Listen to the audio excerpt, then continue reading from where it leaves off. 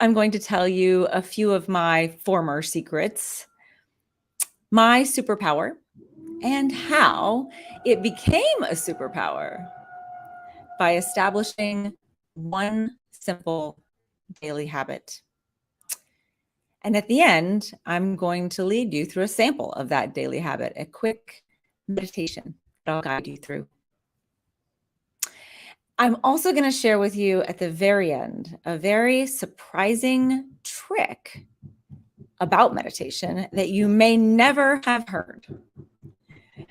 I also want to say there is some construction going on downtown near the building. So if you hear background noise, it's the same thing as we do when we meditate, right? We meditate in regular life. So if we hear something, we just don't allow it to come in between us and what we're focused on. Because I can tell you, the title of my speech is true. Meditation saved my life. But let's go back to those secrets and superpowers. We begin with the secrets. We all have secrets, some that we share with a select few people in our lives, some secrets we don't want to tell anyone, ever. Our bodies hold our secrets. As someone who has practiced yoga for over 20 years and is a certified yoga teacher, I know firsthand that what they say is true. The issues are in the tissues. We carry secrets in our bodies. We carry stories in our bodies. We carry traumas in our bodies. And on the flip side, as someone who has practiced meditation, actually twice a day for 6 years, I can also tell you that in addition to holding secrets, our human bodies have superpowers. And there are very specific tools that we have available to us that can unlock our superpowers. Maybe you've thought of having a superhuman ability like an extra pair of arms, especially if you're a mother. Superhuman vision, or even the ability to fly. The superpower I'm talking about, though, might not make it into a blockbuster movie. It's something, however, that everyone has. It's both personal and universal, and it's found inside each one of us. We can all develop this superhuman ability by a simple daily habit of meditation. Today, I'm going to tell you my story from heartache to heartwarming and how I unlocked my superpower and liberated myself from secrecy with the power of meditation. For me, developing and maintaining this very simple daily habit has improved my life in countless ways. But let me count a few of them. I healed myself of a destructive habit, which was costing me money, health, and relationships. I got honest with myself, with my family, and about the world, about who I am, and with the world about who I am. I also healed myself from deep sexual trauma. Meditation is the medicine that saved my life. It saved me from myself.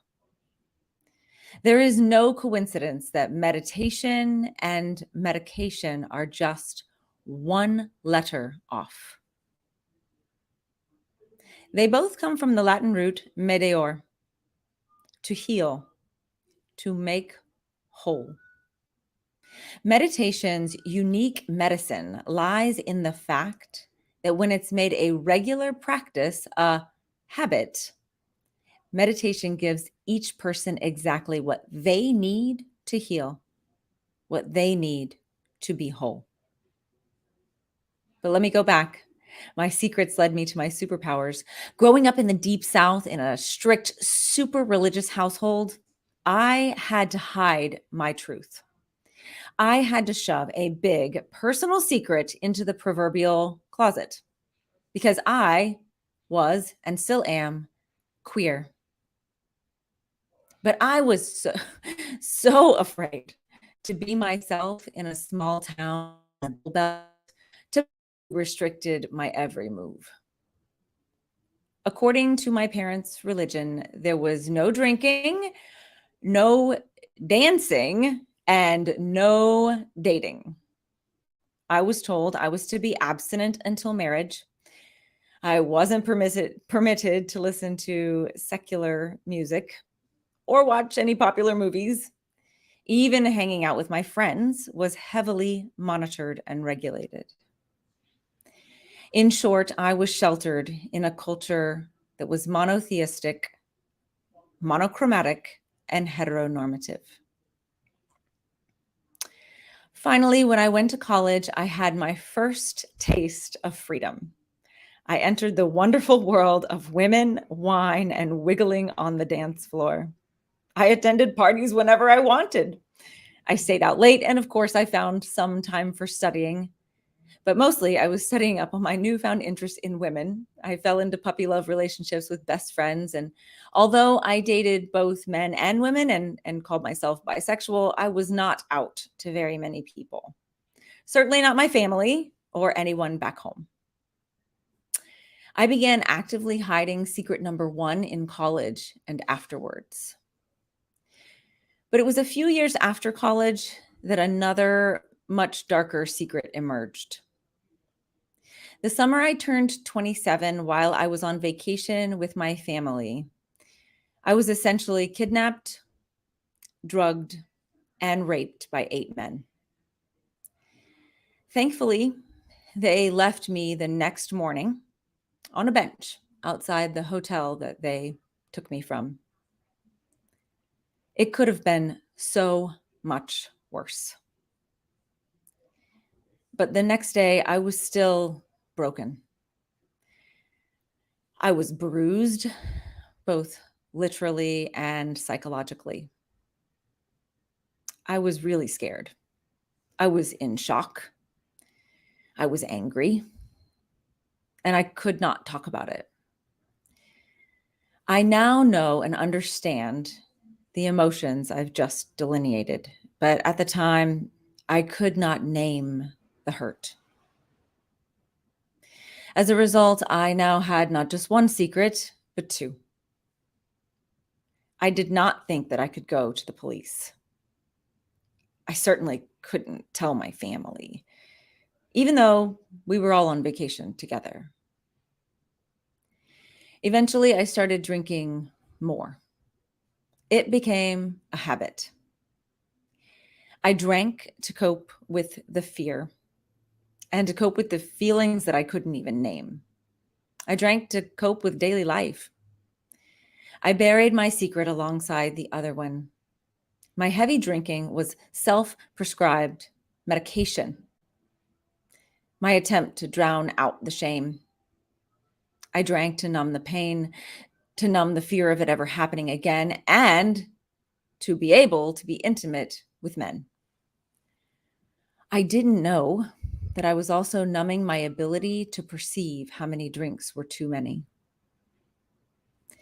But despite the shame and despite the secrets, at the age of 28, I decided I wanted to have children. Because of my parents' deeply held religious beliefs, I knew they would never accept me for who I am. Because of my people pleaser mentality, I knew I couldn't come out of the closet and have a marriage with a woman. I knew I couldn't have a baby out of wedlock.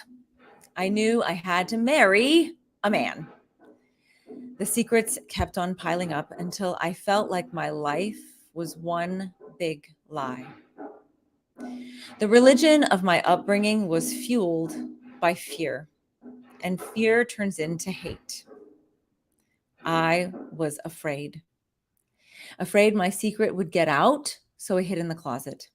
I was afraid my parents would shun me for what had happened to me.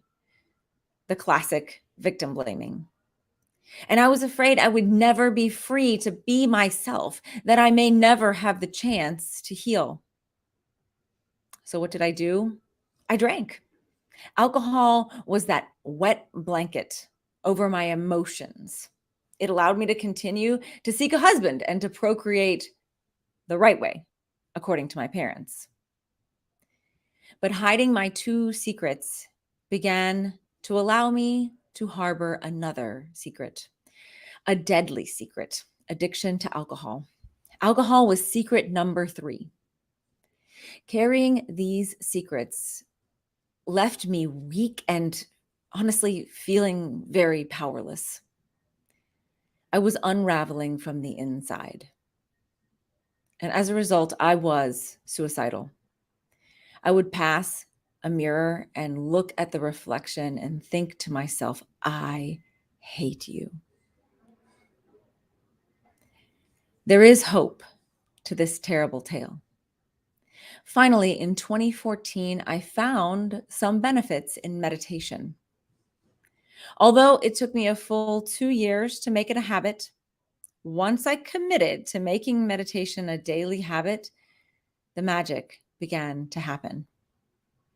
My practice began to germinate inside of me, to grow into superhuman abilities. It began small, a quick fix for daily stress, a tool to tune in for answers and clarity around decisions, a surefire way to organize my thinking around any subject. And it grew into less stress overall, a more positive outlook on life, and the ability to respond instead of react to life's challenges. Over time, my true identity began to emerge. It was as if the introspection made me look at my habits, look at myself, and look at the secret of addiction that I was hiding even from myself. Thanks to meditation, I was able to see the destructive habit for what it was. I began changing my relationship with alcohol. I used my superpower of sitting in silence instead of drinking. This new superpower of replacing a destructive habit with a healthy habit set off a cascade of events. I got honest. I got sober. I got a divorce. And I came out of the closet. And it didn't necessarily happen exactly in that order. But not to be flippant, it was not easy. All of that change and healing took time. And beautifully, in a deep meditative state, and with the help of a few integrative practitioners, I have completely forgiven the men who raped me. The work that I did around my anger, around my trauma, and around my secrets helped me to see what we all know intrinsically, but may be difficult to see from the outside. That anger, resentment, and bitterness only hurt one person, the person feeling it. They say holding on to anger is like daily drinking poison and expecting the other person to die. In so many ways, meditation saved my life. I have integrated my past traumas, and believe it or not, I am incredibly grateful for the healing journey that my secrets have led me along. If you want to know more about my healing journey, I wrote a book of poetry. It's entitled Look Lush. And it is about how my secrets led me to my superpowers. I now have the power of presence, the power of responding instead of reacting, and the power of living in my truth, in the freedom of healing. Before I started meditating, I thought my secrets were my kryptonite. Now I know that looking at our secrets, owning them, and working to integrate them are where our true power lies. Maria Nemeth said, "We are only as sick as the secrets we keep." The real secret is that meditation is medicine. Meditation is a superpower in itself. We carry it with us at all times, and it gives us other superpowers that are custom tailored to our situation. So, how can you make the habit of meditation into a superpower for yourself? Maybe you've tried meditation or you've thought about trying meditation. I heard someone say recently that they want to work out as a New Year's resolution. And then they corrected themselves. They said, "Really, I want to work out." Sometimes it's like this. I'll go through some things that people often say to me and what I say back. People say that they are not good at meditating about themselves. I say it is not a sport. It's not a competition or even a destination. It is a journey. People say they don't have time. I say I can't afford to let a day go by without it. In fact, every day I wake up just a little bit earlier than my children so that I can get in my meditation. Because it's just like they tell you before taking off on a plane. Make sure you put on your oxygen mask before assisting others. People say that their schedule is too hectic. I say the best use of my time when I have a deadline is to take a few minutes, close my eyes, and go inside. There are a couple of very specific reasons why meditation works in the body, and you won't find these put together anywhere else in the same way as I'm going to present them. So listen closely. All around us at all times, there are billions of bits of data. That's billions with a B. And the human brain is pretty amazing. The human brain processes around 11 million bits per second. So billions of bits of data. Our human brain processes around 11 million bits per second. But on average, we are only conscious of about 40 to 50 of those 11 million bits, not 40 or 50,000. Out of the billions of bits of data, we have privy to 11 million bits per second, and we're conscious of about 45. I did the math. That means that we are conscious of 0.04% of all of the information that's hitting our brains and our bodies. 99.96% of the millions of bits of data per second that we have available to us is being processed by our subconscious. We also have 11 million sensory receptors in our bodies. So although we have 5 senses, 10 million out of the 11 million sensory receptors are connected to our sight. So if you want to access the 99.96% of information that's already in your body, simply close your eyes and shut off 10 million of your 11 million sensory receptors. Go inside to access your subconscious. The subconscious mind is the recipient of all that external data via the senses that we get all day long. And the subconscious mind passes the remaining information onto the conscious mind. But when we meditate, it's the only time during waking hours that we can access those brain waves that use our subconscious. Our subconscious is a predicting machine. And this is how and why our species, Homo sapiens, has survived for thousands and thousands of years. We use our past experiences to predict our future and to keep ourselves safe. And that is really wonderful. The rub is that we're using the past to predict the future. So we're not really ever present. We're living in the past or the future. Meditation teaches us slowly, daily, to be more present.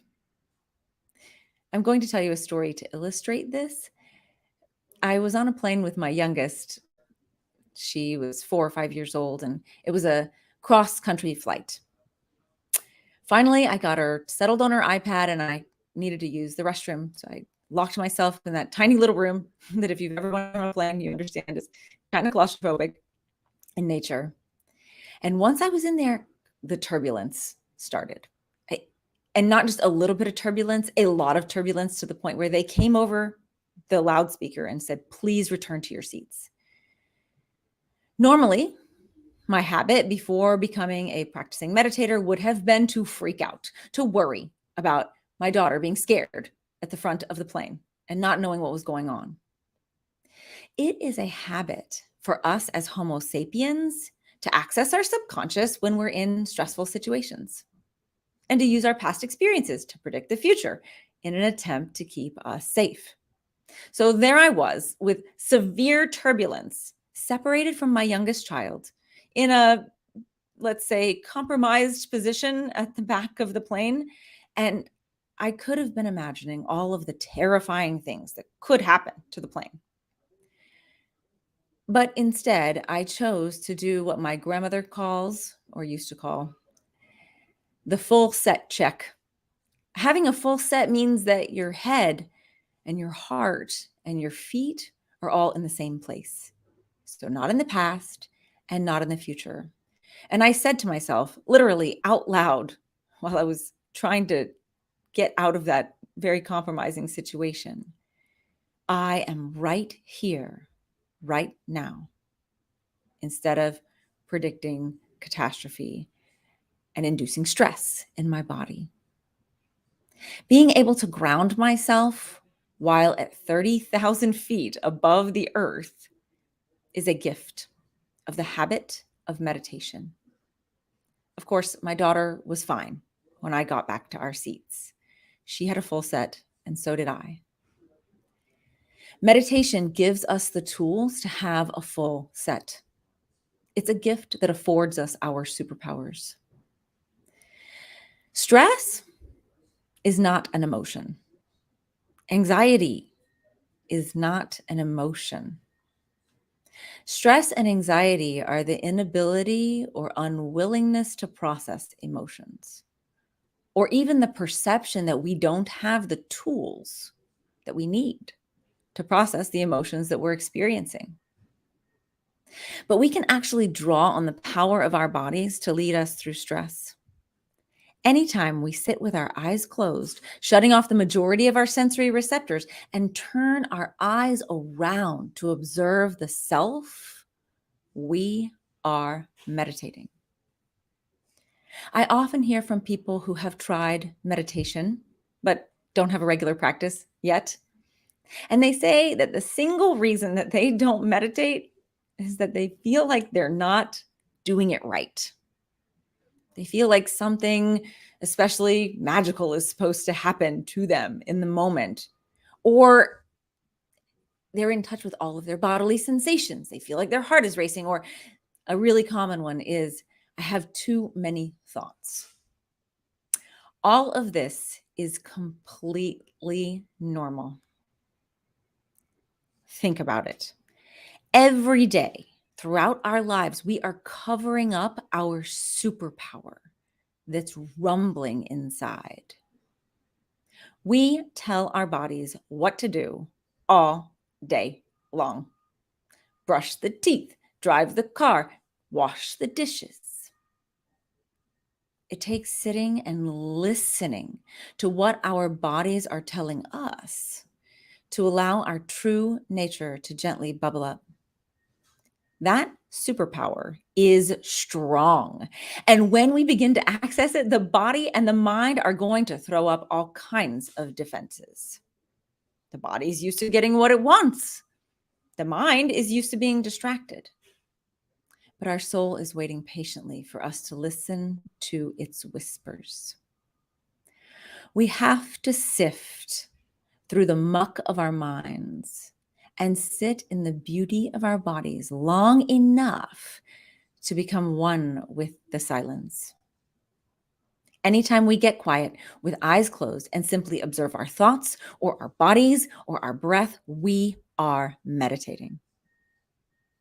It's not a competition. Meditation is a practice. It's not meditation perfection. It's not even meditation performance. If something comes up in the body or the mind, we simply notice it and we send love to that part. I remember the first time I caught a little glimpse of that feeling of self-observation. It was at the end of a yoga class during a little guided meditation. And for me, I saw something in the field of my internal vision. And I felt like a lifting, not an out of body experience per se, but a bit of levity from my connection to my ego. That began my search for the kind of meditation that was right for me. And you can find the kind that's right for you. There are thousands of different kinds of meditation. Personally, the benefits continue as I continue to practice meditation as my most sacred habit. Overall, I've become more peaceful, less judgmental, and more inclusive. In fact, after only a few months of daily meditation, when I had a newborn upstairs, it had been a really long day and I was ready for bed.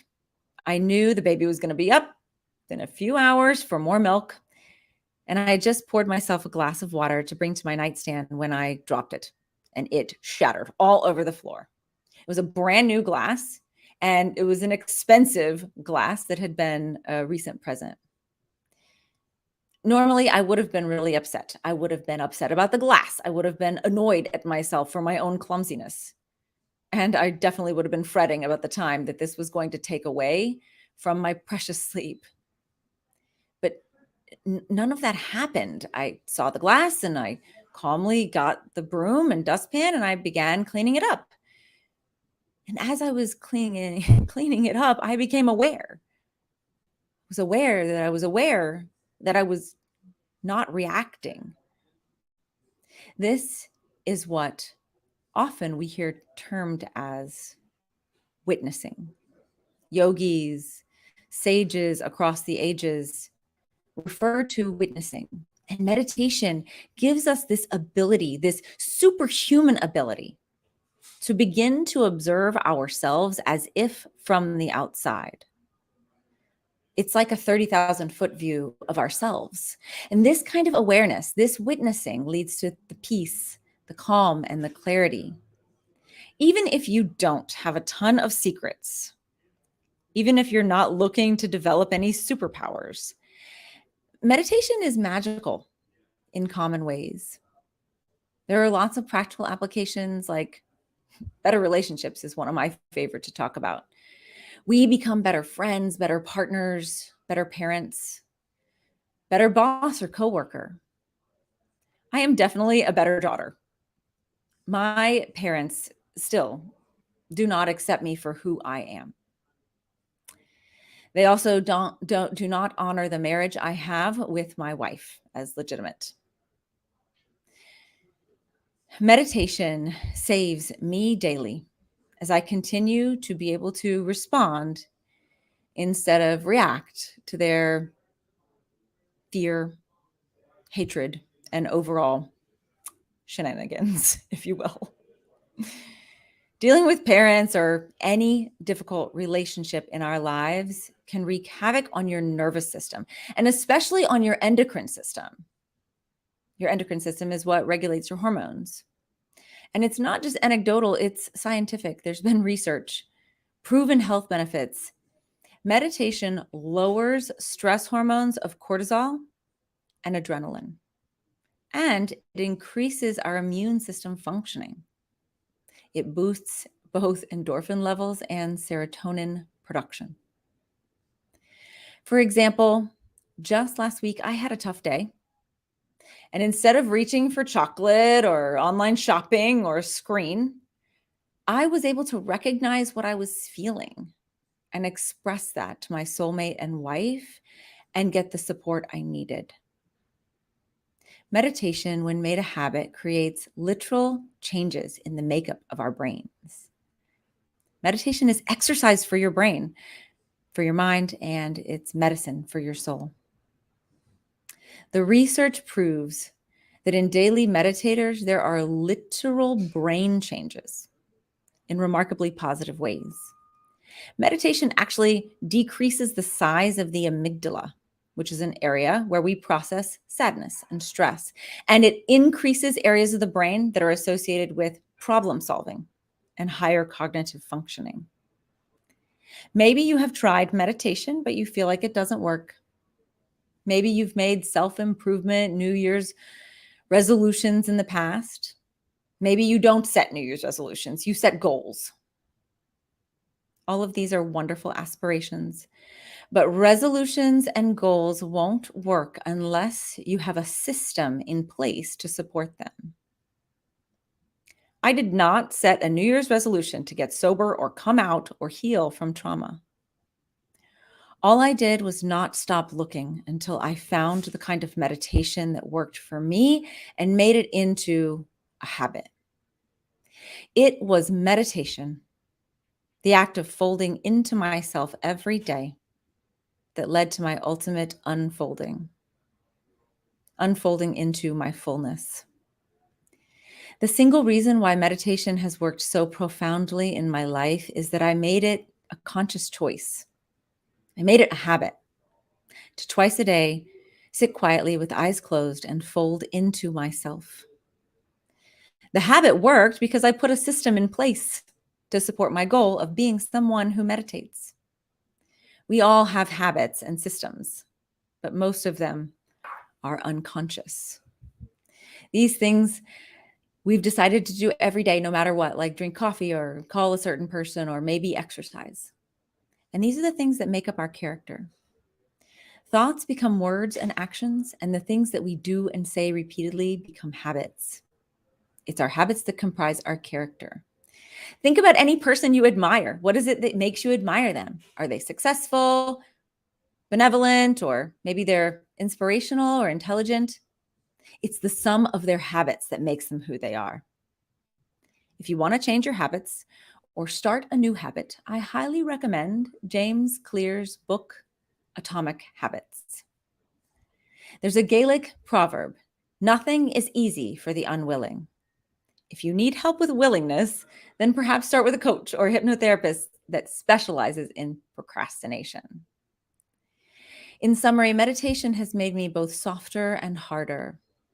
Softer in the vein of forgiveness, both for myself and others, and harder in that I am more resilient in general and more resolute in both establishing and upholding my boundaries. Meditation makes us more of ourselves, more authentic, and more in tune with our inner knowing. Consider this as your personal invitation to meditation, inviting you to incorporate it into your life. If you want to start meditating, I encourage you to start small. The best times to meditate are right before you go to sleep and right after you wake up. But why not start right now? Hopefully you're in a place where you can minimize distractions. But like I said, distractions are all a normal part of meditation. So just drop into your body right now, wherever you are, as long as you're in a place where you're not driving or operating any machinery, the obvious things. And just notice your breath. Try not to change it. Just become aware of your breath. And if your mind begins to wander, come back to the breath. Inhaling and exhaling, noticing the quality of the breath.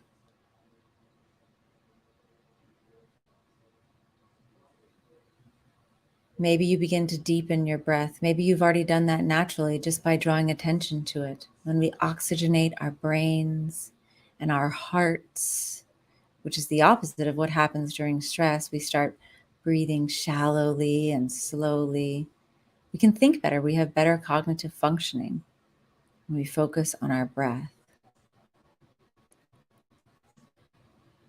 Notice your body.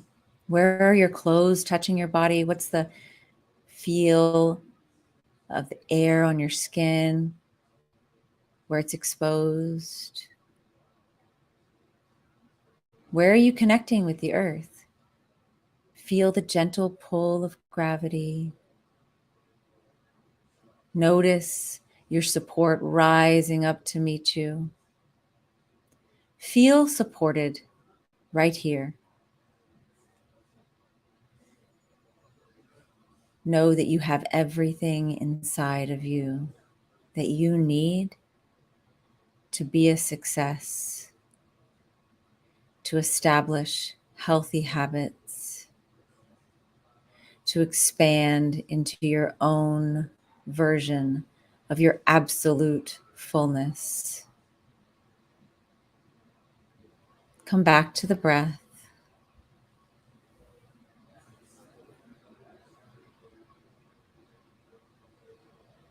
And as you begin to flutter your eyes open, just remember what just occurred. Perhaps you noticed that your mind was wandering during the meditation. This is actually a good thing. The surprising trick about meditation that you may have never heard is that noticing your mind is wandering is meditation. It's watching ourselves and our thoughts and simply noticing. This is the beginning of witnessing. Baron Baptiste said, "Change doesn't happen in one fell swoop. It happens a little bit at a time, step by step, breath by breath, and moment by moment. A small, steady drip of water can erode a boulder over the course of many years. When you come into the now, you become present to one moment and make a tiny shift, and then the next, and then the next. And before you know it, you have moved your mountain." In closing, in my opinion, if you're not meditating, you are missing out on one of the biggest secrets of all, that you have superpowers hidden inside of you. Superpowers of your own creation, made in the space of silence. My book, Look Lush, is available online and in print, and you can find links on my website. I also coach meditation online. You can find me on Instagram at Sarah Webb Says. Meditation is a magical practice. It creates immediate and mounting mental space for personal quiet, and the results are clarity and awareness, so we can live honestly and authentically. Thank you so much. And I'll call Lisa back. I'm here. I'm here. Hi, there she Hi, is. Sarah. Thank you. Thank you. Thank you so much. What I a hope the powerful. Wi-Fi didn't give any trouble. Oops, sorry. No, no, not at all. No, There's a not at little all. bit of a lag over here. How there is, yeah. But what a powerful story. Thank you so much. We are so grateful to you for coming on to our platform and participating in this event, but also for your bravery in coming and telling your story and being so vulnerable and letting people know that there is help, there is a way out, there is a way to. So we appreciate you and all that you've done for She Is Me. Thank you, Lisa. I really appreciate your efforts. And this is such an amazing space. I've learned so much from all of the women who have been presenting. Yeah, it's great, and I really I can't express enough how much we appreciate you being here and sharing your story and empowering and inspiring other women here on our platform. So thank you, Sarah.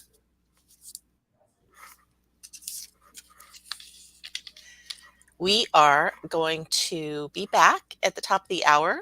Lesline Pittman is coming on soon. She's going to be talking about the program is called Breathe. It's an acronym, and it's helping busy moms find peace and balance. So we will be back at 9 o'clock with Lesline. So thanks, Sarah. Good morning, good afternoon, and good evening around the world. We are back.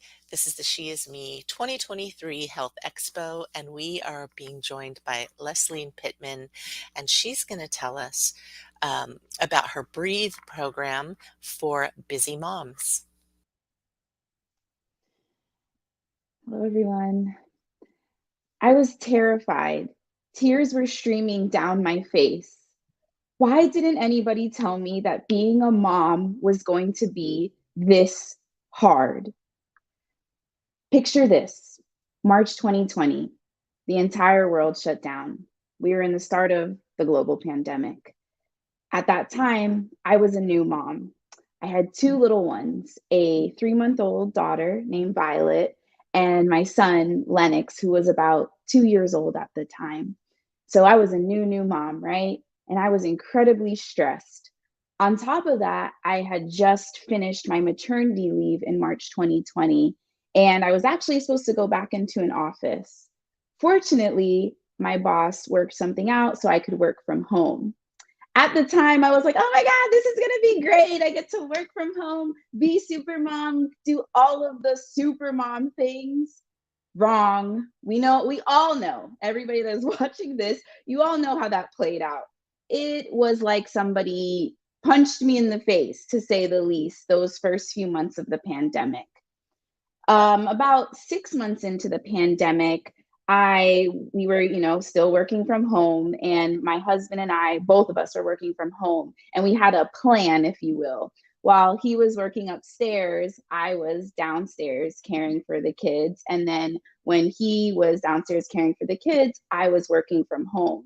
So there was never any time for us to decompress and just kind of process everything that was going on. And one of those days in June, because I said about 6 months in, June 2020, I had a mental breakdown. And I remember this day like it was yesterday. I was downstairs caring for the kids, like I told you all, downstairs. My husband's upstairs. And my daughter, Violet, she's now about 6 months old, had colic, and she was gassy, right? And she was just crying non-stop that day. At least that's how it felt like to me. And at that time, her crying was very triggering for me. And as I reflect, I realized that the crying at that time, and shout out to therapy and coaching, I now realize her crying made me feel like I wasn't a good mom, like I wasn't doing enough for her. So in that month, June 2020, her crying, I didn't have those words, okay? But something snapped. And there was two thoughts that I had that scared the shit out of me. And it was almost like I had an out of body experience, because I had never thought these kind of things before. And there was just so much going on in the world, as we all know, in 2020. And the first thought that I had was, you know what? I should just end my life. This is too much. My kids, they're young. They won't remember me. So what's the point? I really should just end it. But the second thought that I had terrified me. And I remember, like, I felt like you see one Leslie in front of you. I felt like there was two Leslie. So I'm here, right? And then the other Leslie jumps out and looks at this Leslie that has this next thought that I'm about to share with you. And that thought is to harm my baby girl, Violet. And as I jump out of my body after having that thought, this is the judgy Leslie, if you will, okay? Looks at the Leslie that has this thought and is like, you can't think like that. You're a mom now. You're a nurse. You want to get committed? You cannot tell anybody that you just thought those things. So as judgy Leslie is saying all of that stuff, I am like, okay. And Violet is still crying, everyone. Still crying. And I had done everything. I like to say that too. I had done everything. I gave her the gas drops. I moved her little legs, patted her on the chest, everything. And so after I had that second thought of wanting to harm my own child, I immediately run upstairs and I tell my husband, I say, hey, I need to go take a breather. I'm going to go take a walk. I did not disclose to my husband at that time that I was having these thoughts because I was embarrassed. I was embarrassed because I'm a mom now. I'm supposed to have it all together. I'm a nurse. Like I shouldn't be thinking this way. And on top of that, to be really frank with you all, I didn't want to hear it from him. I didn't want to hear the judgment from him. Like I already shared, Judgy Leslie was already giving me it all. I did not need to hear it from anybody else. So I took a walk, and we live off of a nature trail, fortunately. And I went and took that walk on our nature trail, and I intuitively came back to my yoga practice through way of breath. So as I was walking on that trail, I just remember God just saying, breathe, Leslie, breathe, breathe. So I did. I started to breathe.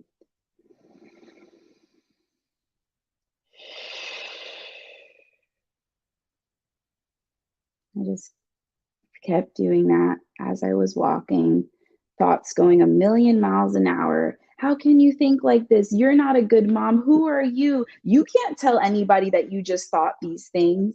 But deep down, I knew I needed help. I knew I needed help, but I really didn't know who I could talk to.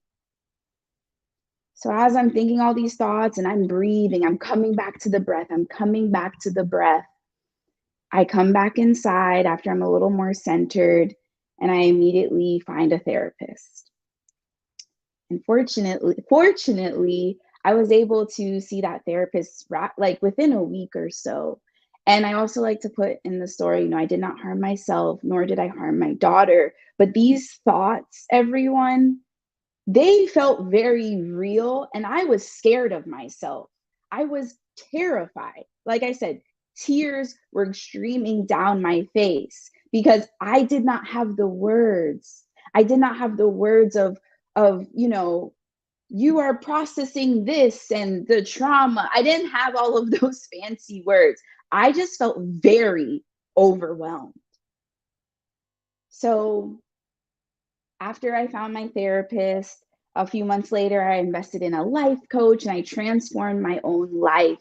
And now I'm here in front of you sharing breath or breathe, my bad, breathe, which is the 7 simple steps for busy moms to find peace and balance. And these steps really, they helped me and they transformed my life. And I'm going to be sharing those with you. So we're spelling out breathe. B is to be gentle with yourself. Like really, really, everyone, be gentle with yourself, especially if you are a new mom. I remember going back 2020, y'all, like 2019, 2020, it was very rough for me. And I remember, I think my daughter wasn't even 6 months. Okay, so this was like before the pandemic.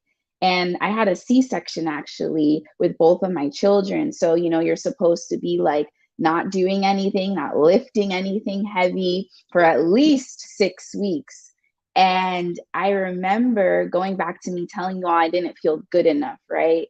I remember that one of the days, another day beside that day I shared with you all in June 2020, but there was another day where I was sitting and I was just minding my own business, and something was like, you should clean behind the stove. Mind you, I was like 4 weeks postpartum with my daughter. And I started to do that. I got up and started to do that, clean behind the stove. So that is an example of not being gentle with yourself. So I say all that to say, be gentle with yourself. Know that you are good enough as is. There is nothing that you need to do. There is no certification, no degree. Like you as is, like when you came into this world, you are good enough. So take that and really just be gentle with yourself. And then R, rest. Rest. This is me talking to me. Like I shared with you that cleaning behind the stove story. Like I was pulling the stove out. Like what was I doing? But I'm learning how to be gentle with myself and having compassion with myself because I didn't know what I know now, right? So rest in the knowing that you are completely whole just the way you are. And also rest in the knowing that everything, and I mean everything, is always working out for you. E, ease into your breath. If you are new, this is the top of the year, we're all trying to get right, get healthy, whatever that means to you. And if you are like, you know what, I want to start doing yoga, meditation, I encourage you to ease into that. And one way you can ease into that is by starting with breath work.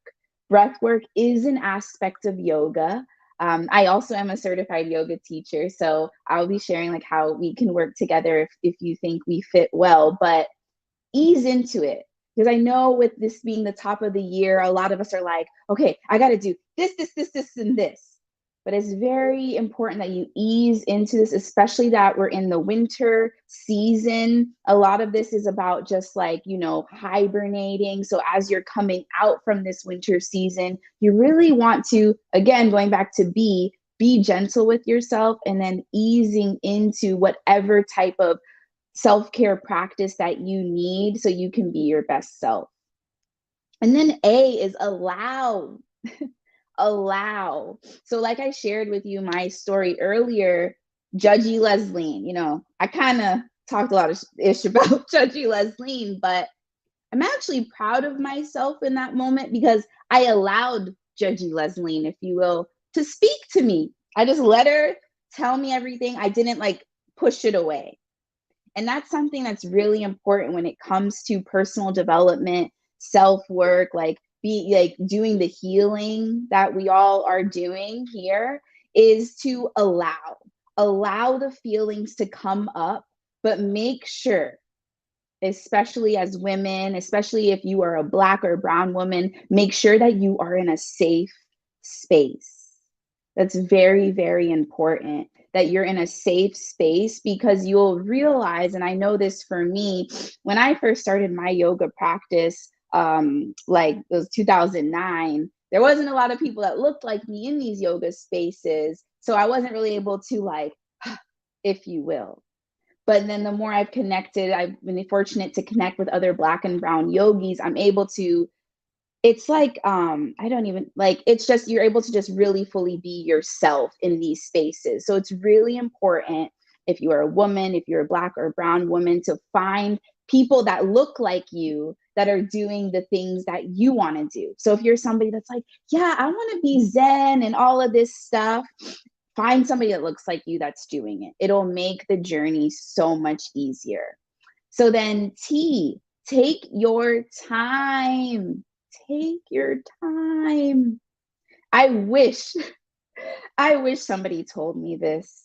I wish somebody told me, take your time, Leslie. There really isn't any rush. There really isn't any rush.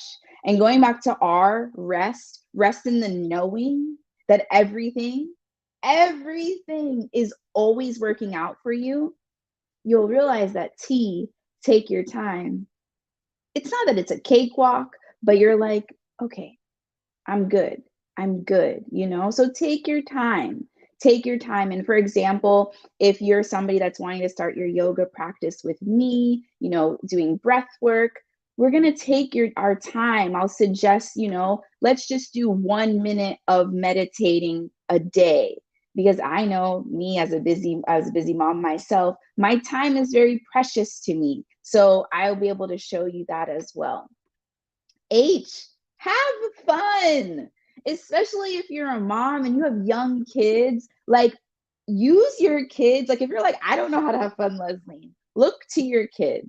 I promise you, look to your kids, because even this morning before I dropped my kids off to school, my son, who is now 4, he has these Hulk gloves that he wears, and he was running outside. He was just doing a little run, and I let him do that. Let him have that fun before he has to go to school and the teachers have to tell him what to do. So use your kids as a reference of like how to have fun. And you'll realize the more that you have fun with your healing journey, the more fun and the more, I don't want to say easy it'll be, but it'll be more fun. And then E is to evaluate. So before you start any type of self-work, practice, if that be yoga with me or any other person, make sure that you evaluate how you're feeling before each class, each meditation, simply by pulling up your phone and writing down one word. I'm not telling you to write a whole, chapter and verse. Just write one word. So if that one word is, shitty, or it's blah, like, it don't even have to be a real word. Just write the word before you start the practice. And then after the practice, how do you feel? It's important to do this evaluation so you also can like have an assessment, if you will. And this is the nurse part of me. Assessments are really important because it helps you see your progress, right? So evaluate. And if the word is bleh before you did the meditation, the word is bleh after, that's okay. Going back to take your time. Like, yoga is a practice. It is a practice. Not every day is going to look the same. But going back again to the last letter, E, evaluate. If you evaluate daily, like at least for like 7 days of, okay, so that day I felt bleh before and after. What was I doing that day? What stressors were going on in my life that day? Was my kid sick that day? Like, these are the things you can ask yourself, and then not attaching judgment, but then moving forward, you can be like, okay, maybe I need to move my breath work this time of day. So these are the things that I help with. Like I mentioned, I'm a certified yoga teacher. I'm also a certified life coach. And by trade, I am a registered nurse. So if you go on my website, lesliepittman.com, you can see how to work with me. And I have multiple ways, actually. The first way I always encourage people, especially if you are new to yoga or you're like, it's been a long time, is to check out my 7-day yoga challenge. And challenge is in there because, people like challenges and things like that. But it really isn't a challenge. It's actually giving you a permission slip, if you will, to rest. And each day I'll be in your inbox giving you just one pose, because I know, again, as a mom myself that has a very full life, my time is precious, and I know your time is just as precious. So you will get one pose that takes less than 5 minutes. And if you like that, then you can work with me one-on-one. If you are local to Orlando, I do pop-up yoga classes. So yeah, that is how you can work with me. And lastly, just reiterating, breathe. And now that you know what breathe means, at least my version of it, be gentle. Rest in the knowing that everything is always working out for you. Ease into your breath. Allow the feelings to come up, good or bad, allow them. Remember Judgy Leslie. Remember, I let her talk. I let her talk. T, take your time with your yoga practice, with your healing. Healing is not linear. It is la la la la. It's wonky. It's wonky, everybody. H, have fun. Remember my son who is with the Hulk gloves running around? Remember him. And then E, evaluate. It is important to evaluate because it also decreases your stress, because if you have a point of reference and all of that. But anyways, I thank you so much for listening to me. I thank you for allowing me, that's A, to share my story. And I hope to see you soon. Bye-bye.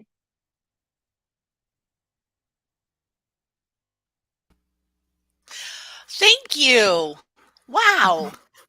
That was amazing. That was just so concise and perfect, and a nice little bite for learning all of your process around breathe. I love that. It would be great to have on a maybe could I don't know if you have this on your website, but have it listed, down with all the meanings so that like I could put it up in front of me and I could see it all the time. Okay. Yeah, I'll do that, Lise. Thank you. Yes. Yeah, Yes. as a reminder, it'd be really great Yeah. to have a download on your website like that. So, um, Okay. when I'm, working and I'm like getting overwhelmed or something and I see that, I'm like, oh yes, Lesline is with me. Yes, yes, yes. Judgy Lesline, that made me laugh. Yeah. Whew, God, yeah. We all have her though. We all have everybody has their own version. Everybody has Mhm, her. That is for mhm, sure. And that's yeah. part of the work too, right? Is catching Mhm, yourself and saying, what is it that I'm judging in that person that yeah. is reflecting on me or is something that I don't like about myself maybe, or Mhm. something that I have an issue with, right? And it's Yeah. my issue, it's not their issue. So, Exactly. yeah, that's really important. And judging Mhm. people makes you feel bad. So why do you want to do It that? does. You want to feel good, It does. No, right? you do. And that was something a lot of my healing and work is realizing I was judging myself the most. So Of like that's why, course. like I was judging myself the most. So learning like, oh my God, like it's I feel like it's the worst when you're judging yourself. Like you can't be pointing fingers. That's why it was very out of body because I was just, oh, it was a mess. But I don't call it necessary. It was a breakthrough for me too. I didn't mention that like as I was speaking, but Yeah, that was definitely a breakthrough for me.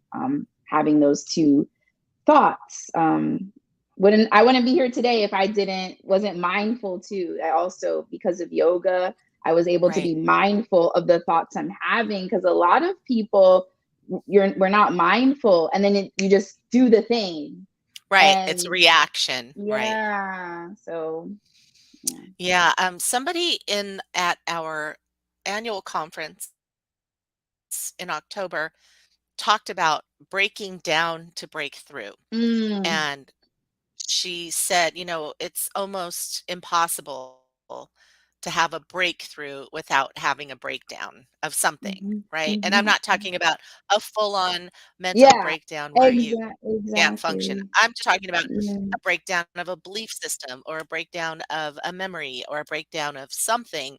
So you're not capable of having a breakthrough unless you have a breakdown first. And so Yeah, that's that's so important. good. It Important is. to remember that when things are crumbling or, things aren't true for you anymore, you're on the Mm. verge of a breakthrough, right? That's good. That is good. That's so true. Yeah, I like It that. is true.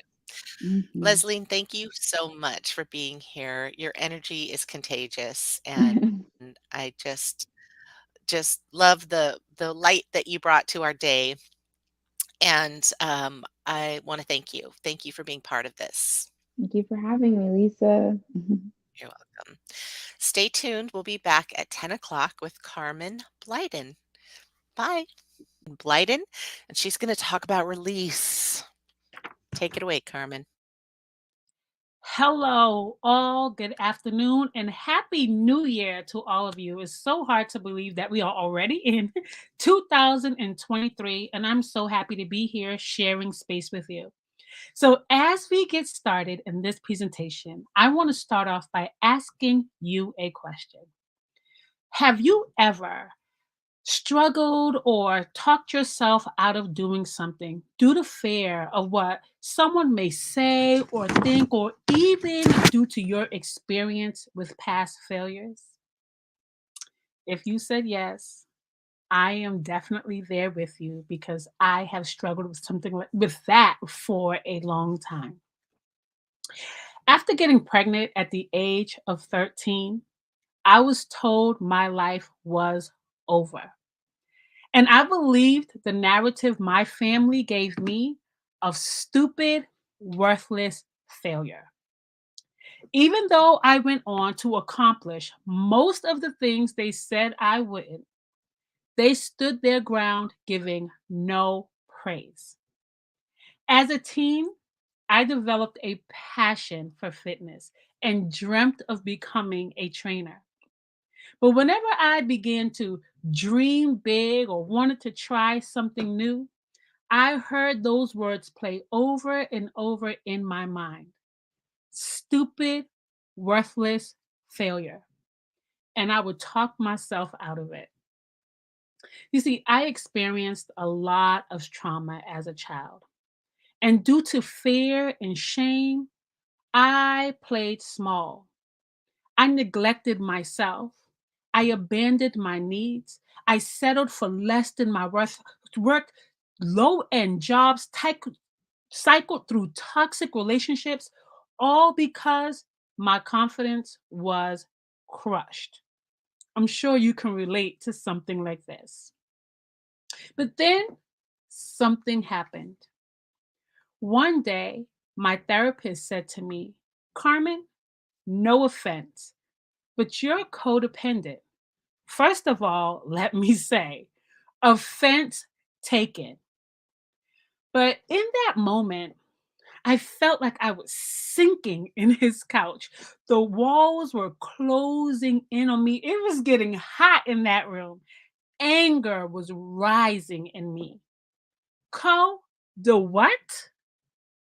I don't depend on no one for nothing. I am a strong, independent Black woman. Now, it took me a while, but when I was able to take a step back to understand his message, only then I learned what he was trying to teach me about me. I allowed my past and that crippling narrative to hold me down and keep me stuck. One thing my healing journey has taught me is that you cannot build a future while living in the past. In that moment, I made a decision to release that past and my crippling narrative. I took my power back to write my own narrative, to one of survivor, courageous, gifted, and I began to fly. I started going after everything I dreamt of. I went back to college and got not one, but 3 degrees. I enrolled in classes, studied my butt off, and became a fitness and wellness coach, which led to me starting my very own business, Healthy Energy Actively Living, also known as HEAL. Was it easy? No. Was I scared? Hell yes.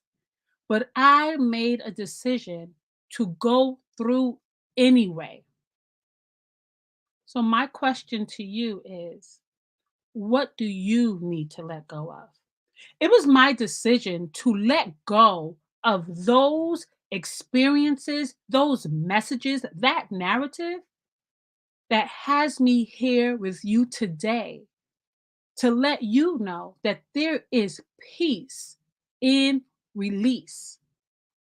What are you willing to release?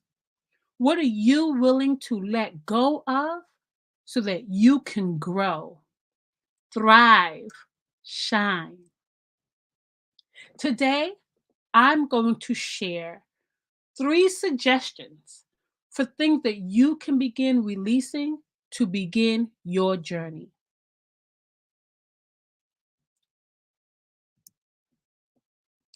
I want you to know that holding on to things that don't serve you will hold you hostage. They will keep you stuck, always hoping, wishing, wondering what else is there for me. But they're like weights. And if you don't release it, you'll never know exactly what else you can do, what you're capable of, how high you can truly fly. So, the first thing I want to encourage you to let go of today is the need for external validation. Because what you say about yourself and think about yourself holds way more weight than what anyone else does. See, I stayed stuck for a long time in painful places, in dark places, because I was seeking external validation. I was performing for love, performing for likes. And whenever I did not receive the responses I desired, I told myself I wasn't enough. Clearly, I'm not doing enough. Clearly, I don't have what it takes. I found myself running on a hamster wheel, hoping that someone would see me. The problem truly was is I didn't see myself. The moment I stopped seeking external validation and realized that I had already been validated from birth, my life changed. I no longer needed approval to be happy, approval to go after the things that truly makes me happy, approval to do what feels good to me. So I have a few questions here that I want to encourage you to just ask yourself. And if you have some paper, you have a notebook with you for this incredible conference today, I hope you're taking notes because you showed up here today for a reason, right? So, the first question I have here to support you in releasing the need for external validation is: how is your desire for external validation impacting your ability to show up as your authentic self? Not as who you believe you need to be, who you believe others need you to be, but who you truly desire to be. How is your desire for external validation impacting your health and self esteem? See, when we're constantly seeking external validation, wanting people to let us know we're good enough, we will abandon ourselves. We will abandon self care. This leads to people pleasing, wanting to do the most for everyone else except for yourself, even your children, friends, family. Guess what? The more you give, the more they will take. So you have to ask yourself, how is my giving and constantly needing to be reassured by outside influences impacting my health, taking my time, taking my energy, crushing my self esteem and confidence? And lastly, what could you accomplish if you released the need for external validation? What would you do if you no longer cared about what other people thought of you? What would you do if you no longer needed permission from others to live your best life? What could you do? Who would you be? How would you feel? I want to encourage you to begin showing up as that woman every single day. Next, fear. Fear has a way of getting inside of us and taking control of our minds and our actions. Today, I'm encouraging you to take control of your fears so that they're no longer controlling you. One thing I tell my clients all the time: just because I'm a confidence and wellness coach does not mean I have no fears. Let me tell you, in preparing for this today, I was like, oh my goodness, am I going to get this right? I want to make sure that I'm connected with my audience. I want to make sure that I am impactful. Oh, right. Overthinking, that is fear. But guess what? Because I'm aware of this fear, I can take a step back and say, fear will not control me. So, what do? We bring fear along for the ride. Fear is a natural human emotion. It can hurt you, but it can also push you forward depending on how you allow it to show up in your life. I bring my fear along with me. And you know what I do? I get in the driver's seat. I put fear in the passenger seat and I tell fear, buckle up because this is about to be a bumpy ride. But guess what happens on the other side of fear as we go through? As we go through, as we follow through on the dreams and goals that we set for ourselves, eventually you will feel less and less fear. The only way to overpower fear, to release fear, is to go after everything you desire.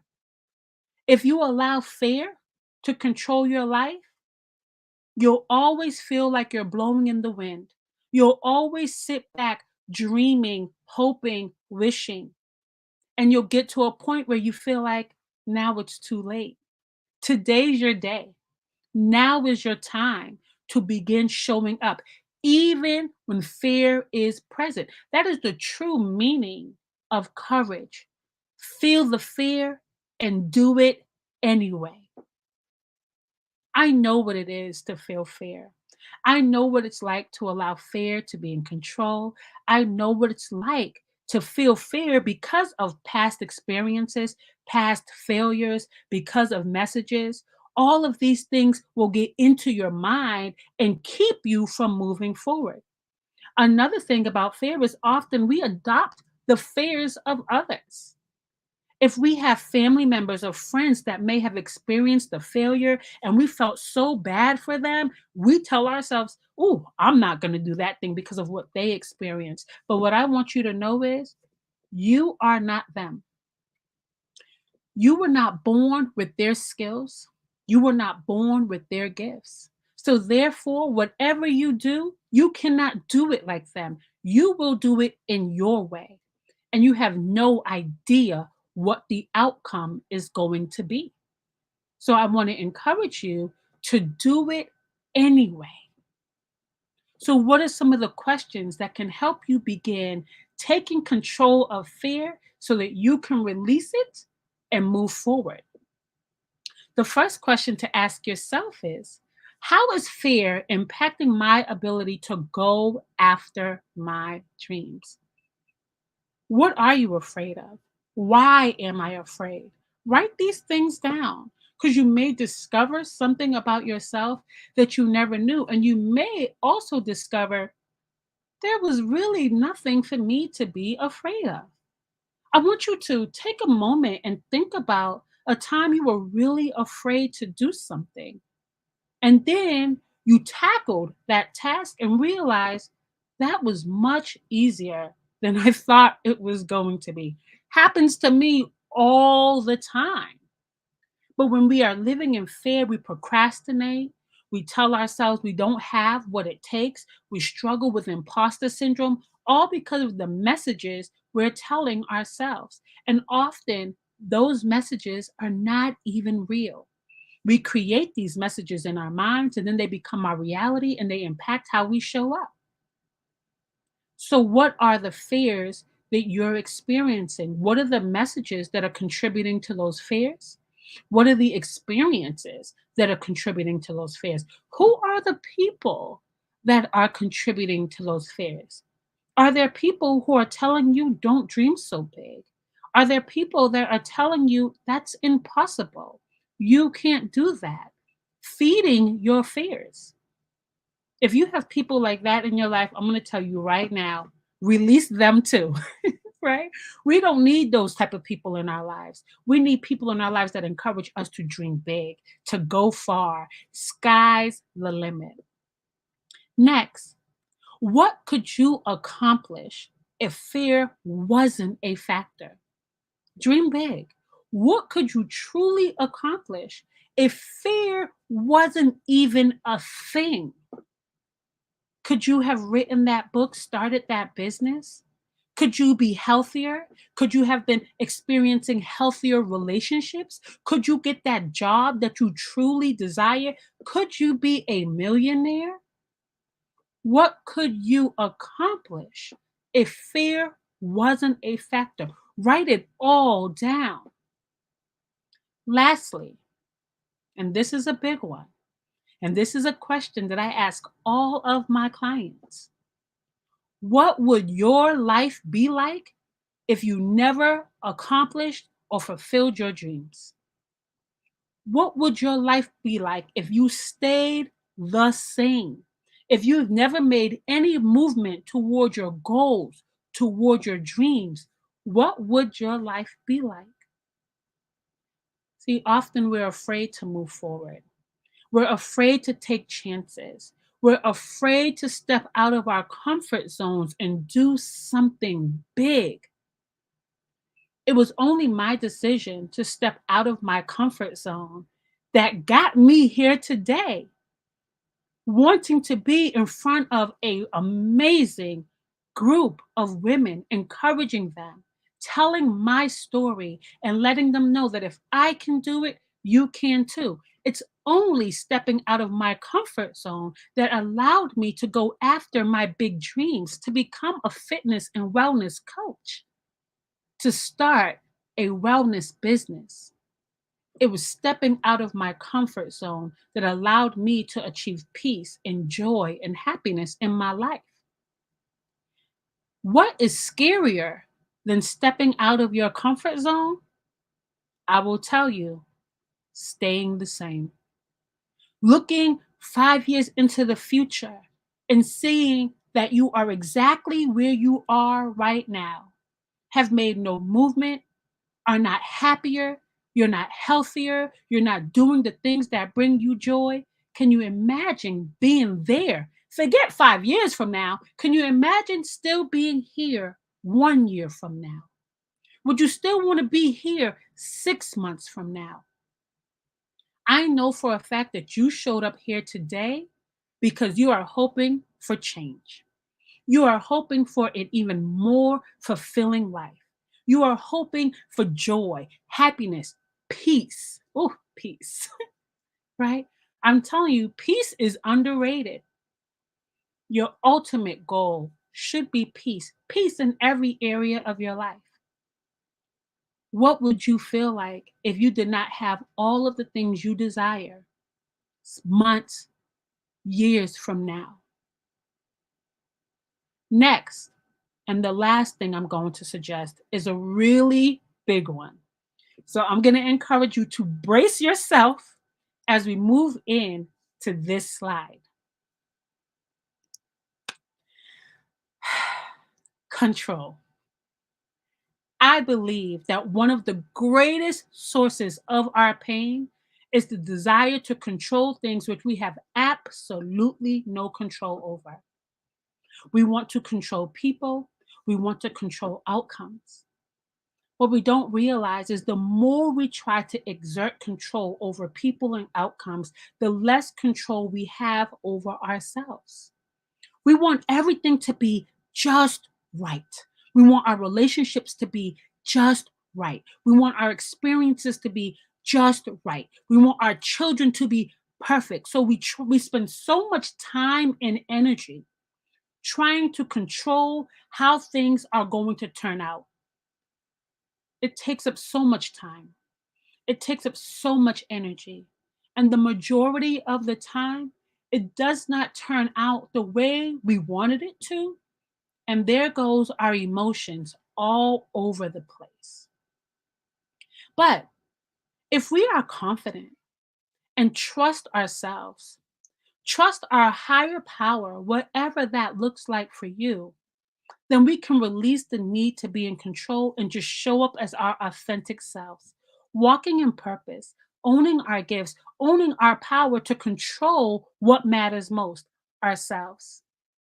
When you release the need to control what's happening outside of you, you gain more power to control your mind, to control your energy, to control your emotions. So, what are you trying to control? What are you trying to control in outcomes? I'll tell you. Me, when I wanted to control everything in my life, I felt myself trying to control my relationships. So therefore, I would show up in ways that I otherwise wouldn't show up if I was not trying to be in control. Doing the most, taking care of everybody, taking care of all of the needs. I wanted to be the super mom, the super wife, the super employee, the super coworker, the super friend, the super daughter, the super, super, super, right?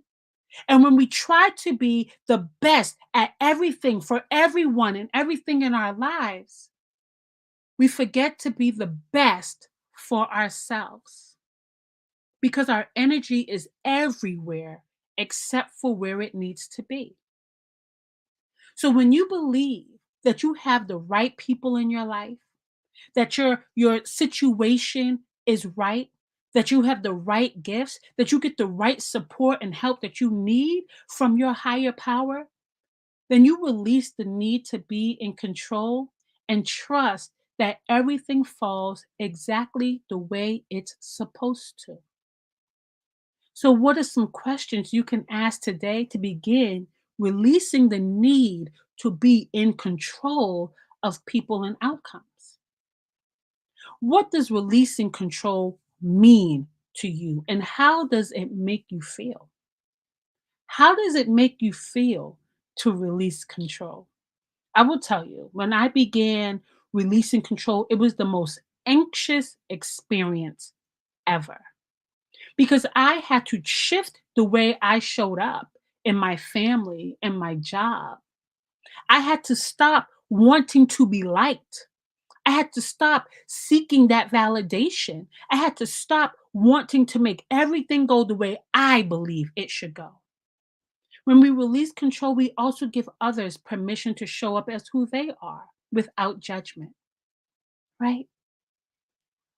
Releasing control has brought me so much peace, has brought me so much joy. It has improved my relationships. And the best thing about it is I lost some people because I was no longer trying to outperform myself every single day to control how our relationship showed up. And that's when I realized who was for me and who wasn't. When I decided to just be my authentic self, no longer performing for love. So, what does that mean to you?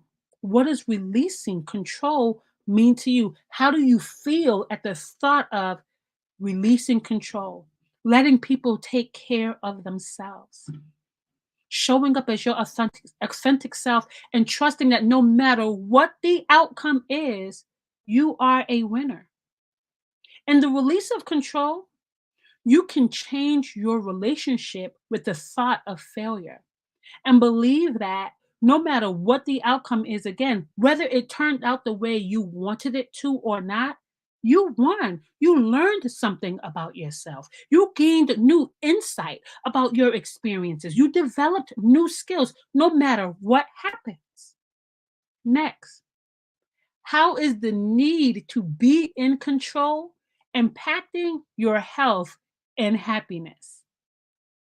One thing you'll learn is when you're trying to control everything and everyone outside of you, you have less time to focus on yourself, to focus on your goals, to build your dream life because you are exerting too much time and energy into everything outside of you. And again, not where it matters most, right here. Lastly, today I choose to let go of things I can't control, including. Here is where you're going to list it out. What are the things that you're trying to control? Are you trying to control the way people see you? Are you trying to control the way people love you? Are you trying to control how your children show up in the world as opposed to letting them be their authentic selves? What are you trying to control? List it out and then make a decision that today I release. I throw my hands up and I release the need to be in control. It's important that you know that holding on does more damage than letting go. But often we're afraid to let go because what we're holding on to is comforting, because it's all we know, even if it's causing us pain. Because we haven't really experienced joy, happiness, true love, we hold on to what we know, not realizing that when we let go, we can actually experience something different, a new feeling, develop new habits, discover new people and new experiences. So I want you to really think about how holding on is hurting you right now. I've listed here some of the results of holding on to things that don't serve you. We have depression, anxiety, feelings of resentment, anger, sadness. We struggle to set boundaries when we're holding on. People pleasing, codependency, perfectionism, high achieving or overachieving for that matter, right? Trying to do the most, wanting to be the best at everything, going after all of these big things, not realizing that we are enough right now with or without these outside influences, self abandonment. And all of this leads to low self esteem and low confidence. But you can begin the healing, doing the inner work that's required for you to experience a true transformation, for you to get to that place of abundance, of joy, of balance, of love, of peace. And once you begin doing that healing work, that inner work, and trust me, it is deep work. Sometimes it can be painful, but it's so rewarding. You can get to the other side of what happens when you are able to release. What does that look like? Peace, joy, happiness, more joy, power. You begin to feel more powerful as you are now taking responsibility and control of your life, no longer giving your power away, no longer allowing people or things or experiences or the past or messages to influence how you show up, how you see yourself, how you determine your value. You're able to set healthy boundaries, and which results in increased self esteem, strong confidence, courage, and most importantly, self love. Are you ready to experience that level of in your life through release? Are you ready to become your best friend and love yourself in a way that you've never imagined? Can I tell you something? I never imagined that I would be here. Given my experiences, given my past, I really thought that was it for me. All I could see was what was in front of me. I had no vision of the future and honestly, no hope. But here I am today to tell you that there is hope, that you can dream big, that there is more for you. One of my favorite quotes by Toni Morrison: if you want to fly, you have to release everything that weighs you down. Are you ready? Are you ready to build your confidence to fly? If you answered yes, I'm so happy for you. And I want to invite you to join me on the Manifesting Love journey, which is an 8-week coaching program that I designed to teach high achieving women like you how to break free from fear and self doubt so you can live and lead with confidence, because you're amazing and you deserve to experience the life you truly desire. So, what does working with me look like? I have one on one coaching where we can book sessions based on your availability, based on your needs. You can also join me inside my Manifesting Love Journey weekly live group coaching, and that's the 8-week program. And if you sign up today, you will receive $200 off of this group coaching program, only for women who are joining the She Is Me conference today, because I want to see you get to that next level. I want to help you unlock your purpose, unlock your passion so that you can truly live the way you were designed to live. So, if you are interested, please feel free to visit my website today, to learn more about how we can begin working together. I also want to encourage you to stay in touch. Again, my name is Carmen Blyden, Coach Carmen B. You can stay in touch with me through Instagram at Heal with Carmen B, Facebook at Healthy Energy Actively Living, and you can feel free to email me at carmen at healwithcarmenb.com. If you are interested in learning more about how you can join the Manifesting Love Journey course or work one on one with me, please shoot me an email again, or you can visit my website. You can uh, contact me via Instagram, Facebook. We have all of the ways to connect with me, and we can get started on your journey. I am so grateful for our time here together, and I look forward to supporting you and flying high.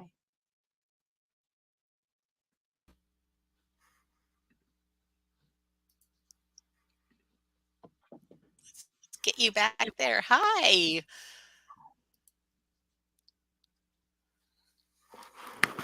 Can you hear me? I can hear you. Oh, okay. Wow. That was powerful. What a story, Carmen. What a story. Thank you so much for Thank you. coming on here and being brave enough to tell your story and, you know, to let other girls and women know that they're not alone if something like that has happened to them and they can get past their past. And again, like you said, the only thing you can't fly if everything's holding on to you that's holding you down, right? You you have to let that go. You have to release it. Um, it's not easy. It's not Not at easy, all. but with amazing women like Carmen and so many others who are here at She Is Me, if you've got something weighing you down, you can reach out to us. You can find someone on the site that has been through what you've been through and can help you and guide you to the life that you've always wanted. And it's possible. It's possible. All of us here at She Is Me have overcome our past, have overcome our obstacles, are still learning, but we're in a position now that we can help others. And that's what we do here. So, Carmen, you are phenomenal. And Thank you. I'm so honored that you've joined us. I am honored to be here and honored to be a part of such an amazing movement and group of amazing women doing amazing work. I believe that the more women heal, the greater our communities will be, because when we heal, we help others heal. And that's really the goal, is to help as many women heal as possible so that we can be an Yes. even more amazing world, build amazing communities, be amazing moms, all of it. We deserve that. But most importantly, see ourselves as amazing, right? Because how you see yourself is what matters most. And when you see yourself as amazing, you show up as amazing. Absolutely true. And then you attract other amazing women That's and right. really, really we need to come together. We're stronger together. And I think one of the things that holds us back and holds us down is this idea of fear of each other, right? Fear of Yes. um others having something that I don't, others Yes. being something that I be, and then what comes in is that judgment and shame, and then we start attacking each other, and Yes. Right. we've gotta stop that, right? We've gotta That's right. stop that. Let's let's find each other, let's lean on each other, let's lift each other up, and with that, together we are stronger, and if we're all standing together, no one is going to take us down. That's just, Oh, you know, man. we we have been held down and held back for so long. Long Uh, enough. Yep, individually as a societal, standard, right? Women are less than, and we're here to come together and say, no, we're the creators of life. We Right. are the strength in our community, in our families. Um, and we step up and we're strong even though we've been through hell and back, right? That's right. We still stand up, we're still strong. So imagine how strong we are if we all came together in That's right. love and sisterhood and loved each other with empathy and compassion Yes. and grace, right? Right. We So cannot thank do this you. work alone. So No, you're no. absolutely right. And I thank you so much, Lisa, for just creating this platform, right? Like you recognize the importance of bringing women together, the value of togetherness. Like you said, we can do so much more together than we can alone. And you have embodied that vision. And you are showing that by creating this platform and bringing all of these amazing women. I mean, when I read the profiles of all these women, I'm like, wow, I wish this was in person because the amount of connections we could make. However, I'm Yeah. truly happy to be a part of this. And I hope to continue being a part of this movement. Oh, yes, um, but the other thing I was going to say is that we have to tell our stories, right? Yes. That's the other part of it.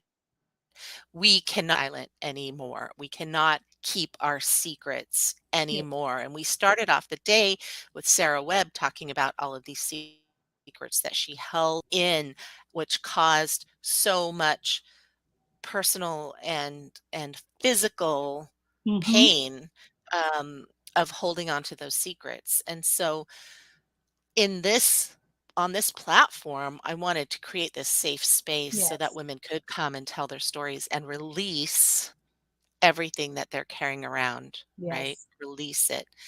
Um, Release. if you can release it where you feel safe and supported, then Yes. you're more apt to do it than and that was one of the reasons why I create because I was looking around for a place to tell my story, for a place to release this, but I Yes. needed support because what am I going to stand in the middle of a field and just tell the universe? Right. The universe knows, right? Right. Like that I needed to feel like I was supported and and there were others out there like me who had been through what I'd been through, and maybe we could all get together and heal together.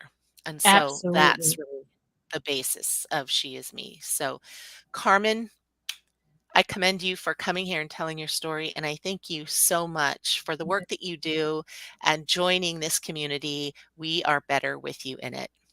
Thank you so much. And I do want to say for anyone who is interested in joining the Manifesting Love Journey, you're going to use the code She Is Me for your bonus discount. She Is Me to get your bonus for you showing up here today, for you making a decision. You could be anywhere in the world, yet here you are making your wellness a priority, making your healing a priority. And I want to be a part of your journey and support you to keep going. Thank you, Carmen. Thank you so much. Up Absolutely. next, we are going to take a little break. We're going to come back to Laura Cheadle, and she's going to talk about betrayal. And if you've ever had anyone betray you, you're going to want to see this because she's healed. The betrayal wound is deep, and so she's going to help us.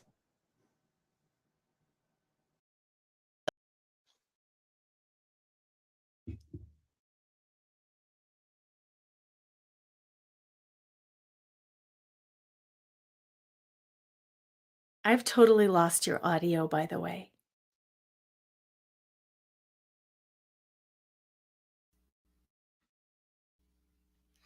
I'm going to just hand it over to you now. Okay, I was gonna say I lost your audio for a moment there. I am backstage. I'm waiting for my cue, and I'm the last one up.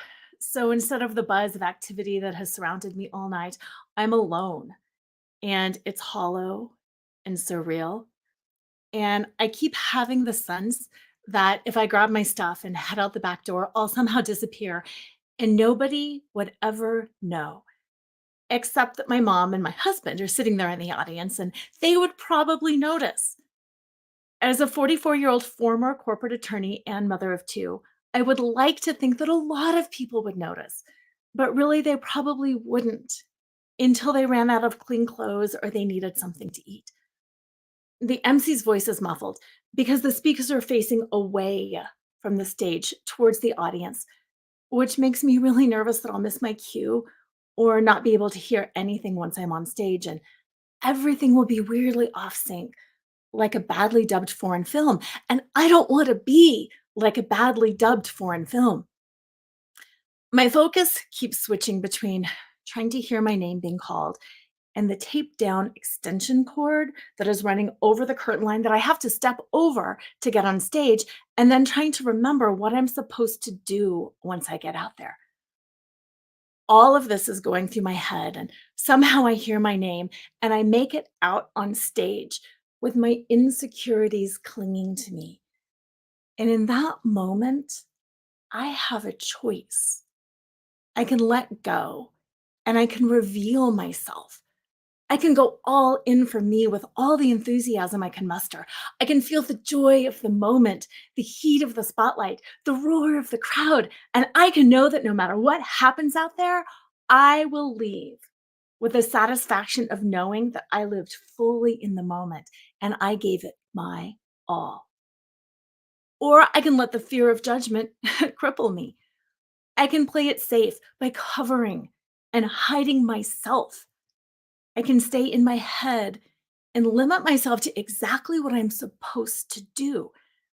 But it won't be as much fun that way.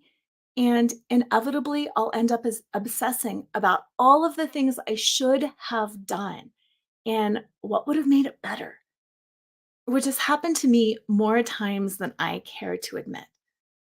Now, before long, my fat's jiggling and my hair is stuck in my lipstick, and I'm shaking for all that I'm worth, flinging judgments and insecurities. And what will people think of you if you do this, Laura? Off of me for all I'm worth. And in that moment, I am free. I am free like I have never been free before, because for the first time in a really long time, I was unapologetic. I was joyful and I was fully connected to myself as I was, not as I thought that I should be. And that's when I knew with absolute certainty that no matter what else happened in my life, I would choose me. I knew that I was done hiding and I wanted to live the rest of my life as I had in that moment, unencumbered and powerful and fully connected to my heart and to my soul. And I wanted to live fully exposed as me. But what I didn't know was how that commitment that I made to myself that day on stage would be tested over the next 10 years. What would it be like for you if you were so confident in yourself and your worth that you never stepped back and let the moment pass you by? What would it be like for you to expose yourself comfortably and confidently as you were, and to know that no matter how things turned out, you could always say that you were true to yourself, and that going forward, you would never betray yourself again by seeking to please, conform, and perform for others? Since you're here, it's my guess that you might be thinking, well, that would be pretty amazing, Laura. And one day I really hope to get there. But right now, I have just got to insert whatever excuse that you've got at the moment. Whether that excuse is waiting for the kids to get older, or waiting until I figure myself out, or waiting until I get through this current crisis, or waiting until I earn enough money, my guess is that you are waiting for something to happen before you let yourself live. We think if we just fix ourselves, we will finally be happy and free to live the life the way we want to live our life. And whether it's losing the last 10 pounds, getting our relationships under control, overcoming imposter syndrome, whatever it is, we live in this perpetual state of waiting where our real life, the life that we dreamed we would have, is always just around the corner. It's always just about to begin, just as soon as this one little thing happens, just as soon as we have been deemed worthy enough, then we will let ourselves live. Living like that keeps us trapped. It keeps us always striving for more or settling for less, which is the ultimate betrayal of self. Because as long as you are seeking validation outside of yourself, you are never going to be free. You are never going to arrive. You will never feel worthy because there's always something else that you think that you need to do first. Setting your soul free, finding the happiness you crave doesn't come from being perfect. It comes from revealing the wounds within, from dancing with your shadow and finding worth in who you are, in knowing yourself, showing yourself, and being comfortable exposing yourself exactly as you are in this moment, not as you think that you should be. We live in a patriarchal culture that gives women what I like to call the feminine wound. This wound comes from living in a culture and a system that values masculine and demeans feminine. Being raised in this system means that oftentimes we're not even aware that we've been wounded. But just because we're not aware doesn't mean that the wound doesn't exist. It just means that we need to be more diligent about uncovering and understanding the ways we have been conditioned to abandon and to betray ourselves. Now, to be clear, not all women and girls embody all the traditional feminine traits any more than all men and boys embody traditional masculine traits. It's just that our society values things like competition and logic and quantifiable results over things like collaboration and intuition and process. And because of that, many girls feel shame and embarrassment for their natural feminine tendencies. Tendencies that are encouraged to be covered up or left behind if girls want to be taken seriously or succeed in a professional world. Women grow up believing that who they are is wrong. After all, don't we all know that women's voices are wrong?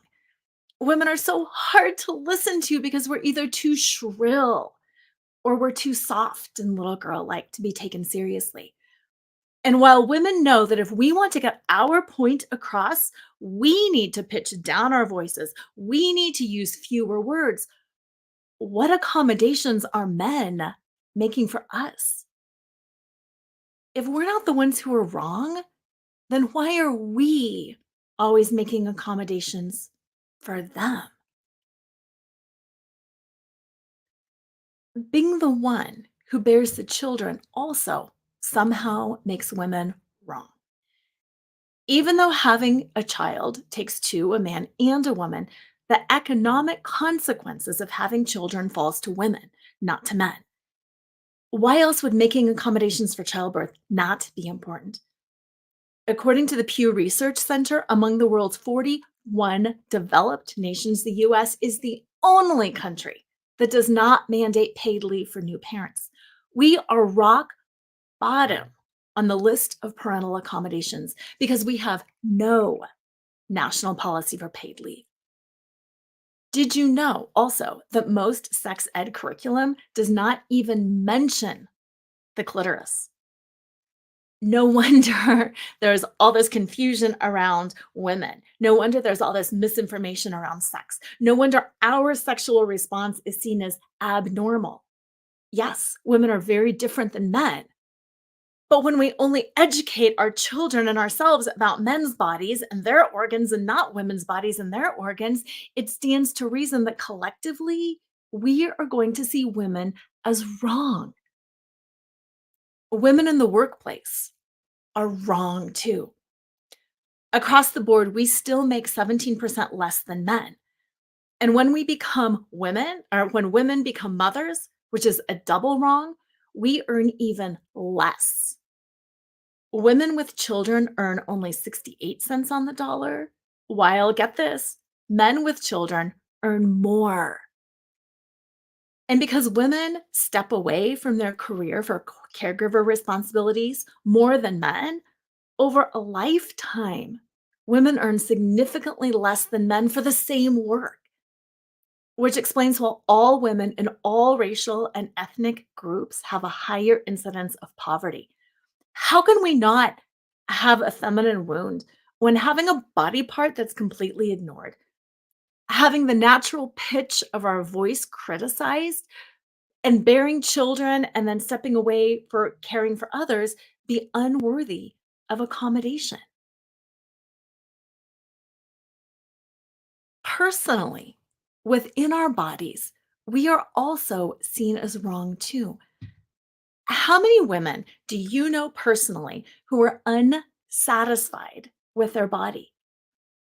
How many women do you know that use cosmetics, color their gray hair, wear shapewear, use filters on their Instagram photos, diet, use Botox, or have even considered plastic surgery? For me, it's pretty much everyone. And while I love makeup and shapewear and Botox as much as the next, I also recognize how tied into the idea of staying young I am and how futile that really is. And while it might seem superficial, one study done by bingeeating.com found that 70% of adult women reported withdrawing from activities due to body image. 70% is not superficial. That is an entire life gone to waste.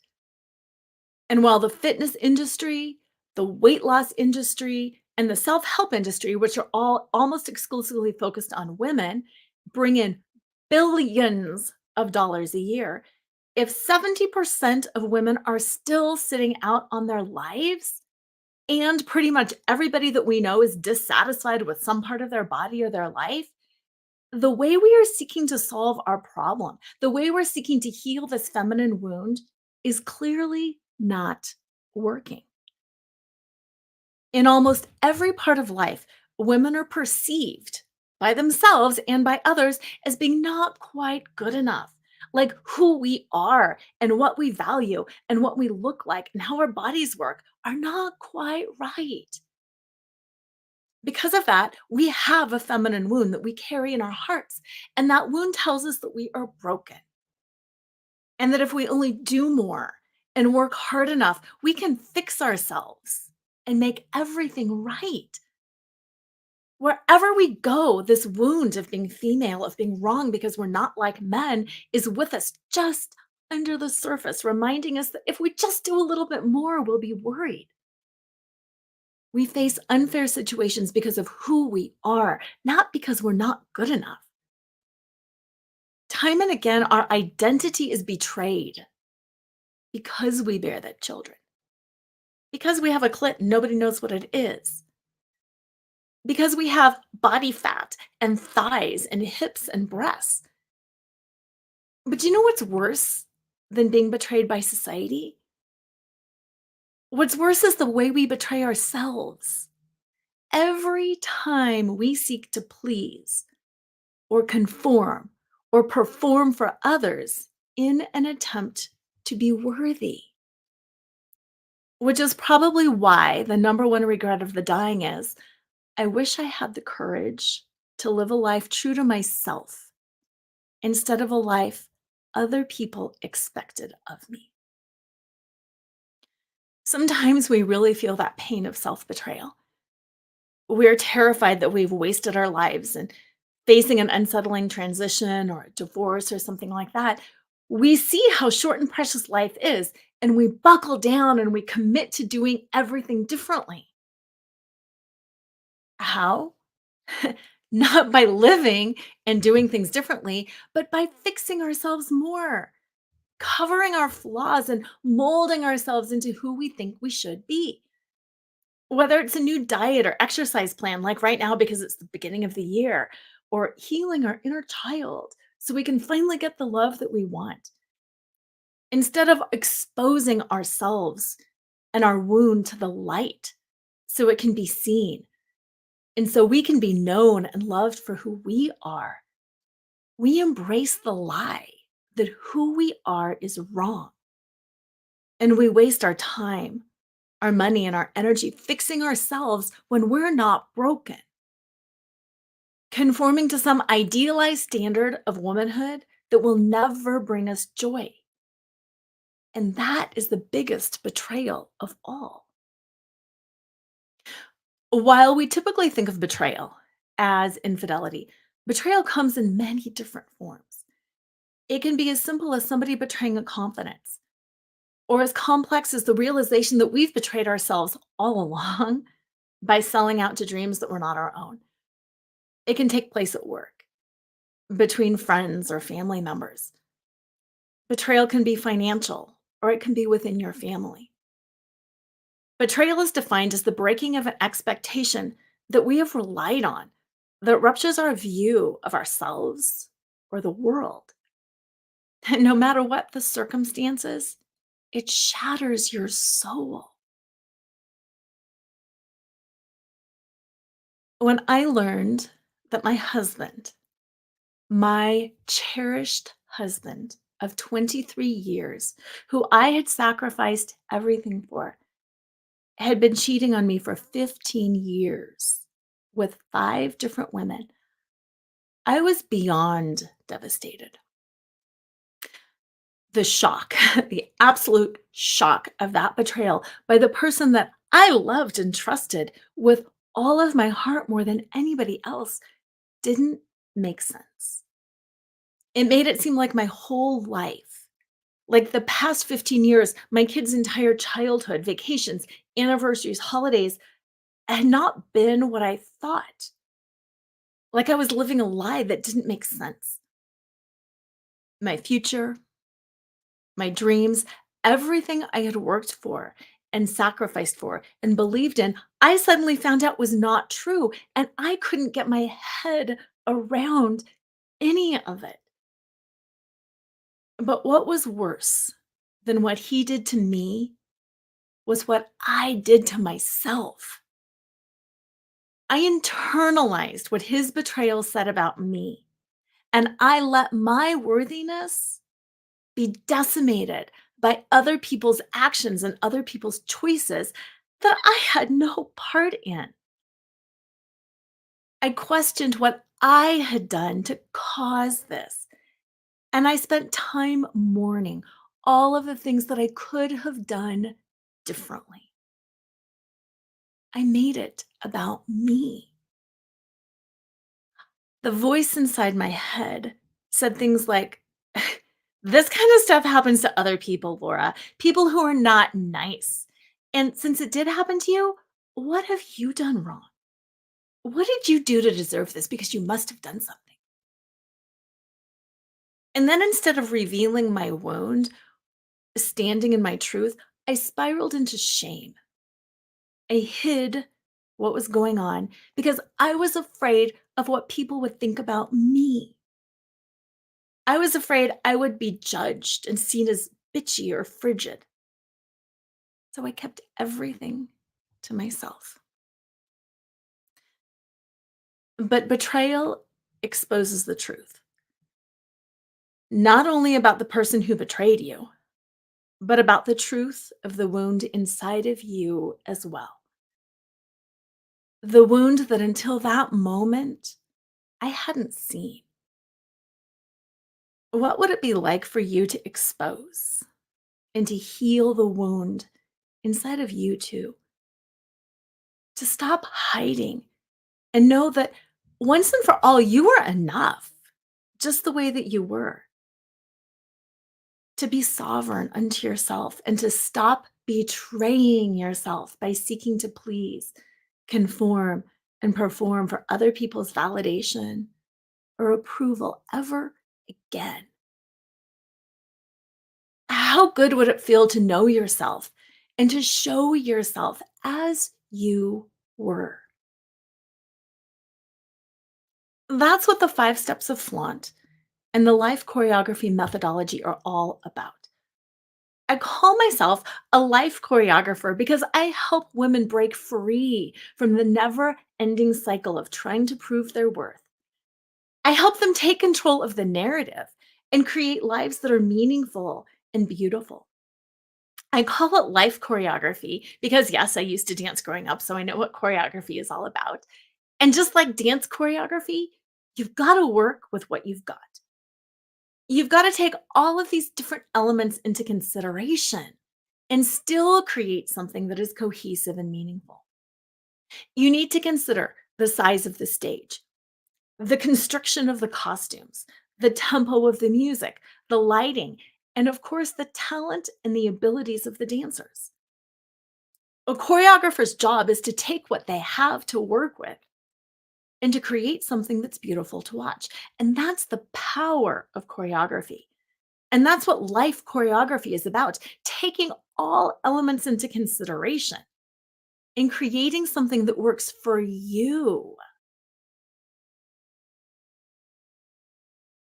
Flaunt is an acronym for the 5 steps that I will walk you through today that will bring you back home to yourself so you can know yourself and show yourself as you are.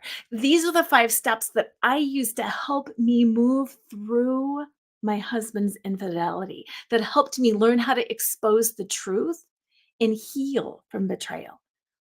And whether your betrayal is from yourself, the world, or somebody you trusted, it will empower you to begin the process of getting comfortable revealing those parts of you that in the past you covered and hid. Flaunt stands for F, find your fetish. L, laugh out loud. A, accept unconditionally. N, navigate the negative. And T, trust in your truth. Finding your fetish is similar to finding your why. But instead of finding your external why, it's about finding that internal what. What brings you internal satisfaction? The shift from the external to the internal unhooks you from the need to please, conform, and perform for other people's validation. And it allows you to feel better no matter what's going on around you because you are always in charge of your own happiness. Plus, fetish is a really fun word because it raises eyebrows and it makes you smile. Now, what do you need for your personal satisfaction? Check your answer. If the thing that you claim you need to feel satisfied is something that's outside of yourself, that's conditioned on something else happening first, or that is outside of your control, think again.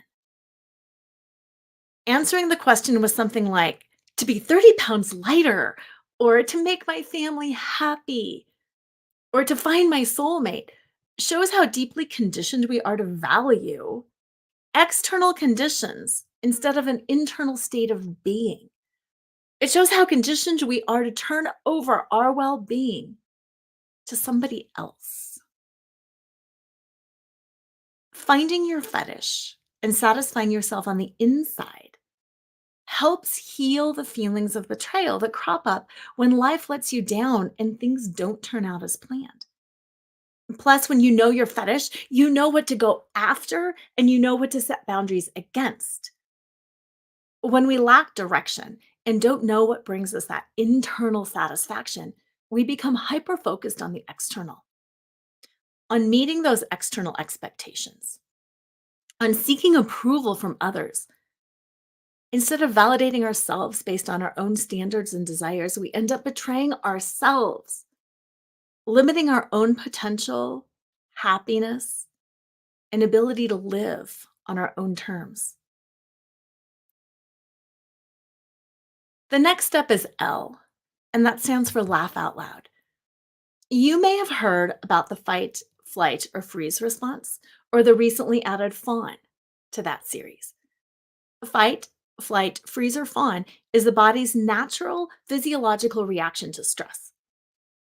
When faced with stress or any kind of perceived danger, it doesn't have to be real danger, just perceived danger, we will either gear up to fight, we will run away, we will freeze like a deer in the headlights, or we will fawn, which is abandoning our own needs to serve others to avoid conflict or disapproval.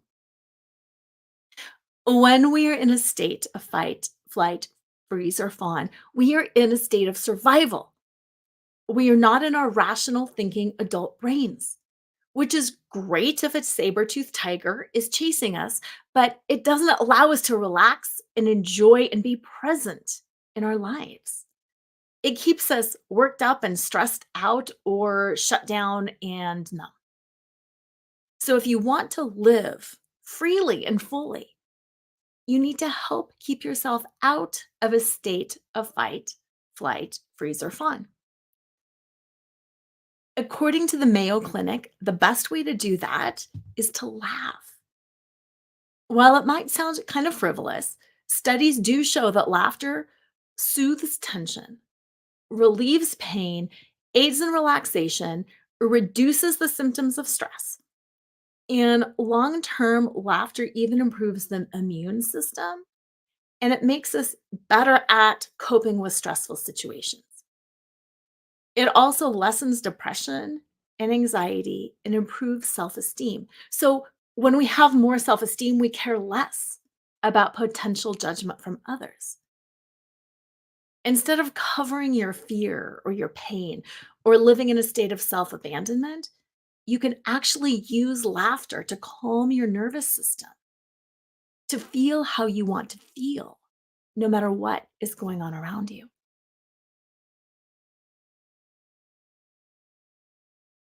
AU stands for accept unconditionally. And I like to say that that is the golden center of flaunt because so much magic happens there. Accepting ourselves, others, and the situation unconditionally releases us from the insanity and stress of trying to control that which is completely beyond our control. One of my favorite quotes from Einstein is the definition of insanity is doing the same thing over and over and expecting a different result. So here's my question to you. If fixing ourselves and hiding imperfections and covering our wounds with false bravado hasn't caused us all to arrive joyfully into our own lives, spoiler alert, it's not going to. Ever. It's just going to keep you distracted, spending time and money and resources covering and fixing a problem that needs revealing instead of concealing. This kind of radical self acceptance, this ability to know yourself and show yourself honestly and completely as you are, releases you from the compulsion to always be hustling for your worth because you see and accept what's in your control and what isn't. Other people's opinions or judgments are definitely out of your control. So instead of leaning in and doing more or hanging on to the mistakes of the past and beating yourself up, you set yourself free to actually just be in the present moment, to dance with wild abandon to whatever music is playing right now, instead of waiting for that different perfect song. So, unlike the 70% of women who held back from doing what they wanted because they were dissatisfied with themselves, accepting unconditionally means you never have to sit one out ever again. It means you live fully right now, not when some condition is met. It means you can stop betraying yourself and you can learn how to heal and recover from betrayal from others, from the world, and from yourself, which is the only way to live truly without regret. By finding the courage to expose yourself confidently and comfortably without apology. And yes, it's a new way of living and it does take some practice, which is what the next step is all about. The next step is N, and that stands for navigate the negative. Like a ship traversing the ocean, navigating the negative is a process that requires us to be in the moment, assessing where we are right now, where we're going, and what's coming up in between. So we can stay focused on getting to our destination without being impacted by the storms around us. Plus, as we learned with the Titanic, navigating in the dark doesn't work.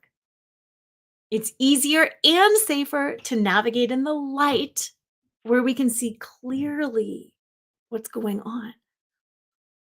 When we cover and hide where we're at, where we want to go, and what's really going on, we keep ourselves in the dark. We gaslight ourselves. And when we do that, we risk crashing into icebergs. But when we uncover ourselves, bring our feminine wound, our fears, our dreams, our insecurities, the fullness of everything that we are and what's going on in our heart out into the light, we have a much better chance of going where we want to go, of living the way we want to live.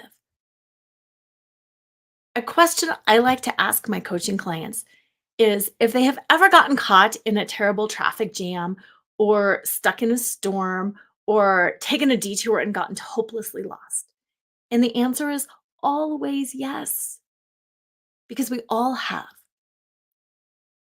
When you were in that situation, what did you do? How many times did you get out of your car, walk away, and never make it home again? Never. Never did you get out of your car and leave your car never to return again. I promise nobody has done that. You may have been seriously delayed. You may have had to backtrack to figure out where you were, or you may have driven around lost for a while. But no matter what happened, at some point you navigated your way home. So, why, in the face of other challenges, do we have a tendency to take things personally, to stop navigating and to give up, to get into this headspace of things aren't working out for me? I'm just so broken. I don't deserve this. I have to fix myself first. It doesn't matter how long it takes. It doesn't matter if you have to go over, under, around, or through. What matters is that you just keep navigating. Because when you do, you will get there eventually. So stop betraying yourself by stopping every time things don't work out immediately. Every time things get hard, keep going. Which brings me to the last step in the flaunt framework, T for trust in your truth. The truth that until now, maybe you never even let yourself see. Because as I said before, betrayal uncovers the truth, not only about the person who betrayed you, but the truth about the wound inside that you need to heal. And when you trust yourself, you can untangle from the expectations of others and heal yourself. Nobody knows what it's like to be you. Nobody else can tell you how you feel or whether something is right for you. You are the only person who knows how you feel. And contrary to what other people might tell you, trusting in your truth, healing yourself, taking time for you is not selfish or woo-woo or emotional or weak or anything like that. Nobody just gets over things. It takes honesty and bravery to confront yourself. To know yourself and then show yourself is the most powerful thing you or anyone can ever do. Trusting in your truth and healing yourself means letting go of the way that you have been conditioned to please others, conform to external standards, and perform up to somebody else's expectations and standards, and to learn how to trust your instincts instead. It's about speaking up on your own behalf and embracing yourself. I have a client who was devastated and broken, not only by her husband's infidelity, that's why she came to me in the first place, but by the way her family was actively unsupportive of her decision to end her marriage and leave after her husband cheated.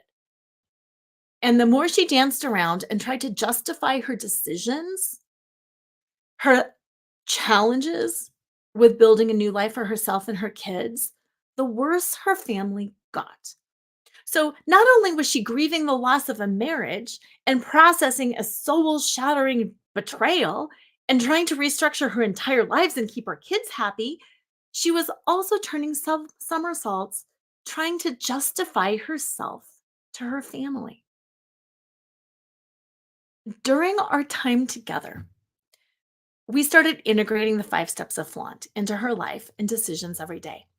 And she started to become aware of how much time and energy and resources she was wasting trying to make other people approve of her. Resources that she could have been using to heal herself or to make herself happy instead. So what she decided was instead of like barreling through the divorce and getting it done, she just stopped. She told her attorney and her husband that she needed time to process, and she asked for them to stop the proceedings for 6 months.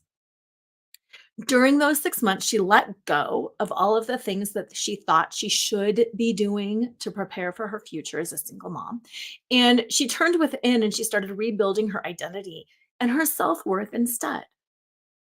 Her goal, her one and only goal, was to remember who she was, to come back home to herself first, and to be able to show herself comfortably and confidently, however she was, whether it was scared and hurt or confused, even in the face of her parents' disapproval. So instead of leaping into action and trying to fix everything for everybody, she let the broken pieces of her life lie. She took time to take inventory of what she actually wanted to resurrect and what she wanted to sweep away. She told her kids that she only had the bandwidth to manage one activity and that they either needed to cut back or find someone else to manage the transportation to the other activities. She changed positions within her company so she could have a little bit more freedom. And the best part, the thing that I was the most proud of her for, was when she claimed her need for a solo vacation where she could have time and process for herself. Now, her instinct was originally to drive to the mountains to stay in a budget hotel for the weekend, but she didn't. She decided to take herself to Hawaii for a full week. A decision that was monumental for her because while it felt selfish and wasteful, that was exactly the bold step that she needed to do to remember how important she was and to reclaim herself for herself. And anything less than that wouldn't have given her the space and the distance that her soul really needed to get away and to remember who she was, what she wanted, and to heal from her husband's infidelity and her family's betrayal. From the way she had spent her entire life betraying herself by abandoning her own needs. Being the youngest and the only girl in the family, she saw how she had been cast in the role of responsible one, which meant she was never allowed to fall apart. She was never allowed to make a mistake or to get help. She had owned this identity of being the perfect wife and mother and employee who kept everything together for everyone. And it put her in an unrealistic position of being able to do it all. And instead of debunking that myth, she'd embraced it. But that facade that she created that, yes, I can do this all, really didn't help her or those that she loved.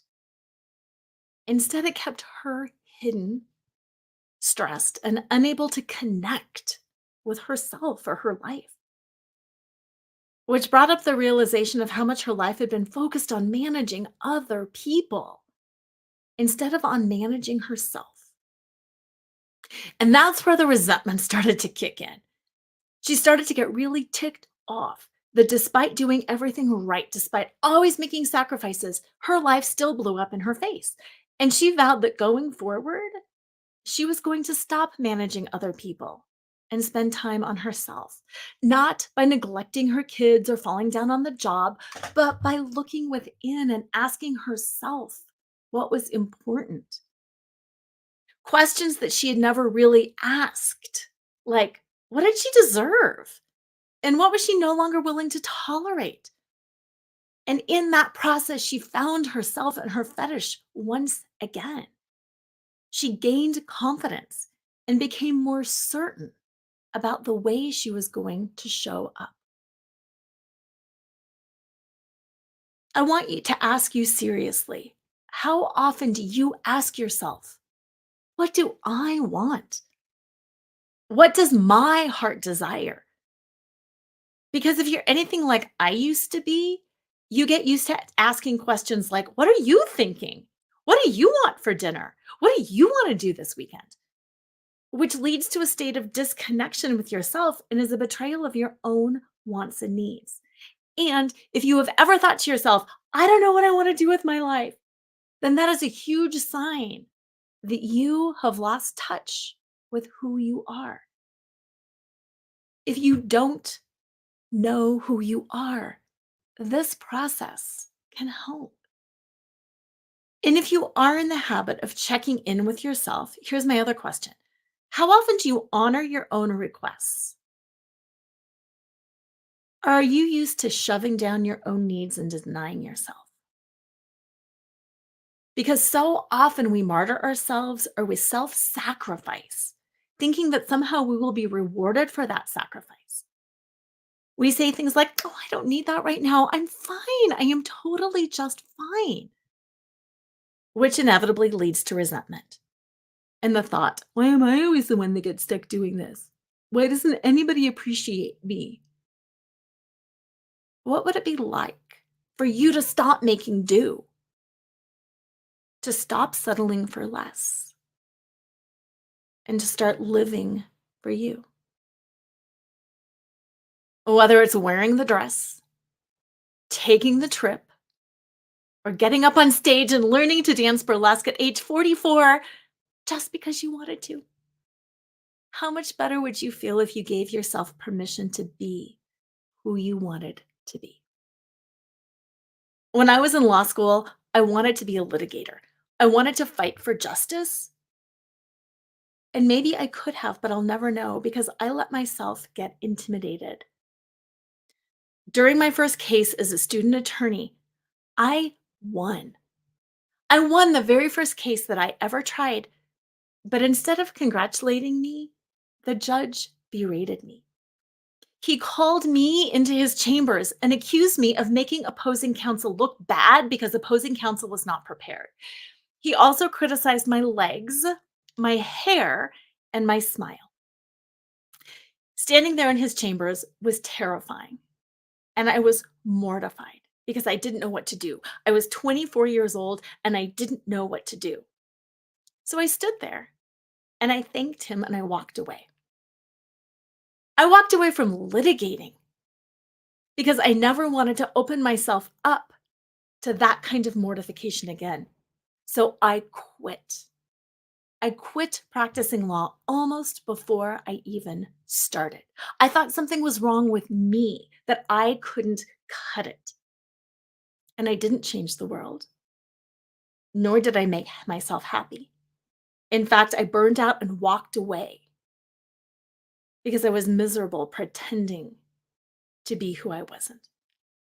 Now, who knows what would have happened if I would have stopped seeking to please, conform, and perform for everybody, if I would have known those 5 steps of flaunt, if I could have healed myself. What would it be like for you to expose yourself, to do with your life what you wanted to do, and to always have your own back?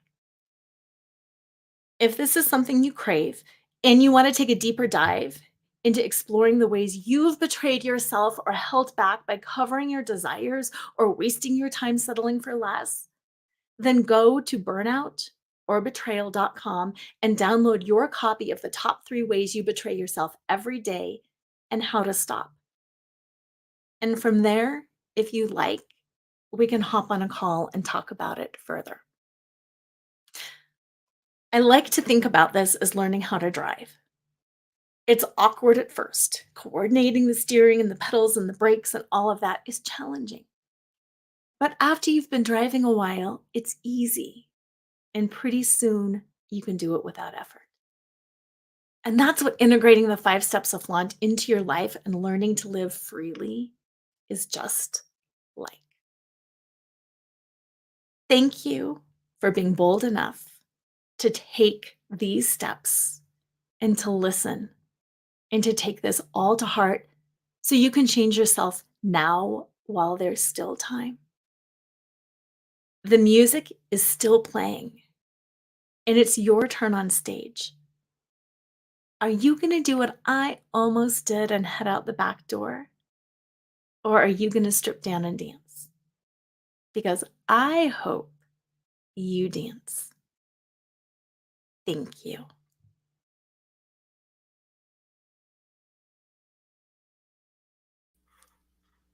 Laura, thank you.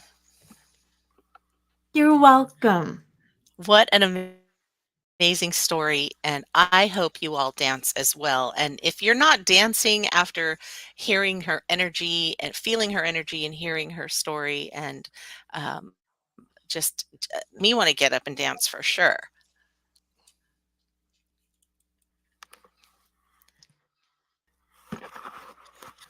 Laura, thank you again so much. You're welcome. We are going we are going to take a little break. We're going to be back in just a few minutes with Michelle Bazinet, and she's going to talk about 2023, the year I fell in love with my journey. So she's going to help us fall in love with our year. So thanks, Laura. We'll see. Hello, everybody. I want to just say thank you for being here today and for showing up for yourself, whether you're watching the live or the recording. It is such an honor to be able to be speaking to you today. And my topic, as you can see on the screen, is 2023, How I Fell in Love with the Journey. And that topic is actually, that title is for you. I want you at the beginning of 2024 to be able to tell other people how 2023 was the year that you fell in love with your journey. And what is your journey? Your journey is the things that you are working on, the person you are becoming, the goals that you are striving towards. And I'm going to be teaching you a few concepts today that are really going to help you look at goals in a very, very different way. I want to ask you what it would feel like if you could finally break free from the pressure of your goals and take action with confidence and ease. And I want you to see those words. And I want you to think about how you feel when you see those words. You know, does it feel airy and breezy, like you can actually do this? How would it feel to break free from the chains and the pressure of your goals? I know I've had that feeling of pressure and the weight of my goals, and the weight has held me back from actually achieving the goals, which is why I want to teach you some concepts that can help you break free and can help you get into action in ways and with a different mindset that you may have never, ever thought about before. What I love about speaking to you today is that you chose to show up, which lets me know that you are someone who wants to work on themselves, who wants to grow. Like, as human beings, we are meant to grow. We are not meant to be the same. So when I speak about people growing and working towards goals and making progress, and I always want to make sure people realize that it's not that you are not good enough as you are. It's just that you are created for more. You have so much potential inside of you that you don't even realize. And I want to encourage you to tap into that. And I want to show you how to tap into that in simple, small ways. So my promise to you today is that I'm going to help you gain some clarity about how some of your ways of working towards your goals in the past hasn't really been serving you or working for you. I want to show you how to approach your goals in a way that you may never have thought about doing before. I want to show you how, by you taking some of these different kind of actions and this different mindset towards your goals, can help you build confidence and belief in yourself. And who doesn't want to feel more confidence and belief in themselves? And I want to help you become detached from the outcome and allow you to enjoy the journey. So when I talk about a journey, I want you to think about this whole year, January, February, all the months of the journey. And what I want you to really understand at the end of our time here together is that you can get to the end of the year and maybe not even have hit your goals, but you can have made progress. And it's about finding joy and finding gratitude for the progress that you've made and recognizing and acknowledging that progress. It's something that we do not do enough. And I'll speak about that in a bit. But I want it to be the year that you're not attached to the outcome, but you're enjoying the journey. And that's been my mission. This is the first time ever where I've walked into a new year where, yes, I have goals. I know what I'm working towards.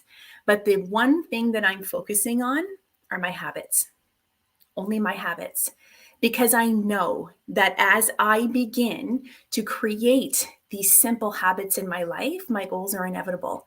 I will achieve my goals. Creating new habits is going to help me get better, help me get stronger, help me do the things that I need to do in order to create those goals. And I have never felt so free entering a new year, and I've never felt more confident entering a new year. And I know we're all coming out of a few challenging years.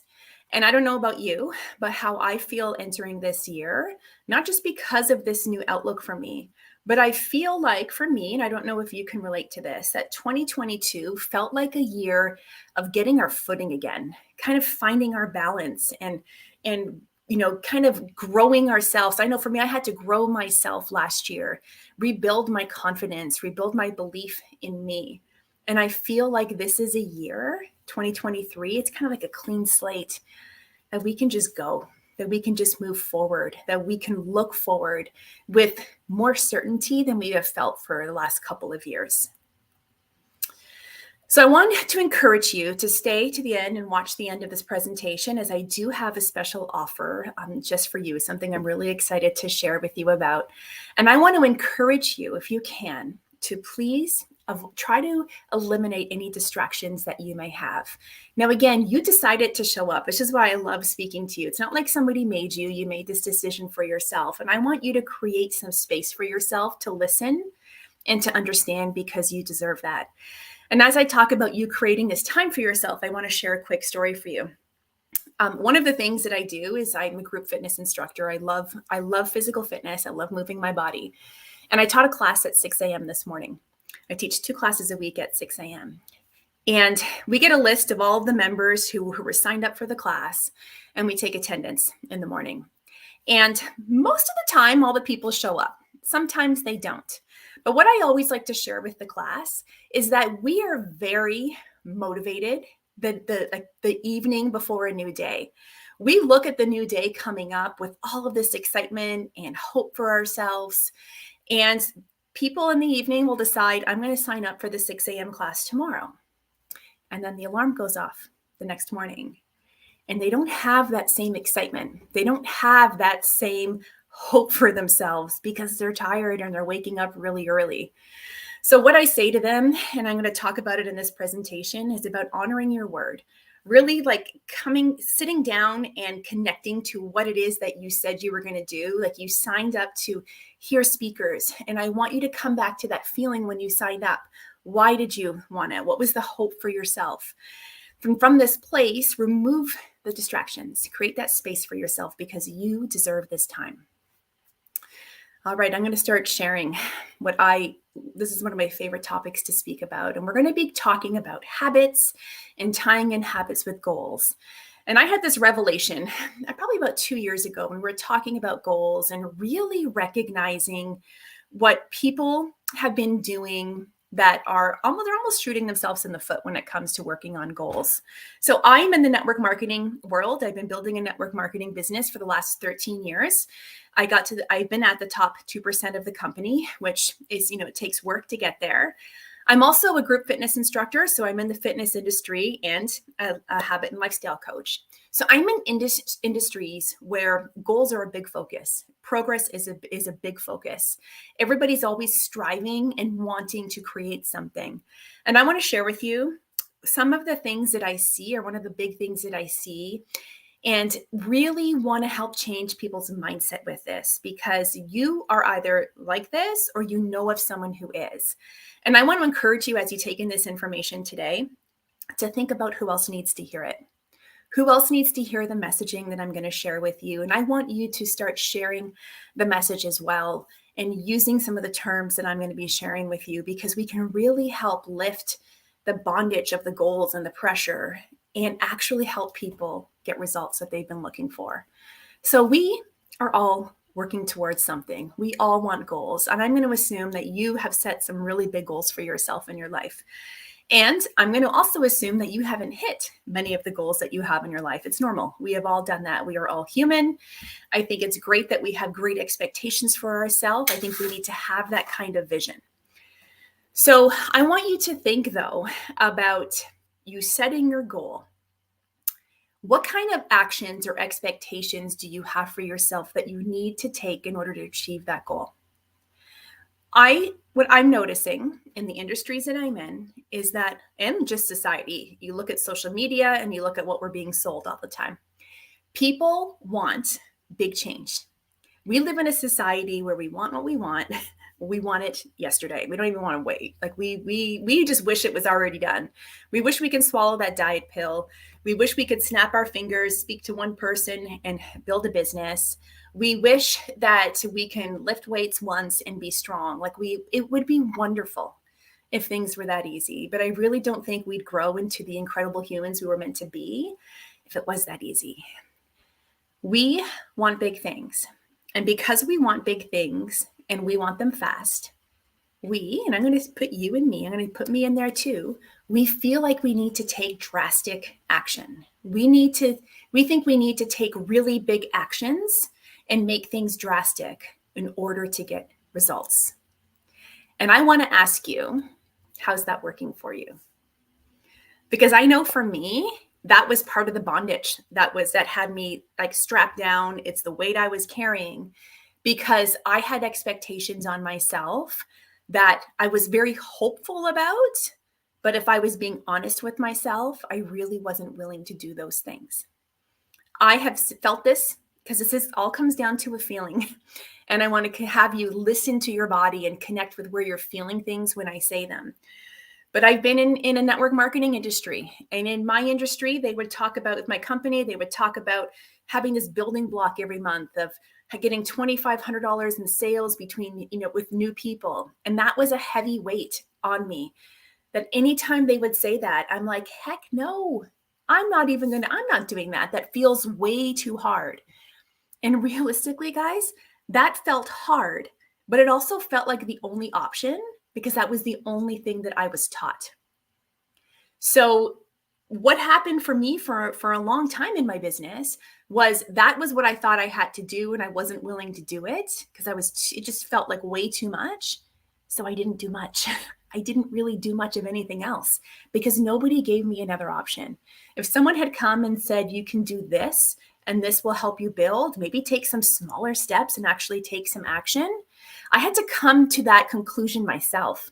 I had to do what I'm going to be teaching you. I had to learn that myself and implement it myself, and then teach my own team those kind of things. Guys, I have a friend who wants to lose weight. I'm going to share her story with her permission. And she has told me that she has at least 100 pounds of weight to lose. It has nothing to do with aesthetics. It has everything to do with her health. So we've had many conversations and coming and going, and she's always asking me questions because I'm in the fitness industry, and she knows I love to eat healthy, and she knows I do mindset work. And so I try to give her some tips, because I'm the person, as I'm going to teach you, is all about doing small, simple things.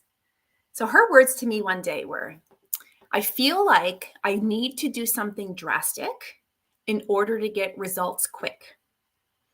And what she was really saying through conversation is that she needed to do something drastic to get results fast so she can start to see that it actually worked.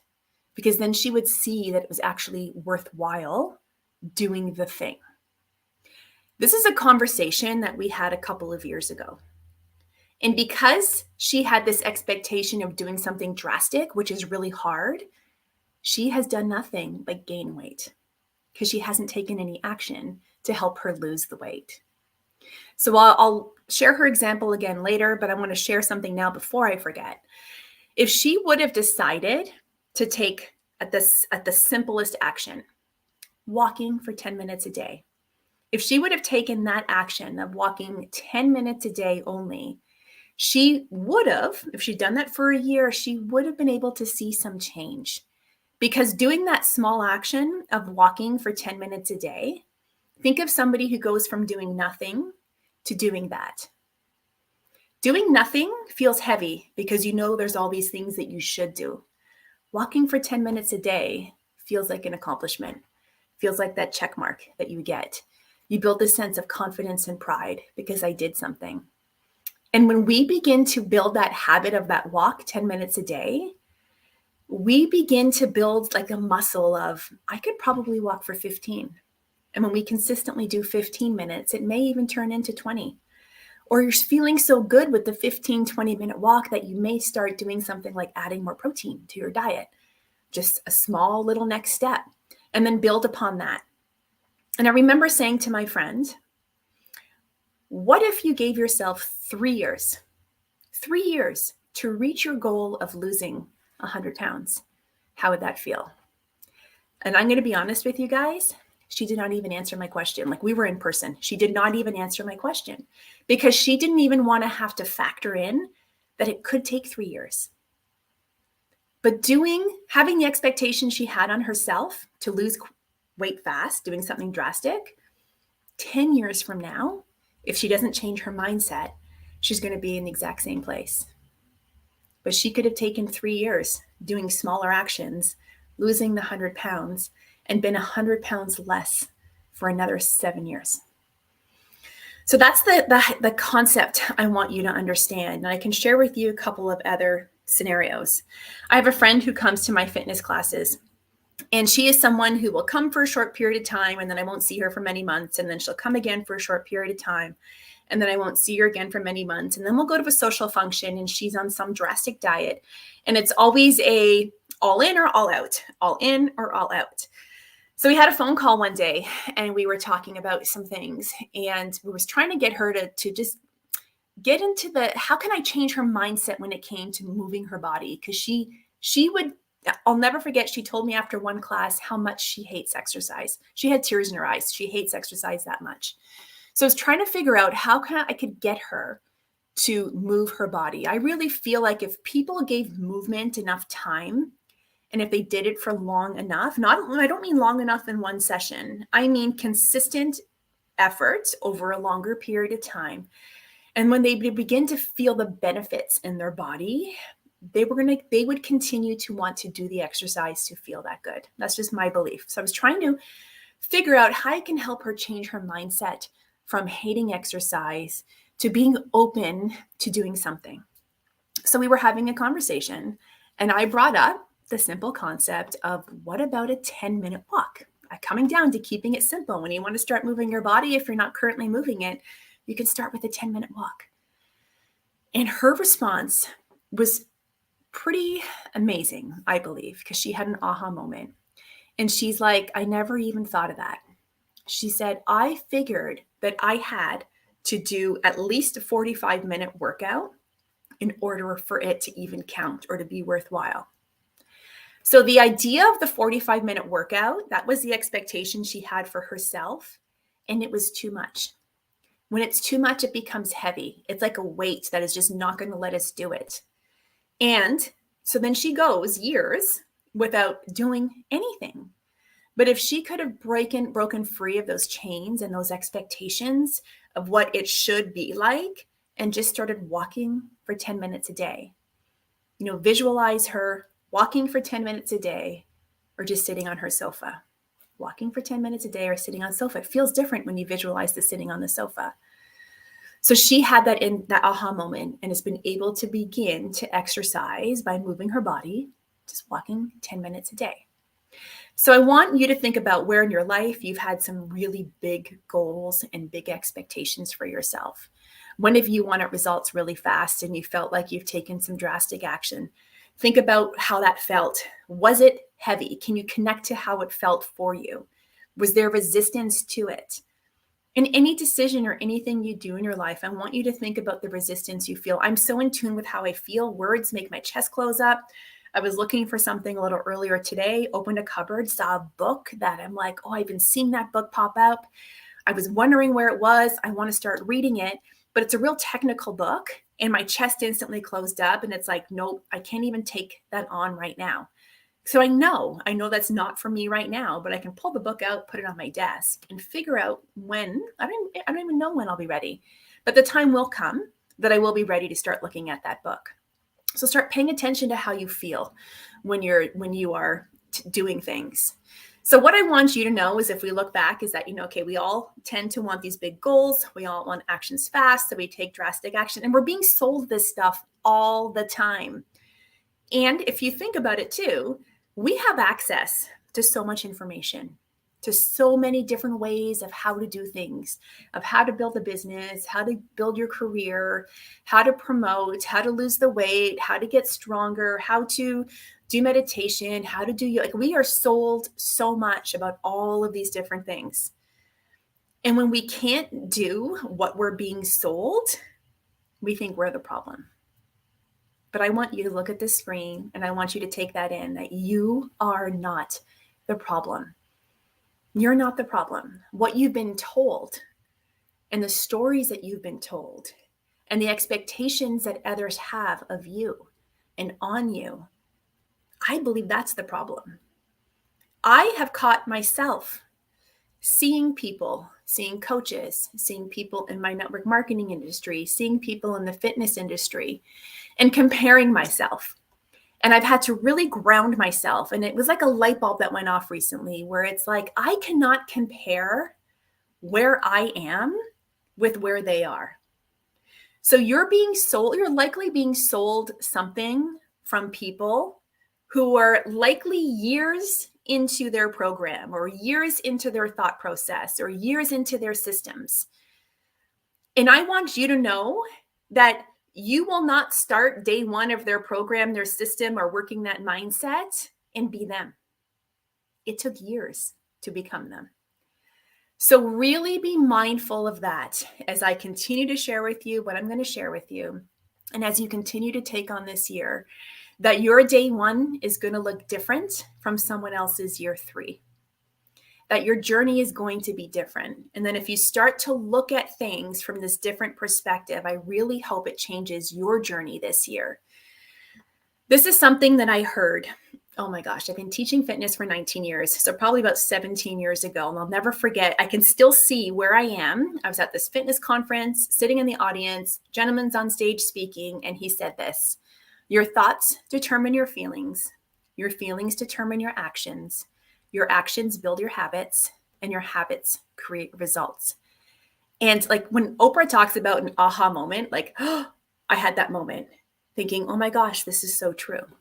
And to be honest, I went years and didn't even think about it. I kind of forgot about it, but it keeps popping up more and more. But I want you to think about the goal, actions, and expectations you have on yourself. Those are your thoughts. How do those expectations make you feel? How do those feelings, how do you act those out? And then what are you creating? So I'm going to give you an example. In network marketing, am teaching people how to build a business. And a lot of times in our industry, people are being taught to do so much and have these big months, and it's just overwhelming. So the thoughts are about overwhelm. I can't do that. That's too much. So creates feelings of anxiety, insecurity, doubt. You're not going to do many actions from that place. You'll likely do very little action, which means you're not building any good habits, which means you're not getting results.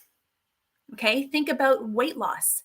If you were trying to do some drastic changes to your diet and it sucks and you're hating it and it's really hard, then those thoughts are going to create these feelings of resistance, of overwhelm, of frustration, and likely you're going to sabotage it. Like that's going to be your actions, which means it's going to affect your results.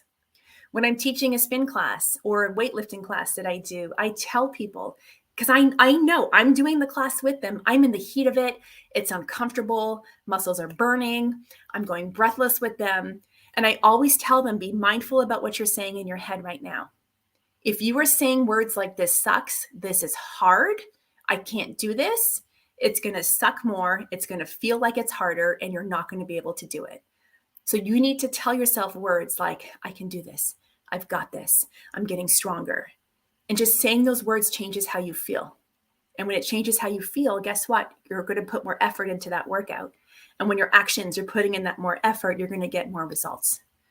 So I hope this concept makes sense for you. So think about, we achieve a goal. How do we achieve a goal? By taking action. We have to act. We can't just think the goal. We have to act. So we achieve a goal by taking action. And that action is going to build habits.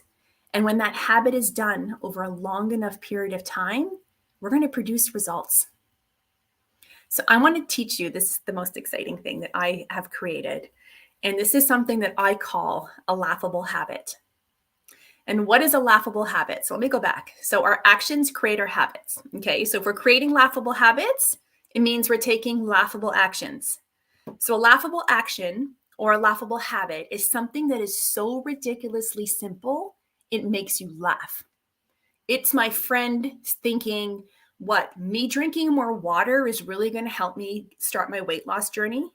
Yes, it's going to begin. It's so ridiculously simple. You think it's ridiculous, but if you do it consistently enough, that habit's going to feel good, and then you're going to want to do other actions. It's my friend thinking, wow, is a 10-minute walk really going to do anything for me? Yes, because 10 minutes is better than no minutes. When it comes to something like wanting to start a gratitude practice, what's a laughable action, laughable habit that you can build? Write down one thing you're grateful for every day. Someone may think, how the heck is writing down one thing that I'm grateful for every day going to create a change? It's going to, because most likely you're not going to stop at one. You're going to likely start with one and maybe do one for a couple of days and build that habit. And then you're just going to come to a place where you feel like you can do a little bit more. And then you can feel like you can layer in something else. You want to start a meditation practice. It could be overwhelming for you. I laugh at my meditation practice, and some people who meditate may think I am ridiculous, but my meditation practice is opening up my Spotify app, going to meditation music, picking a song that's about 2 minutes long, closing my eyes, grounding my feet, and just breathing. That's my meditation practice. And I'm going to tell you that practice feels damn good. When I can do a simple journaling practice I created and the meditation every single day, it's like the universe conspires with me to create some beautiful things in my life. I swear, I laugh with my friends and say this stuff actually works because it's amazing what happens. And that practice of journaling and my meditation takes no more than 6 minutes in the morning. I believe in this habit of the laughable habit so much that I created an app for women to start journaling. I'm going to share with you my desire to journal. Like I've mentioned many times, I'm in an industry where I hear very successful women speak on a stage. I go to conferences every year, and they all talked about having this morning practice of reading and journaling and meditation. And I had all these stories in my head because I'm a beginner. I'm not even a beginner. I'm not even a doer. I'm a hoper. I'm a wisher at this point. Seeing them many years into their morning practice, and their morning practice was overwhelming for me because they're not teaching me the starting place. They're not teaching me where they started. They're teaching me where they're at. So for years, I understood the purpose and the benefits of doing a morning practice, but I always resisted it. So after years of contemplating it, having conversations with friends, Googling how these things should happen, I just decided to start one day. And I just decided that my morning practice would be waking up and journaling writing down a couple things I'm grateful for, and literally that was it. But what I have to tell you, it's been so beautiful to see how the journey has evolved naturally over the years. So it went from writing down a couple of things I'm grateful for to then writing out my goals every day, and then getting to the place where I feel like I can add a little bit more. So I started my 2-minute breathing, doing that consistently as well. And it just naturally evolves. It's like if you're in a gym lifting weights, and you may start lifting 5-pound weights, and after a bit of time, that 5 pounds is going to start to feel light, and you believe that you can lift something heavier. So you do. You go to 7 pounds, and then 7 pounds becomes light. So you go to 10. Like that's how you build a habit and build growth and build your systems. And that's how you keep adding more. So that's how my laughable morning routine happened. I created an app because I wanted to create journaling and the act of journaling to be easy for women. So I looked at it from my perspective. I have 2 girls in competitive dance, a son in AAA hockey. I'm building 2 different businesses. We're busy. So if I don't have the time or didn't make the time to do my journaling in the morning, it's on my phone. I can be in the parking lot at school and I can open it up because I remember to do my gratitude and write it in my app. Or I can be in the line at Starbucks and think, oh, having some thoughts and think, oh, I should just journal this really quick and put it in my app. So just create systems that are really simple for yourself. So think about now coming from thinking about your goals from a laughable habit kind of place. That if you take actions that are so ridiculously simple, how does that make you feel? Do you think that you are going to act differently because it feels differently? The answer is yes. And then you're going to actually build habits for yourself that are going to help you create results. So I want you to know that you're in the absolute right place right now to really take in this information, look at things from a different perspective. We're not selling you something that, coming from my year 10 in an industry or coming from my year 19 in another industry. I'm not asking you to do what I do in year 10 and 19. Let's go back. Because I'm just like you, human, who's always trying to progress. And I got to do it in a laughable action, a laughable habit kind of way. So I haven't really told you much about myself. So I am Michelle. I'm a habit and lifestyle coach. I'm also a mom, network marketing professional. I'm a wife. Don't want to forget my husband. He's fabulous. I'm a group fitness instructor, have always been passionate about health and wellness. But most importantly, I am a passionate woman who has a desire to live out her best life. I always say I want to get to the end of my life and think of it like a washcloth where you wring out the water. Like I want to wring out all of my potential. So that means that I need to be consistently working on me without the chains, without the weight. Small, simple steps, always moving forward, always growing, always making progress. And I want to teach you from these actions of how to honor your word with simple action, right? It's the most powerful way to make progress because that's what feels good, doing what you said you would. I created this laughable habit concept January of 2021. Coming out of 2020, it was a year for all of us. And I knew I can still see where I was sitting on my sofa thinking I have to do something different this year because I cannot go through another year feeling like that. And what did I feel like in 2020? I felt like I never did anything I said I was going to do. I did not honor my word at all because I had all of these expectations on myself. And the world had all these other expectations of us and our careers and our jobs and our children, school, everything was different. So this is when I decided that I needed to start building some belief and belief and confidence in myself. And this is how I did it. I decided I need to do small things. I gave myself 5 things. I don't remember what they were, but I remember there were 5 things, small, simple actions that I'm going to do every day, that I can honor my word. Like I had to create them small enough. So I was 100% certain that when I put my head on my pillow at night, that I would feel good about what I did. Instead of putting my head on my pillow, feeling incredibly frustrated and disappointed because I didn't do what I said I was going to do.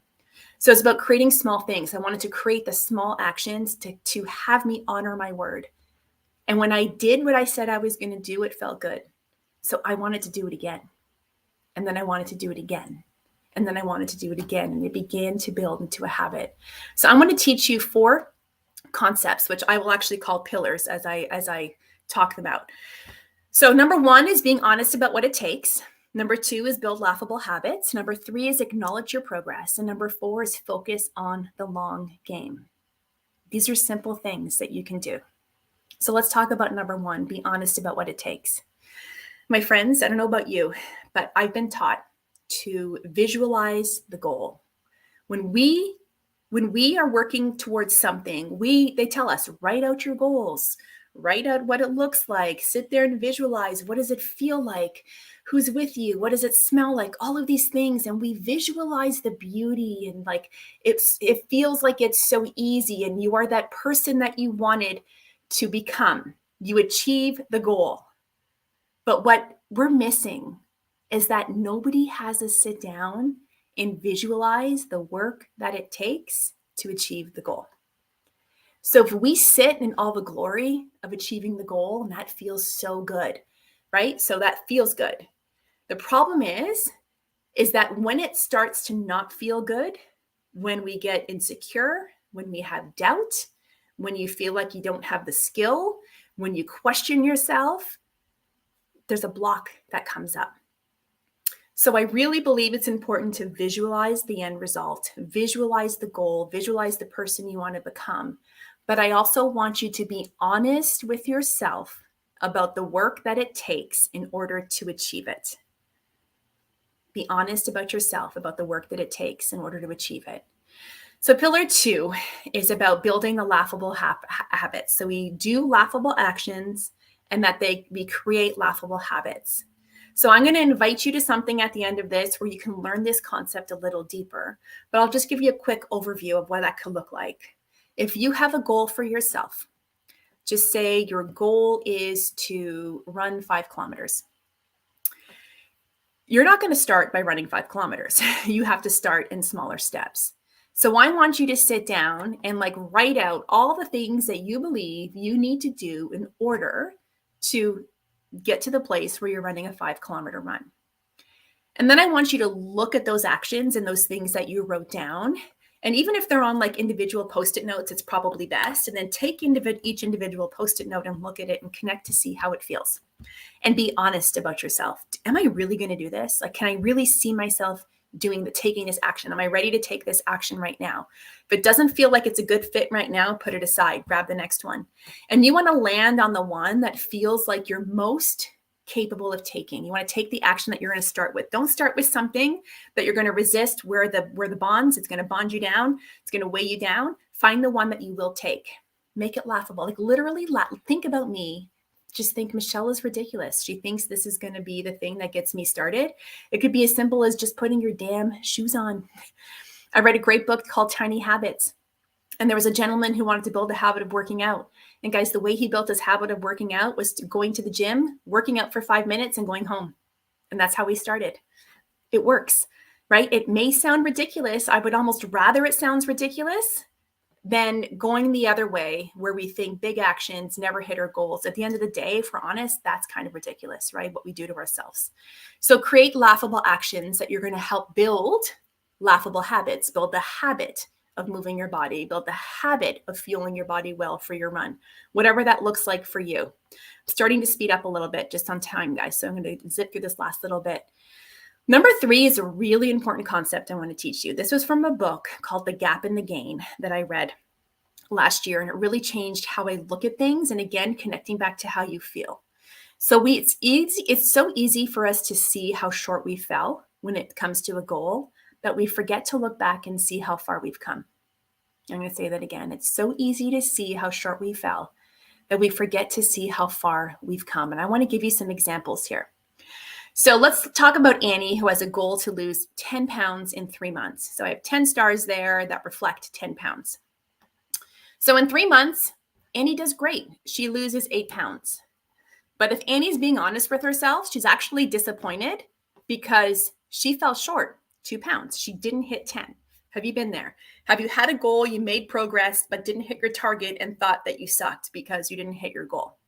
So instead of looking at those 2 lighter color stars, those 2 pounds of how short she fell, Annie needs to learn how to look back and think of how far she's come. She's lost 8 pounds. She's 8 pounds lighter, and finding joy in that, because when Annie can find the joy and that sense of accomplishment in that, she will continue to move forward.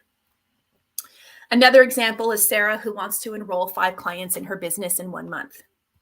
So Sarah worked hard, she took action, but Sarah only enrolled 2 clients. So she feels like she's a disappointment to herself, to her goals, to everything. She said it was going to be 5. She fell short by 3 people. But what Sarah's not looking at is what 2 new people in her business does and what that could look like for her. She doesn't take any sense of pride or accomplishment for that. So instead of Sarah looking forward at the 3 people that she did not yet enroll, she can look back and celebrate that she has 2 new customers in her business. It changes how things feel when you start looking at how far you've come instead of looking at the gap or how short you fell. So Mark wants to save $6,000 in 2022. He wanted to save. Mark fell short. He only saved, I would never say only saved, he saved $4,000. Now Mark's disappointed himself because he was short $2,000 in relation to his goal. But if he was looking back and if he could really sit and just feel that sense of pride, he's $4,000 richer, right? Because he saved that $4,000. So just really helping people change their mindset, change how they see things. So instead of looking at how short you fell, think about how far you've come. And this is not just when it comes to the achievement that you can quantify the achievement. I want you to also connect with how far you came as a person, because I'm sure Mark learned some skills and I'm sure he created some habits and discipline in order to save the 4,000. I'm sure Sarah learned some skills, created some habits and discipline to enroll 2 new people, and that Annie learned some skills, learned some tricks and tips, and built some great habits in order to lose 8 pounds. And if they just continued on, they are going to hit their goals. So instead of looking and seeing how short you fell, remember, look back and see how far you've come. And this last one is so important. I need you to focus on the long game. What has the time limit been on goals that you've set for yourself in your past? Let's think of my friend who needs to lose 100 pounds. What if it took 3 years? 3 years. It can sound so long. I understand how long it sounds. You know, if someone says to me, Michelle, what if it took 3 years to get to the top of your company, to get into the top 1%? Knowing what I know now, I'm like, I'm in for 3 years. Because every year, for many years, I'm like, it's going to happen next year, and it's going to happen next year, and it's going to happen next year. And it's been disappointment after disappointment after disappointment. And I've had to reframe my outlook and my thought process. And that's what I've been saying to some of my friends, especially now recovering from where we've come these last few years, everyone. Give yourself this next year to recover. Give yourself this next year to grow. This is the beginning of the growth. We need time to rebuild what we've lost. We didn't just lose money, jobs, health issues, all those things. We've lost confidence in ourselves and beliefs in ourselves and connection with others. We need time to build that up. So focus on the long game. Building a laughable habit with time, so done over a long enough period of time, is going to equal success. So do you see how powerful this could be for you? How it can change how you are working towards your goals, how it can change your journey. Be honest about what it takes. Build laughable habits, acknowledge your progress, and focus on the long game. So you may be thinking, you know what? Yes, Michelle, I want 2023 to be different. And I feel like I'm ready to make a change. And this feels like something I can do. And what I want to do is I want to invite you into a course that I created that is launching on January 30th called Goal Confidence. I want you to forever have confidence when it comes to you achieving your goals. I want you to know that you can and you will, when you implement these concepts and some other things I'm going to teach in this course, that you can achieve and you will achieve your goals. This is going to be the most unique program that's going to radically change how and what you do to chase your goals. It's going to be so different than anything you've ever seen. I have only 22 spots available. And I wanted to say that before I forgot. And because you'll see why it's only 22 when I share with you the concepts of what I'm teaching. So I want to make sure, okay, how are you a good fit for this program? You're a good fit for Goal Confidence if you have a specific goal you've been wanting to achieve, yet you felt the burden of this desire. Right? It feels heavy. You experience frustration, overwhelm, fear, doubt, and uncertainty, yet this goal is still in your gut. It's just there waiting for you to still make it happen. And this goal can be related to anything: weight loss, fitness, business, finances, relationships, anything. Goal confidence is right for you if you're ready ready to learn how to finally take action, feel good about yourself again, experience real results, and have the tools to conquer any goal you have with confidence and ease. So you're going to learn the tools to finally get results. You're going to feel confidence and you're going to grow. You're going to feel that confidence grow. You're going to build belief in yourself again. You're going to actually achieve results. You're going to fall in love with the journey instead of resist it. You're going to feel no pressure, no BS. You're not going to be sold any BS, no shame, no judgment. It's going to be such a welcoming and warm environment for you. And I want you to know that when it comes to me, being in the fitness industry, being a coach, reaching the top 2% of my industry, there's nothing special about me. I just had a desire placed in my heart to, again, be the best, bring everything, all that potential out of me. And I understand, again, connecting to the feeling. I'm not going to teach you things that I've mastered 10 years in to do on day one. I understand that you need to start from that laughable action, laughable habit kind of place. But I also need you to understand I am human too, who is starting in fresh places still, because I continue to learn and grow, still challenging myself, still failing, still picking myself up. I actually was doing a social media post just before this. I felt panic creep in before this. But just doing mindset work over the years, understanding that panic and that fear, it will not win. I need to win the game. I'm going to teach you skills and strategies on how to win the head game when it comes to anything that you want to work on.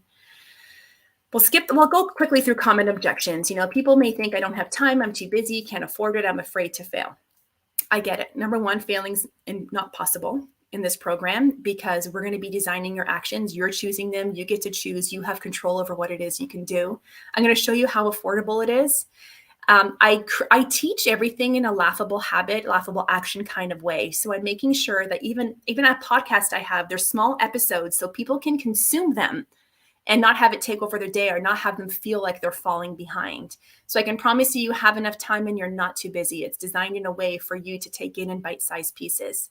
So this is going to be a 6-week course with unlimited Voxer coaching. So one module is released weekly.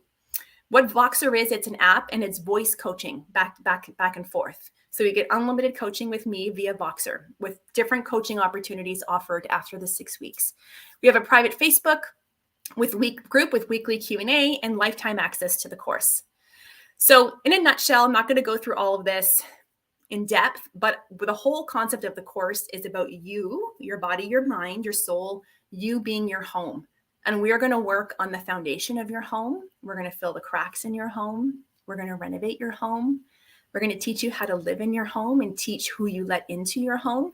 We're going to teach you how to maintain your home and then to explore and expand where you live. Maybe you have a dream home that you are visualizing that we're going to be working on as well. So I have a special offer for everybody at the SheisMe conference. So the course regular price for the 6 weeks in unlimited Voxer coaching is $227. It's a steal. And it's even more of a steal for $111. This offer is available until next Friday. And you can find it on my website at michellebazinet.com/enroll. Okay, michellebazinet.com/enroll. And other ways in which you can find me, I have a Laughable Habits podcast. A new episode is released every Monday. Again, short bite-sized episodes unless I have a guest on with me. You can find me on Instagram at MichelleBazinet_. And again, my website is michellebazinet.com. So I encourage you to roll in goal confidence where I can walk beside you and help continually help you grow, help you look at your goals and these actions in a different way, and how to finally approach your goals with this feeling of confidence and ease. So I want to thank you so much for your time. So grateful for you to be here. And again, I love that you showed up because you chose. And I hope that something resonated with you. And please share this concept, share this course. Your friends, I'll open this up to them as well because this message needs to be spread out there. We need to take the pressure off the things that how we are working towards our goals and help more people do it in a laughable action, laughable habit kind of way, and help them achieve what it is that they're looking for because they deserve it.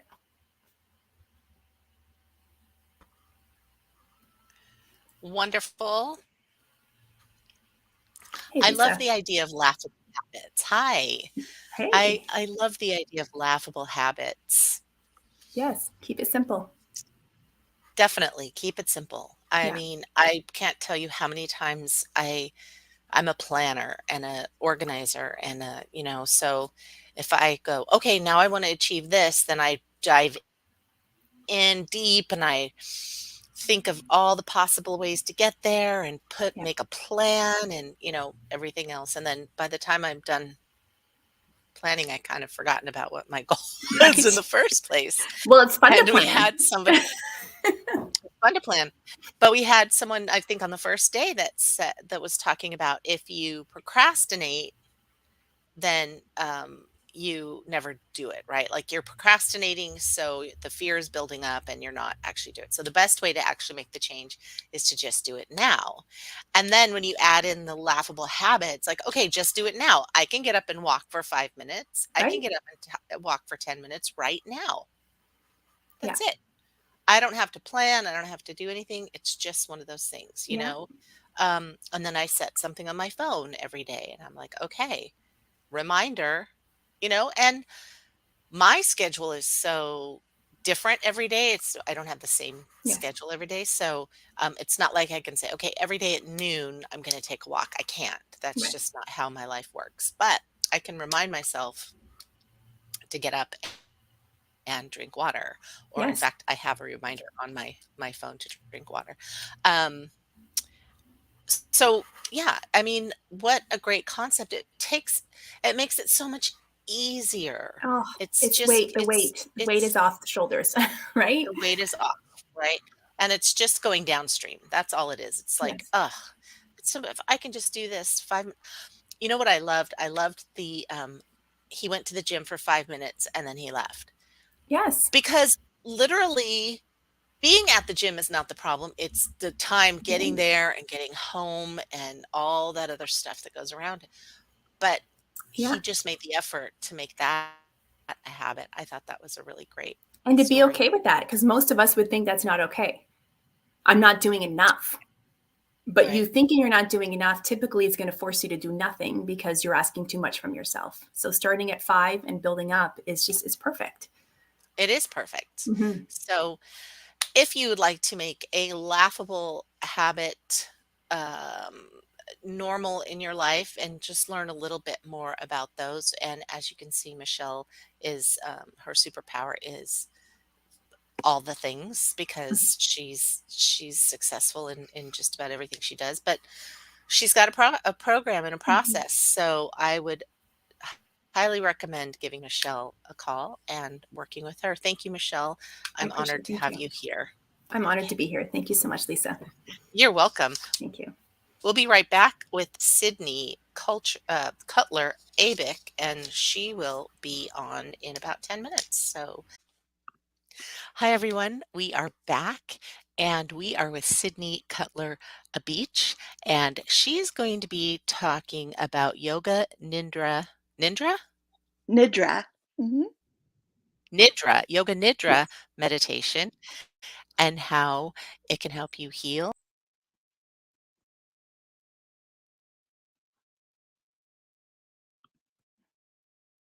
All right. Thank you so much. Um, my name is Sydney, and among many identities that I that I carry, I'm a self-avowed nap enthusiast and a yoga nidra meditation guide. Um, I'm really happy to be here, as you can tell. So I'm a little bit nervous, but I really come to the public with a focus on reclaiming rest, taking breaks, taking naps, and just in general, slowing down in your life. So, you know, but before I started doing this, my life wasn't always about naps or carving out time for rest and meditation. Way back in 2012, I can't believe that's already over 10 years ago. Like many of you, I imagine, I was juggling a full time, high pressure, stressful career as a hospital social worker. I was parenting a toddler, um, trying to be a good spouse, trying to be a good daughter, trying to be a good worker, etc. And all of that on top of managing a chronic illness. A full night of sleep was a stranger to me. I was easily angered. I was very reactive with people at work and at home. Just wasn't peopling very well at all. Um, on top of which, my autoimmune disease, my chronic illness was out of control, causing constant physical pain, weakness, and other undesirable symptoms. Um, I just wasn't peopling well, and I felt really lost. I felt disconnected. I felt depleted. Something had to give. So, on the recommendation of my therapist, I decided to find a meditation class at one of the many yoga studios where I live here in Los Angeles. I had never meditated before. I felt there was no way in hell that I would be able to quiet my mind for even a minute. Um, so I was, sort of hesitant, but then I found a class that sort of beckoned to me, and it was called Yoga Nidra. And the class description said, quote unquote, one session of Yoga Nidra can feel like 3 to 4 hours of conventional sleep. No brainer, right? I was sold. So, long story short, my general attitude of there's no way I can meditate, fell away to a weekly and then almost daily practice. Initially, I experienced changes in how my body felt, the intensity of my chronic pain, things like that. Soon after that, I started feeling some shifts in my energy levels, my sleep quality. I started having some emotional changes too. I was, a lot less, snap to it reactive, a lot less easily angered. I had sort of mellowed out, not to get too hippy dippy, but yeah, I felt really mellow. Ultimately, I had spiritual experiences that I, wasn't looking for and did not expect. Because of all of those things, all of those shifts and changes, I felt like I had to learn more. Um, and on the recommendation of my teacher, who, I'm so grateful for because she changed my life, I took a Yoga Nidra teacher training in Massachusetts after about 4 years of practice, 4 years of being a student. Um, and from here, my life changed even better, for the even better. It didn't just change for the better, it was the even better than that. Um, so I mentioned, that I had been a medical social worker in my career. And, I knew in my nature, my purpose in life is to serve humanity. And, I really decided that I wanted to serve people in a different way, a way that helped empower people to reclaim rest, to slow down, to really remember who they are and feel connected to their essence again. And so, again, I always needed encouragement, but I did it. I founded Ananda Meditation, which is my company, and I've been sharing Yoga Nidra meditation publicly for the past 7 years. Um, I love it so much, mainly because it is such an honor and a privilege to hold space for people, to guide them into restful states of awareness, and to see them transform their lives just by lying down and resting. So, you may be wondering, like, what is this magical miracle thing of what is Yoga Nidra? So, Yoga Nidra is a form of guided meditation where um, the idea is that through deep rest, um, you can transform. The roots of this practice are grounded in a deep and wide field of yogic tradition, philosophy, psychology, pop culture, neuroscience, all these like amazing things. And it's a guided practice which leads, students or practitioners on a journey to enlightenment in order to discover or rediscover or remember one's true self. Yoga Nidra is a systematic method of complete relaxation and peace. not just for your physical body, but also for the deeper and more subtle emotional and mental and intuitive um, aspects of ourselves. And by resting in this way, it allows for the release of subconscious tensions and tendencies, habits that inhibit us, that keep us from living full and realizing our essential divine nature. This practice, which I'll be talking a little bit more about soon, originated in India. I would be remiss not to mention that. It was passed down through oral tradition, way, way back. Ultimately, it was brought over to the West in the 1950s by Swami Satyananda Saraswati. Say that 5 times fast. Um, who can practice yoga nidra? You don't have to be a monk living in a cave or an ashram, to practice yoga nidra. The cool thing about it, the wonderful thing about it, is anyone can do it. This practice is for anyone with a desire for rest, for greater inner peace, for connection with, your highest self and that which is greater than all of us individually. And what I love most about it is that it is physically accessible to everyone, regardless of age, regardless of physical ability, regardless of your, personal spiritual beliefs and practices. It's you don't have to be Hindu, you don't have to be Buddhist, you don't have to be, an able-bodied, bendy yogi. You can just be you, and all you have to do is lie down. It's so simple. So, some of the benefits of yoga nidra are, you know, hundreds and thousands fold, but I'm just going to give you some of the highlights. It helps your body achieve and maintain a sense of slowing down and a sense of equilibrium. On the physiological level, it lowers blood pressure, it slows your heart rate, it balances your blood sugar, it reduces the secretion of stress hormones, and it encourages the secretion of dopamine, the neurotransmitter that, makes you feel happy. Yoga nidra eases physical pain symptoms. You may not fully take them away, but makes them bearable. It eases the intensity of it. It improves energy and focus. It can be like having a cup of coffee when you're having a mid-afternoon slump, which maybe you're having right now. Um, it helps you let go of some, long-standing grief, trauma, even creative blocks, whatever's sort of holding you back.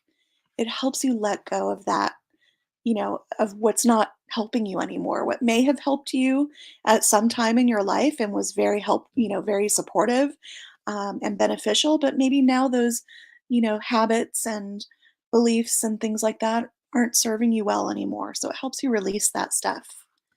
Um, Cultivates healthy responses to stressors. So instead of snapping at someone who's interrupting your conversation, you can sort of address it in a more calm way at work. It reduces anxiety. It helps ease depression.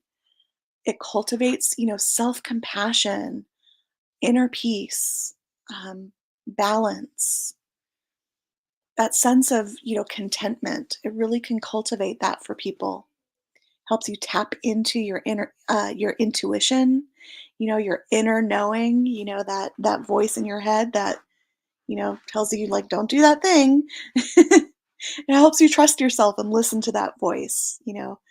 Um, and, ultimately, it can help you experience bliss and a sense of freedom that oftentimes humans don't experience since the time they were infants, newborns.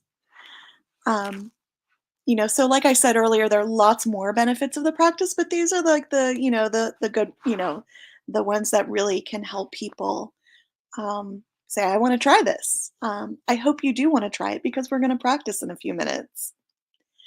So, how does this work? You probably think I'm, a snake oil salesman or one of those people that, is like, give me $1 million and I'll give you the secrets of the world. You don't have to do any of that stuff.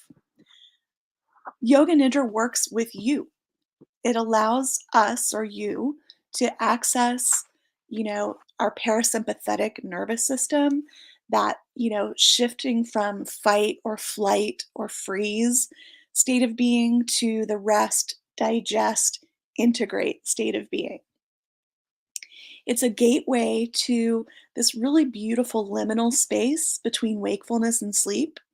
Usually that's a place we visit, maybe as we're falling asleep at night, or maybe as we're waking up in the morning. And, in this in between state, your thinking, your judgmental mind kind of fades into the background um, of your awareness.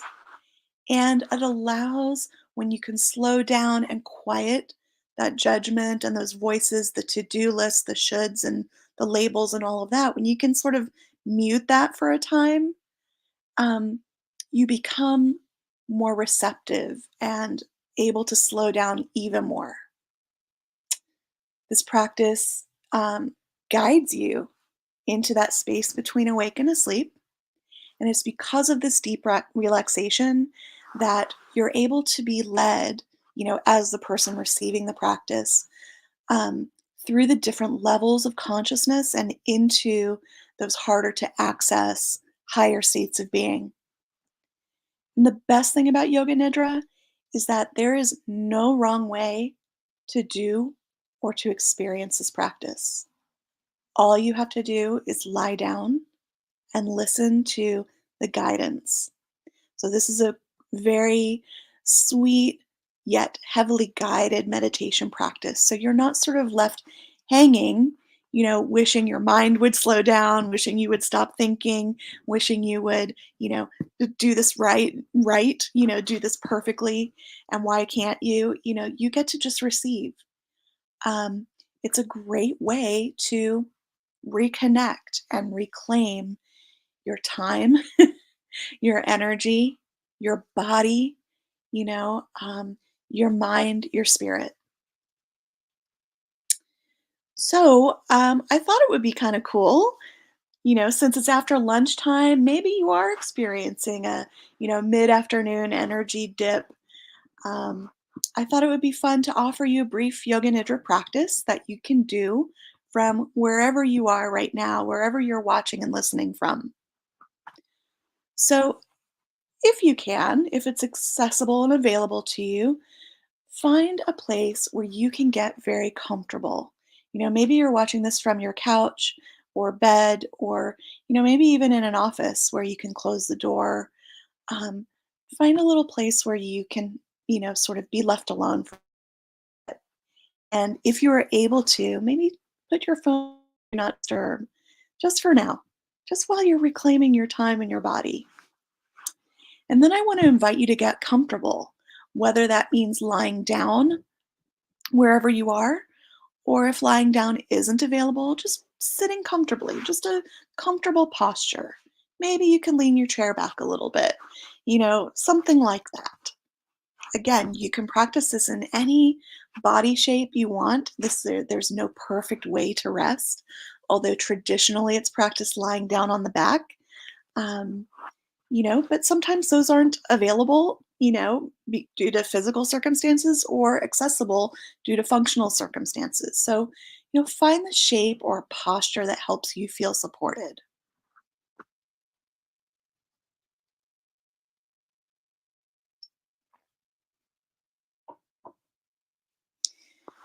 And as you're getting comfortable, just know that this practice of yoga nidra, yogic sleep, encourages you to meet yourself just where you are at this time. And as you do that, as you start seeing yourself again and greeting yourself again, you're reclaiming your body, your breath, energy, time, and space so that you can experience this deep, restful state of consciousness known as yogic sleep, that sweet space between sleeping and wakefulness. So, whenever it feels right for you, you can close your eyes. If that feels vulnerable or you're just not able to at this moment, just let your gaze soften so you're not, you know, focusing on anything in particular. So you can either close your eyes or just keep them softly open, whatever feels right for you.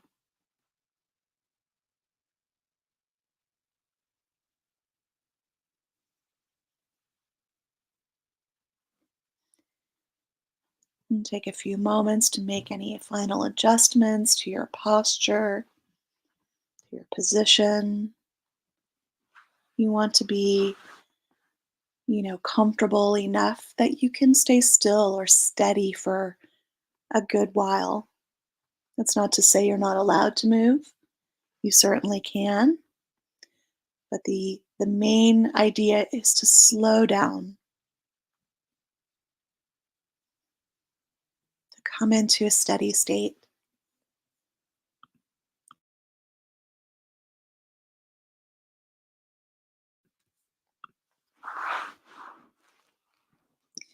And then let's invite in 3 mindful breaths in order to signal to your bodies and minds that it's time to rest. So inhale deeply through the nose and exhale completely from the mouth.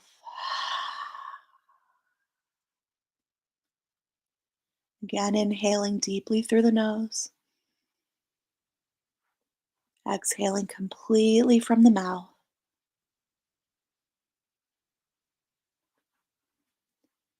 And when you're ready, one final deep inhale in through the nose. And when you're ready, exhaling from the mouth.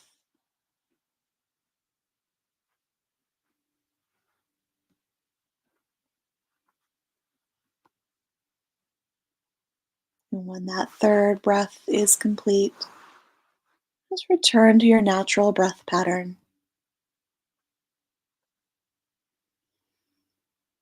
Through this practice, we'll be going on a journey from the outside world to your inner world through awareness of the body, of the breath, awareness of the heart, the emotional center, mind, a soft space of intuition.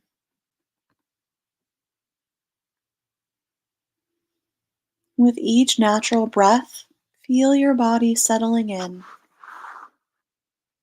into the support of whatever surface is beneath you, whether it is on your floor, in your bed, couch, the chair.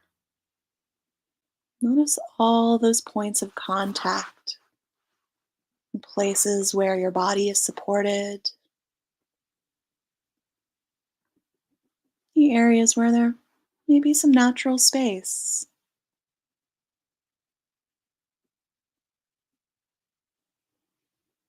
Just feeling into the surface that's holding you steady in your practice. And in this grounded space of restful awareness, maybe you can invite your body to soften, to expand.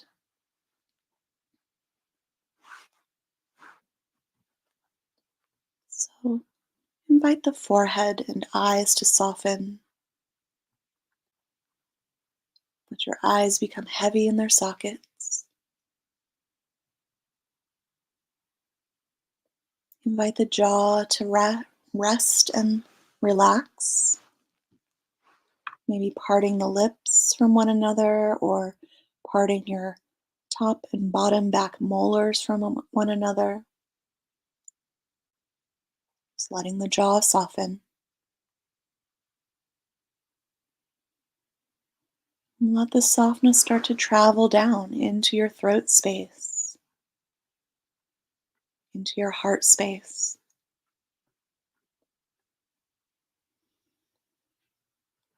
Let the shoulders, arms, and hands release, setting aside their burdens for now. Setting aside all the things that you hold each day, whether literally or symbolically. Set it aside for now.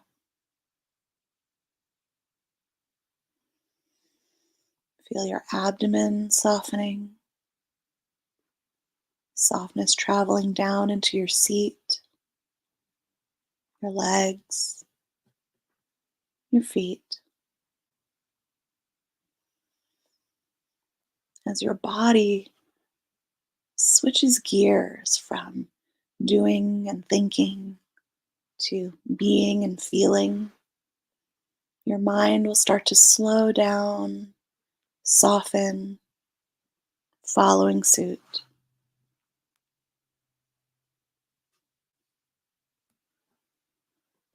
Bring awareness to your ears and notice the outer sounds. See if you can detect the most far away sound you can hear.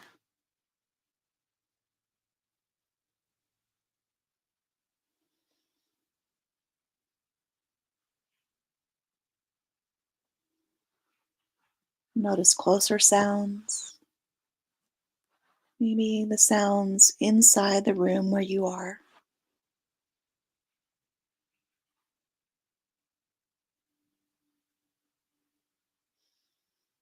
And see if you can hear sounds happening inside of you. Tuning into the natural sounds of your body. Maybe you can hear your pulse, sounds of digestion, and gentle sound of your own breath.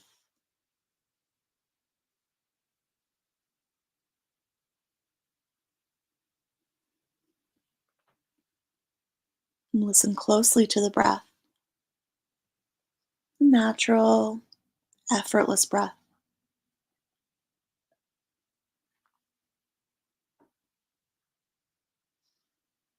There is no need to control or pace or shape the breath in any way. Visualize the breath like waves on the beach. Imagine that as you inhale, the tide pulls in to the center of the ocean, and that as you exhale, waves flow gently toward the shore. Inhaling, the tide pulls inward. Exhaling, waves flowing toward the shore.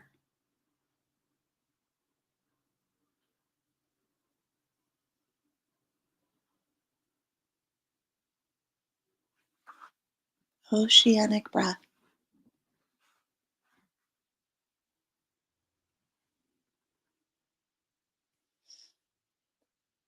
And bring your awareness to your body. And take a journey of consciousness throughout your physical form. As each part of the body is named, send your awareness there. Just sensing or feeling into that part, and then move on to the next. Sense and feel the fingers of both hands, palms of the hands, the lower arms, upper arms, shoulders, both arms at once. And notice all 10 toes, soles of the feet,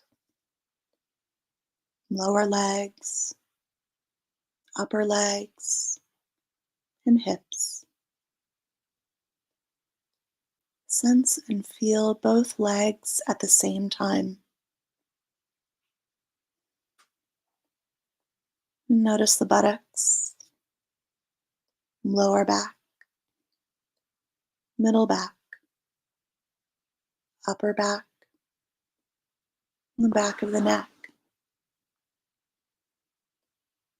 And sense the pelvis, lower abdomen, upper abdomen, chest, the front of the neck. Sensing and feeling the whole torso. And sense and feel the face, the jaw, lips, mouth,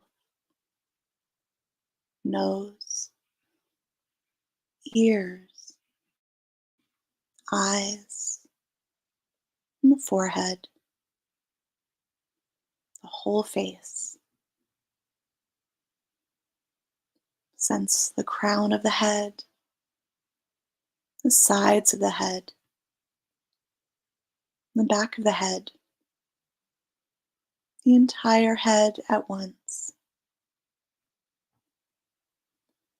And feel once again into both legs, both arms, the torso, neck, and head, the whole body,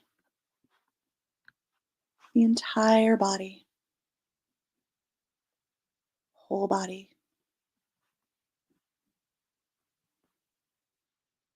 And guide your attention to the movement of your natural breath again. Feeling the rise and fall of the belly, expansion and release of the rib cage. Sensing and feeling the wave-like motion of the breath, its oceanic nature. Once again, inhaling, the tide pulls inward. Exhaling, waves flow toward the shore. Inhaling, tide drawing inward. Exhaling, waves rolling toward the shore.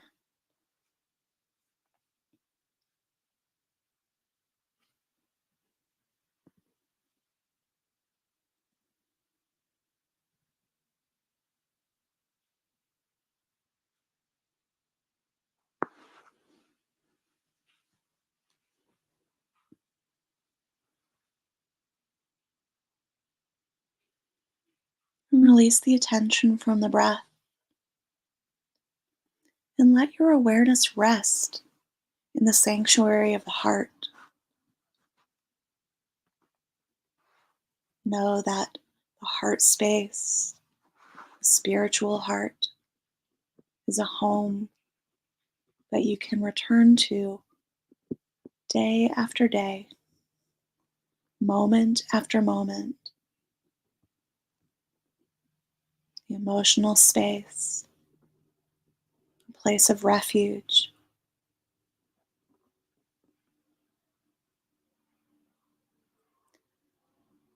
And then guide your awareness into the space of the mind. Wander deeper into the inner vision, the silence within.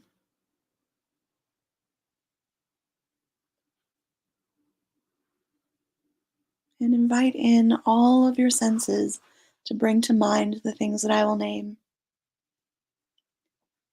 Sun rising over mountaintops. The smell of bread baking. A bird tending to its nest. Sunlight passing through curtains. A flock of migrating birds. Gathering vegetables from a garden. An intricate spider web. A weaver creating a tapestry with their hands. First bite of a crisp apple. herd of wild horses, pale blue light of dusk, a full moon rising in the sky,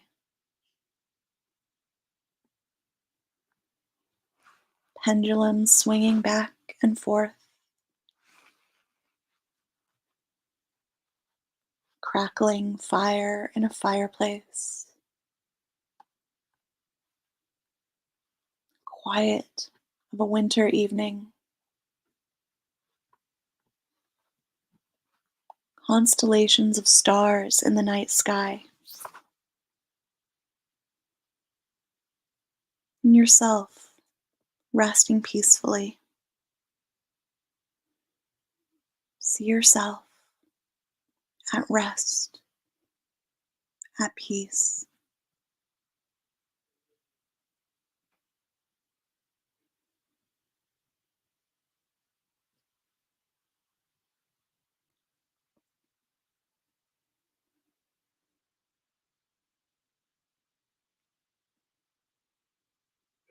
And begin to externalize your awareness,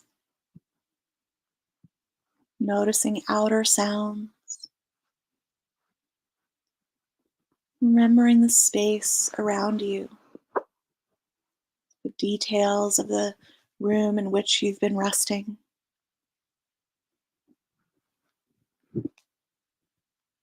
Begin to notice your breath again, feeling the breath, nourishing the body.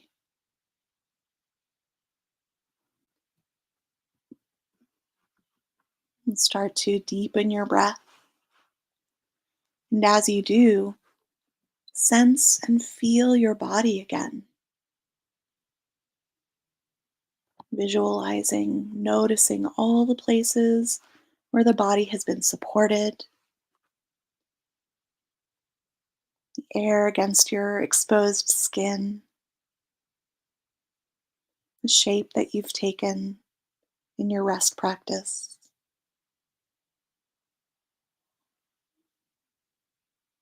And when you're ready, start to invite some movement into your fingers and toes. And then gradually invite movement into the rest of your body. Just a very gentle, sweet awakening, stretching, rocking, whatever feels right for your body. If it's available to you, slowly turn over onto your side. Rest here just a few moments. Let this perfect little baby shape remind you that joy is your birthright, connection is your birthright, your inner divinity is your birthright, that you are perfect just as you are.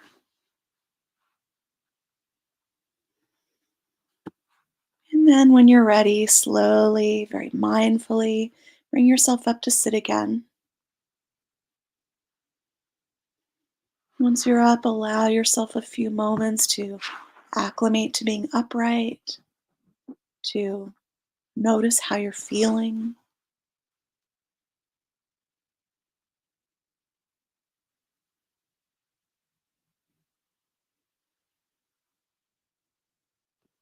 And then very slowly and gently let your eyes float open again.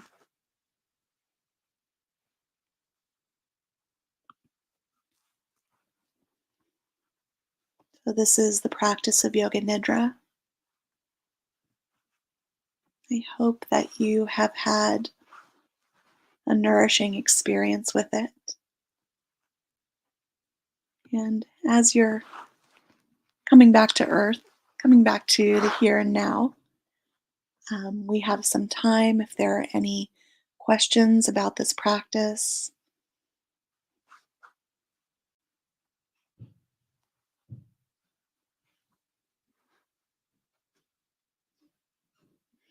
I also want to invite you all to a New Year exploration, finding your North Star, which is about exploring desire in order to cultivate a vision and intention for your year ahead, which reflects your divine identity. So if you visit my website, which is down here on the bottom, and go over to events, you can find some information there. I'd love for you to join me.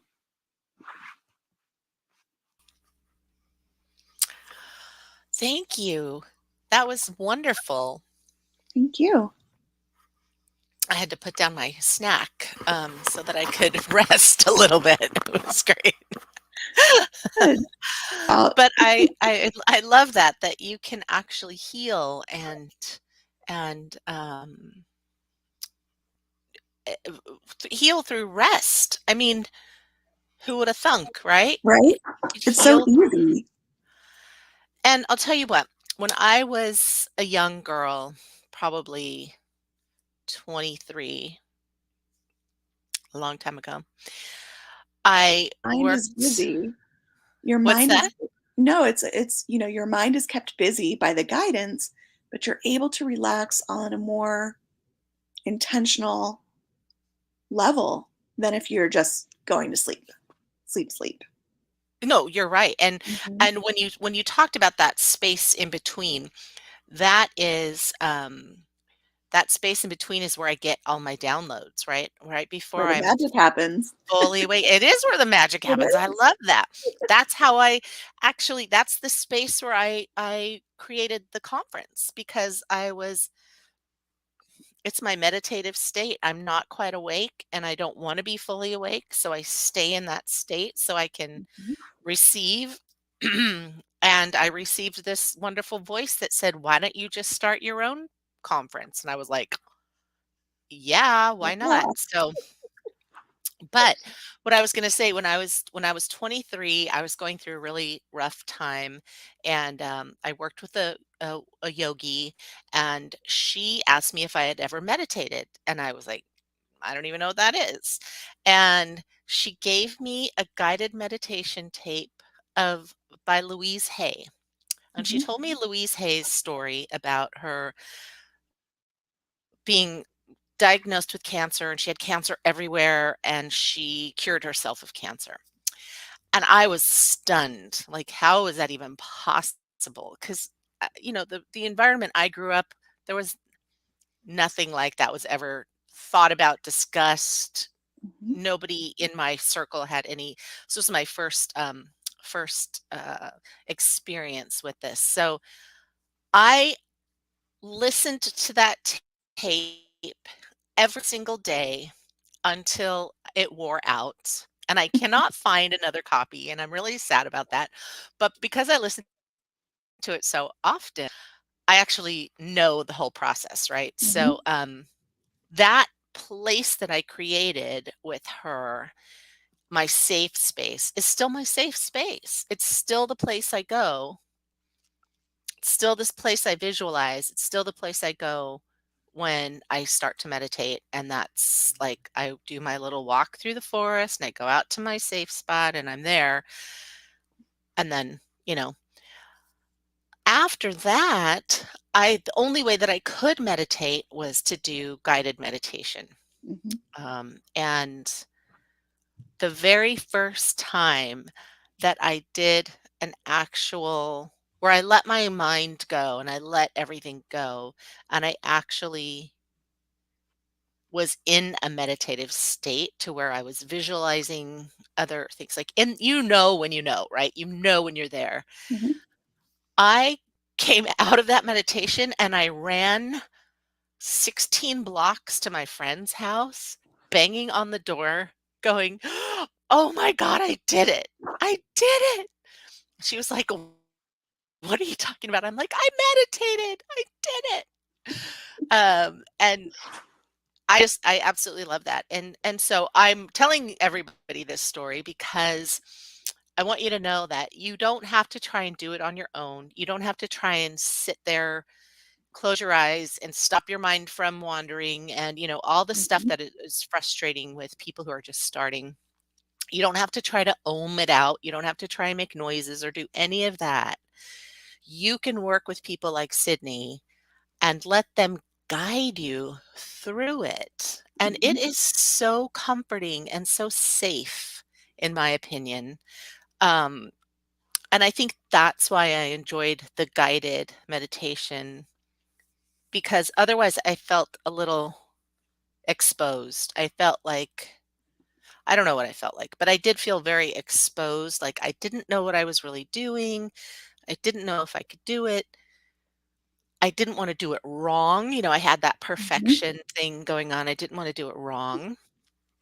And so having that guidance was key to success for in my opinion. Not only did I learn how to meditate and I meditate many times a day, even if it's for a minute, like I can get into a nice meditative because I've practiced for years and years and years. I mean, this is a long, long time ago, but it is a practice. You do 100%. need to practice, Mhm. and having a guide is really the key to success. There's nothing wrong with you if you can't do it. Like we need to all get over that thing. There's Yeah. something wrong with me if I can't do this or whatever. How are you going to know anything unless you learn it? And most of the things you learn is from a teacher. So let someone teach you, let Yeah. someone guide you. What I love And about this that, particular method, there are many types of meditations. There are all roads lead to the top of the mountain. There's no one better method than another. correct. But what resonated for me so much, especially as a person with chronic pain, was being able to lie down and be comfortable and not have a stick straight spine in a specific posture because I knew that my Right. body couldn't handle that for very long. So to be able Well, to I'll tell lie you, down and to receive it was transformative, uh, just in and of I'm itself. I'm a chronic pain person too. So having to sit with my legs crossed or sit in any position for too long is just not going to cut it with me. Mhm. So I've been meditating lying down for many, many years. Like that is just my go-to way because I can't sit for too long. I'm just too fidgety and because of the pain going on in my body. Um, but yes, definitely lie down and for me, I think the most important and I didn't even know I was doing what you teach, by the way. So I didn't know there was a name for it. So I learned something today because a lot of what I learned over the years, maybe people didn't call it or maybe I didn't even care, I don't know, but didn't call it something or I didn't go and take a class specifically for something, you know what I mean? It's sort of like I just modified what I was doing, what worked for me, right? Yeah, and So there I'm are many types of guided meditation, like yoga nidra is a very specific framework and process, but guided meditation and mindfulness practices, they all sort of go hand in hand with yoga right. nidra. But what I loved about Yoga Nidra, which I was just learned today, was that rest. That that I mean, because yeah, like I said, meditate a lot, and that's really just to slow myself down, to come back to center, Mhm, that mindfulness. But that rest aspect, that deep rest that we don't really get when we're chronic pain people, mhm. is is amazing because, as you know, like this morning, I woke up because I was laying a certain way that my leg was straight and the back of my knee was sort of hyperextended, and it woke me up. The pain in my leg woke me up. Um, I have fibromyalgia, so Yeah, some mhm. days I feel so great, but excuse me. But this is a wonderful way to be able to rest and restore myself. Mhm. So thank you so much for Yeah, bringing this into my and awareness. Yeah. Oh, it's a pleasure. And one other thing I just wanted to add is, I'm so grateful for technology because, we can do this from anywhere. We can, Right? if you live in Rhode Island and I'm here, we can still practice together. And, it wasn't that long ago that we didn't have that ability to really sort of reach people outside of our neighborhoods and outside of our neighborhood yoga studios. So Right. it's really, as part of my sort of mission to kind of help as many people as possible and to serve as much of humanity as I can, it's just such a such a privilege to have this ability to come to you all from, from wherever you are. And I think it's great because we can just be wherever we are Hmm. and listen to your I mean, voice and I'm save. sharing this whole I mean, thing from that's where one I'm thing, bed right now. yeah. I'm coming to you from But my for bed. women, sometimes, for women, who might have issues with being in group situations or um, being in a yoga studio or having to travel somewhere and they can't really do that.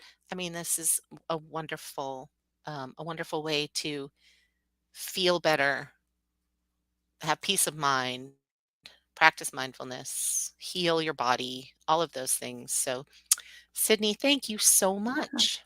Thank you all so much. It's again truly a privilege and an honor to serve you all. And feel free to reach out if you have questions, if you want to work together. I'm here for you. Wonderful.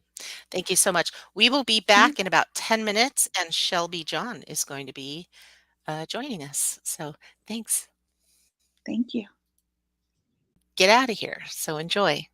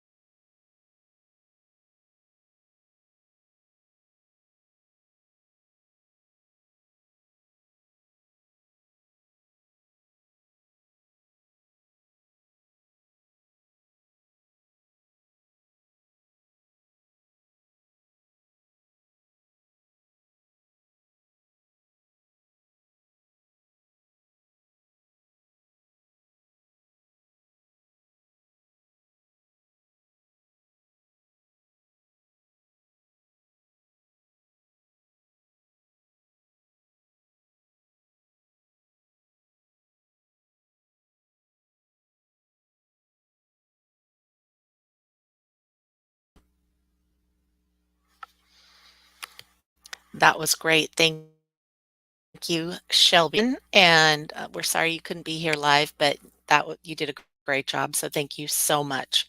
We will be back in just a few minutes with Laura Bonetsky Joseph, and we'll see you at 3 o'clock.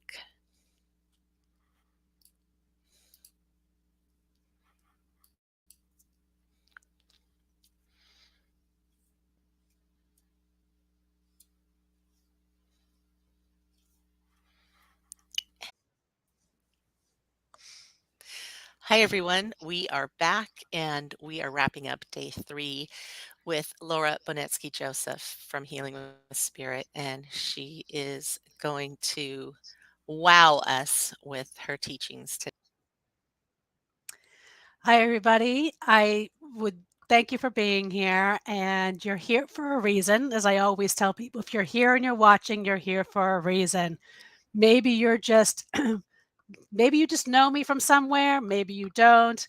Maybe you're just sick and tired of being sick and tired. Maybe you feel like you've been on that hamster wheel too long or running that rat race too long. So, some of the things that we're going to talk about is what does it mean to become whole? What does it mean to get to the roots, and what are the solutions? Because I'm going to share a little bit about my journey. I'm going to share a few stories because I like telling stories, but it's all about becoming whole by getting to the roots. So let me fully introduce myself. My name is Laura Bonetsky Joseph, and I embarked on a journey about 20 years ago to heal myself from repeated cycles of domestic violence and sexual assault that yielded to a series of chronic health issues after traditional methods failed me. Okay. And this is from being sexually abducted at 12 years old to sexual assault at age 15 to domestic violence, both witnessed as a child and in my later marriage, and finally by the system who actually failed to protect me and my children.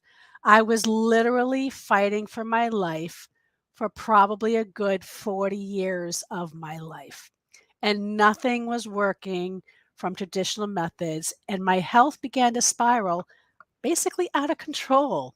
So early in my path, I began to realize something.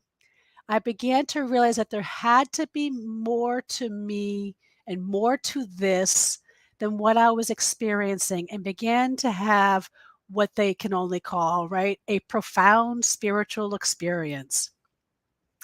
And in my quest, I discovered along the path various spiritual based, integrative, rooted Japanese healing therapies that are free from any kind of Western influences that would defy logic over time, that actually helped me heal a lot of my root issues and helped me manage my triggers and helped actually even prevent the need to have a complete hysterectomy and other invasive surgeries, and reduce the dependence of traditional doctors and the elimination of medications. And some of these medications are the type that many times we're on for the rest of our lives. And I began understanding why the medical establishment was failing me. Okay. It was because the system treats symptoms in either the physical body or the mental body. It does not address how an illness or a disease affects the spiritual body, and rarely addresses the root issues, or basically how did the illness in the body come from? Like, where is it really rooted? Here's a story, for instance. I met this woman, we'll name her Julie. Julie came to me because she came to me post-op with a wound site that wasn't feeling from an operation that she had had. The original operation that she had was to remove some kidney stones that went awry, and the surgery ended up having a medical complication, or what we would say a medical mistake, where the surgeon accidentally cut her ureter to her kidney, causing acute kidney failure. and her wounds weren't healing. And it began to have not necessarily, now also on top of having the wounds, she started experiencing a medical trauma. So the solution for the problem was, we're going to go back in and do more surgery to help fix this wound and figure out why it's not healing. Instead of understanding that, guess what? There might be another way, which I'll explain to you where that goes. Okay. Why do we always go to pills or procedures? But she came to me, and literally after seeing me once, her wound completely closed. By the second session, we just did a second session, and the surgeon was amazed. She didn't need further surgery, but it was a trauma. It was based in trauma, which the root was a previous trauma that triggered this medical trauma, which is why it just became this ever evolving issue. So by addressing the roots of the original trauma, the body was able to heal itself much more quickly and much more effectively. Okay. The pattern of where the traditional healthcare model that we have today, it rarely addresses root issues because treatments make Wall Street wealthy. Cures do not. Okay. So I'm here to tell you that, coming from basically a atypical, out of the box type of lens, I am here to shake up the toxicity of what we deem is normal. Okay. I gave you my history of where I came from, and I write it, my story. Actually, both of my stories are in this book and also in Feisty. In both these books, I don't really share it to kind of get sympathy, but I want you to get a root to where I came from, to know where I'm going, right? And it's because my philosophy is, if you can heal trauma, you can heal anything. And a lot of times when we have certain illnesses and diseases, it's rooted in trauma, right? And it's something that's unacknowledged, unaddressed. So it is normal. Normal to the healthcare system, by the way, is keeping us sick, which is leading to an epidemic of it, what I said before, unhealed, unresolved, unacknowledged trauma that is just one root issue to what we see that leads to chronic illness, autoimmune disorders, cancer, addictions, mental health issues. Look at all the crises we have today, right? And in the book that I have here, I take a real honest look at how we address and heal the growing chronic illness and trauma rates through the eyes of a domestic violence and sexual assault survivor, a spiritual teacher and wellness professional, and an advocate with over 20 years working with the medical establishment and in legislative policy. And since 2006, I've actually helped thousands of other individuals unpack their own root issues, heal and restore wholeness by addressing their own root issues. This is what we're talking about, folks, right? And so, like, what are we talking about here? And just to kind of give you a glimpse of what I mean about how we profit, let's just go into the basic facts, right? Our system is not set up, and there's a reason why it's not set up. And this is a reason why it is not an easy fix, right? Because when we can understand the Wall Street drive, where health and sickness are traded as commodities, it will help you understand why I am so passionate about reclaiming our health and our well being and our sovereignty, right? It's all part of reclaiming ourselves.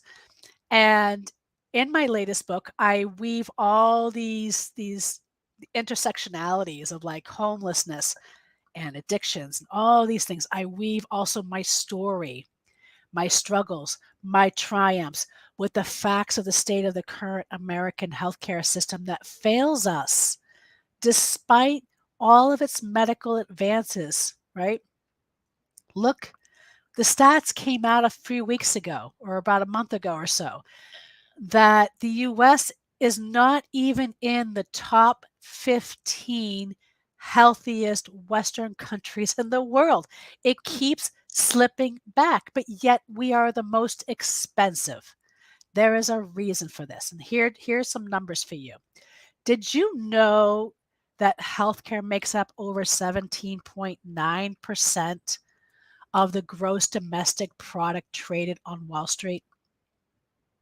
To better understand this a little better, here are some interesting stats to consider, okay?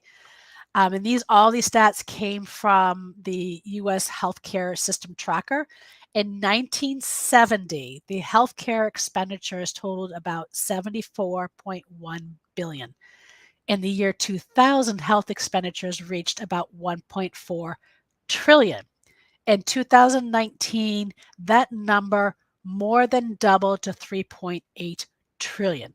I would hate to see what the expenditures are 3 years later. I would not be surprised if that expenditure is doubled again, because that is the model of Wall Street. It's about how can we double because if it's our expenditure, somebody's making that money. Somebody's making that money, right? And so, it's looking at unpacking. I know as a domestic violence survivor, I had to go and look at how do I unpack? Like, geez, I had all these things, and where is it really rooted? Where is this really coming from, right? And here's a story I want to, before I go into the next piece about, how to become whole and what does it mean to become rooted. I want to read this story for you. Okay, this is one of the case studies I have in here. A married 40-something male came in to me after suffering for almost 3 years with a severe chronic rash covering his entire arms, back, and torso that was adversely affecting his mood, sleep, and every aspect of his life. He knew nothing about Reiki and held a healthy skepticism, but came to me anyway at the urging of his spouse. We will call him Ralph. Ralph had multiple biopsy scrapes and tests with no real answers.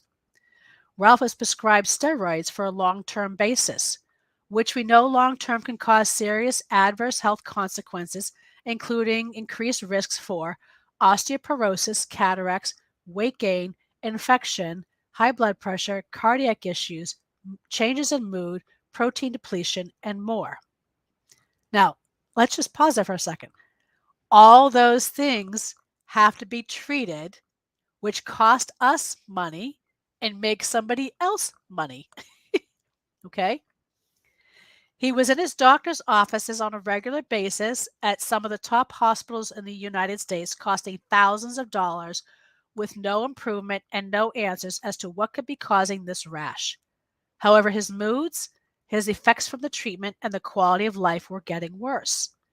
Combining my Reiki training with my trauma-informed skill sets and my 20-plus years apprenticing with an osteopathic physician learning about holism, I was able to root out the cause of his rash. The rash appeared after a sequence of life-changing events involving an emotionally abusive parent that required inserting some healthy boundaries. The fear, worry, and sense of obligation lingered. The Reiki showed me the toxins which were high in the intestines, liver, and the stomach. While applying Reiki to this region, Ralph began to weep. From my experience, this is common with folks who have experienced a traumatic event or who have pent-up emotions that got stuck in the physical body somatically. You see, the healthcare system was treating the rash on the skin. That was all they saw. It was not treating what was causing it, the root issue. I was wondering why this person wasn't getting better, but worse, with the best medical treatment this country has to offer. What was really causing this? The Reiki showed me that the trauma was being held in his gut. We worked on this area approximately for an hour and a half session. He returned a few days later, and after only one session, his rash was over 90% better for the first time in almost 3 years. By the second session, Ralph's rash was completely gone. Okay? This is what it means to address root issues, right? When we drill down, what is actually causing the issue? And what does it mean, by the way? As I know I mentioned wholeness. Do we know what it means to be whole, right? The definition of wholeness, according to the Merriam-Webster Dictionary, says the condition of being sound in body, the quality of state of being without restriction, exception, or qualification. The definition of whole, according to the Free Dictionary, means containing all components, complete, not divided or disjoined, not wounded, injured, or impaired, sound or unhurt. The root meaning of wholeness and integrated are the same, which means being of one. Wholeness means there are no parts of you split off from the rest of you. Now let's just look at that for a second. That also means we hear mind, body, spirit. We have all three. When we separate the physical body from the mental body, from the spiritual body, we are disjoining them instead of understanding that in order to become whole, we have to address all of it, right? The root meaning of this is all. I like using the three-legged stool analogy, right? If we are a three-legged stool, right? Here's the three-legged stool, right? Like my three-legged stool. And this represents the physical body, this represents the mental body, and this represents the spiritual body. If you're going, and this guy Ralph was going and seeing the doctor for the rash, they were only treating one leg. So if they weren't treating the mental component to the rash or the spiritual component to the rash as well, how likelihood is that is that person going to become whole? Same thing with that person the other case study that I mentioned to you about the kidneys. They were only looking at the surgical site, the physical. They weren't looking at the medical trauma or the underlying trauma that this person had, or the spiritual component and how the energetics behind it, on how whether or not that was all how that was all going to heal together, right? They kept insisting that if we just do this physical piece, the body will become whole, and that's not the case, right? Okay, so we have to address all three bodies. And in Ralph's case, yeah, they had the physical, so we had that. But the energetics, the spiritual body, it was all being stored in the gut. All that trauma, the mental and emotional was also being stored in the gut. Okay. So all three had to be addressed in order for Ralph to become whole. And he became whole very quickly. Very, very quickly. I see this over and over again in my practice, in my own life. I kind of wish somebody understood this when I was going through. I had to go through 20 years of just trying to figure it out and finding the right teachers. Growing up with a family of doctors and nurses and very progressive doctors at that, very in top game, very knowledgeable, and still feeling like we weren't making it. There was a disconnect. And even in osteopathic medicine, for instance, the whole idea of osteopathic medicine is actually geared towards rooting out issues. That's the letters you see, by the way, after your doctor's letters, DO or MD. DO can be anybody. It could be your plastic surgeon, your family physician, your dermatologist. It just means it's a different type of medical school training, which includes a lot of holistic ideas, and it's about what are the root issues is the philosophy. And I remember even looking at my dad's textbooks growing up as a kid and seeing the power of intuition as a diagnostic tool to root out as a diagnostic tool to rule out disease and illness in folks. Okay. So it's a different approach. The system hasn't been working, but now how do we make it work? In my work, when I work with clients, I teach them how to advocate, because we still need doctors. It's now maybe we have to reevaluate how we work with the healthcare system, and how do we take our power back, and how much can we work on ourselves, right? And understanding how we heal the body, or how we just give the body a little bit of ignition, right?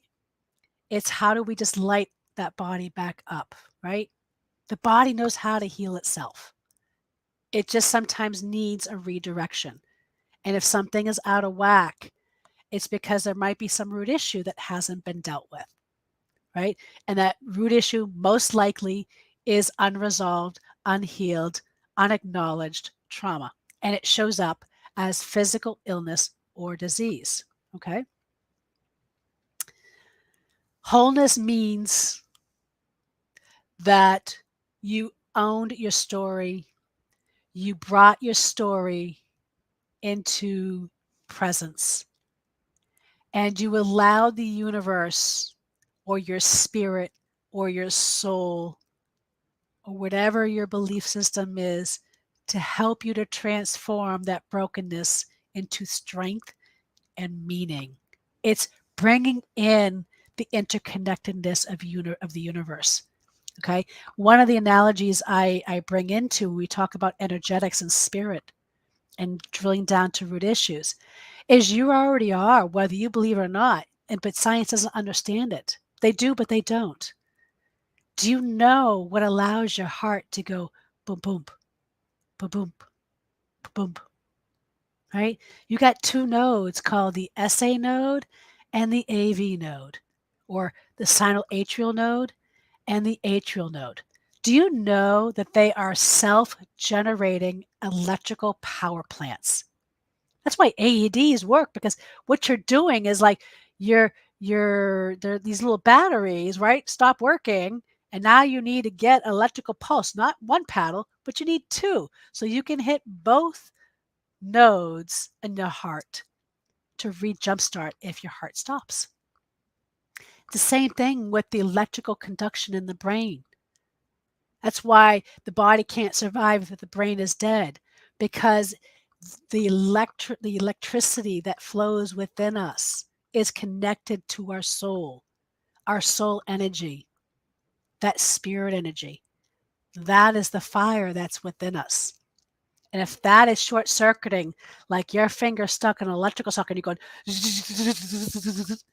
we need to unplug.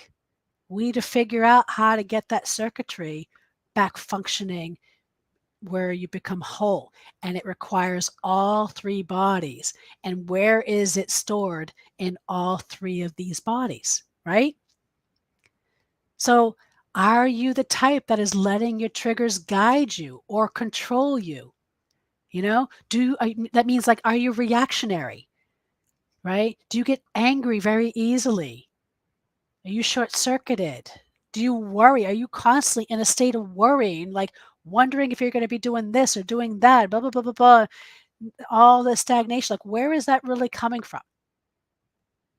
What actually happened to you, right? Whether either in this life, in the utero, in generational, like some of this stuff is rooted, a lot of stuff we're seeing now is actually rooted in generational trauma. A lot of us have done a lot of work in our own lives. A lot of stuff we're experiencing now is generational. Okay. And so it's drilling down these challenges that when they arise. Are you emotionally available? Can you be present with folks that are around you? When you become of your own baggage or your own triggers that may impact others, are you dealing with that? Are you on social media publicly shaming somebody because it makes you feel like you're in power, like you got your power back? Are you dishing dirt out? Are you following conspiracy? Like, what is it? Are you getting into distraction mode, avoidance, right? Here goes to the trauma things, like avoidance. Avoidance is a trauma response, right? Some avoidance mechanisms can be like, yeah, going and feeling like you're on social media. You're just automatically scrolling, right? Maybe you're self-medicating. These are all avoidance factors. Fawning can be, hey, constantly feeling like you're on edge because you don't want to piss somebody off because you know what it looks like if you piss somebody off. So you're doing everything you can to make sure you don't piss anybody off or say the wrong thing because the consequences can be real. Right? Are you fleeing? Are you running away? Is that because these things are all nervous system, right? But it comes down. I'm getting to all these things. I'm going a little off track here. But all these things are drilled in the nervous system. It's all where are the roots? Where is what's happening to you right now? And where is it really rooted? That trigger is like a GPS that is signaling you of what's happening, and it's showing you, okay, yeah, hey, Laura, you need to take a left here. No, or maybe you need to take a right. Oh, geez, you missed your stop. You got to turn around and go backwards for a little bit. And then maybe then you got to take a right here and then another left there. Instead, we get into the trigger mode and we go, oh my God. And then we go down the emotional rabbit hole drive. And then the emotions take over and we miss the opportunity of addressing the root issues. Okay. What does it mean when we talk about, excuse me, addressing the root issues? What does it mean? What I kind of came up with, it means that to find or ascertain the cause of a particular problem or issue. An example would be a plumber has gotten to the root of the problem and it doesn't sound too costly to fix. Thank goodness. In my client's case, in Ralph's case, we were able to get to the root of the problem and the rest went away. Okay? That's simple. It's the chronic illnesses, it's the heart disease, it's the diabetes, it's the obesity. We can go down the list and all the root issues. We have plenty of science, but it's not implemented in our system. And it's called the ACE scores, or adverse childhood events is one of the barometers to scale to look at root issues. And these are predictors. If things aren't addressed in a very quick manner, right? We talk about the root issues, but we don't talk about the solutions even in the ACE scores. We talk about the problems, not the solutions. In my book, we talk about the ACE scores, we talk about the problems, but we also talk about the solutions. And I give 9 case studies of how it works to back it up. I give you a whole chapter on all the data and stats of why these things work and why we need to unpack some of this stuff to get down to the root issues. Okay? And in order to become whole, we must first understand the magnitude of the problem of why we're in this. The problem, the sickness, the illness, whatever it is. We dig below the surface to deal with the roots of the issue and experience the restoration, right? Like in my case, I talk about Reiki in here, but it's the traditional Reiki, less than the westernized, because there's some slight differences. Okay? There is stuff under the surface that we must deal with. So what and when did we learn about all these things? Right? One of the issues was my beliefs. All these incidents that I had growing up, right, taught me that only men cared about me for one thing. So be good at that one thing. That was either sex or money, because I became hyper independent, very successful at a very young age.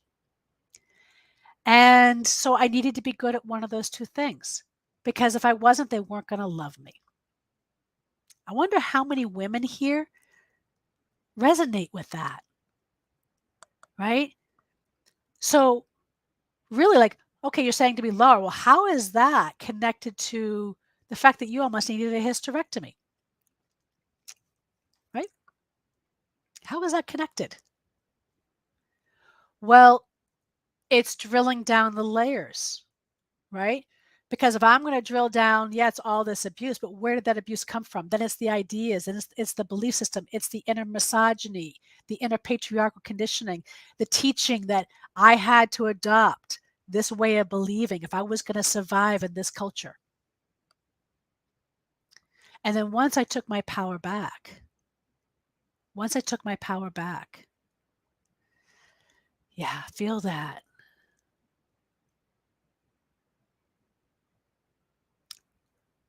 Things changed.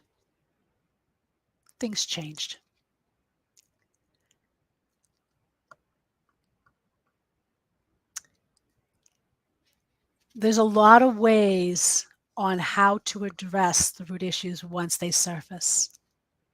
I'm a big believer it's not a one, again, it's we need traditional healthcare. We need psychotherapists, right? I always come in because I'm the bridge with the spiritual that can help tie the other two together. And so I always talk about the Reiki and helping drill down some of these root issues. Because Reiki was probably the greatest medicine to date because it helped teach me a lot of things. Because even as a woman, right, one of the root issues as women, here's another root issue as women. Let's just go here. I don't know, I'm just being redirected for a second. I did an interview in my podcast, and you can check it out on my podcast. My podcast is called Triggers in Spiritual Medicine.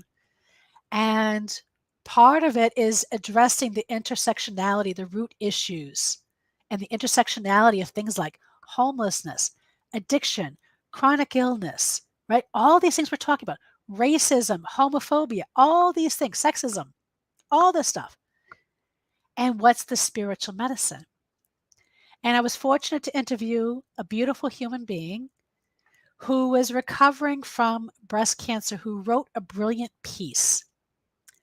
And the title of her article was called How the Burning Times of Witches Influence White Women Culture Today. And to me, I felt it was the missing root issue in my life, and I think in a lot of our lives, especially white women. It's the missing issue. Because when she was describing her story of trying to address breast cancer and when she went back to work, and it was the white women that kind of shunned her. And it was the folks of color that rallied around her. She was trying to figure out why. It wasn't like, it was just very odd and it was hard enough with the cancer. She was trying to figure out where this was coming from. So she started going down the root issues, right? We go down the root issues. And she was going and unpacking the personal trauma, the generational trauma, maybe some of the conditioning, the ancestral stuff, to even, I believe she said that her family, she was part of her family, ancestral lineage was also slave traders. And linking it down even to the burning times of witches. And when we were talking about this, we had this aha moment. I was like, oh my gosh. Like, this is where we had talk about toxic masculinity and toxic religious ideology thrashed down strong. I mean, who was burned and hung? They were strong women. They were leaders. They were community organizers. They were midwives. They were powerhouses. 900 million women murdered. It's the largest genocide nobody talks about. I'm sorry, 9 million. Sorry, not 900. 9 million women. It's the largest genocide of women. It's one genocide we don't talk about.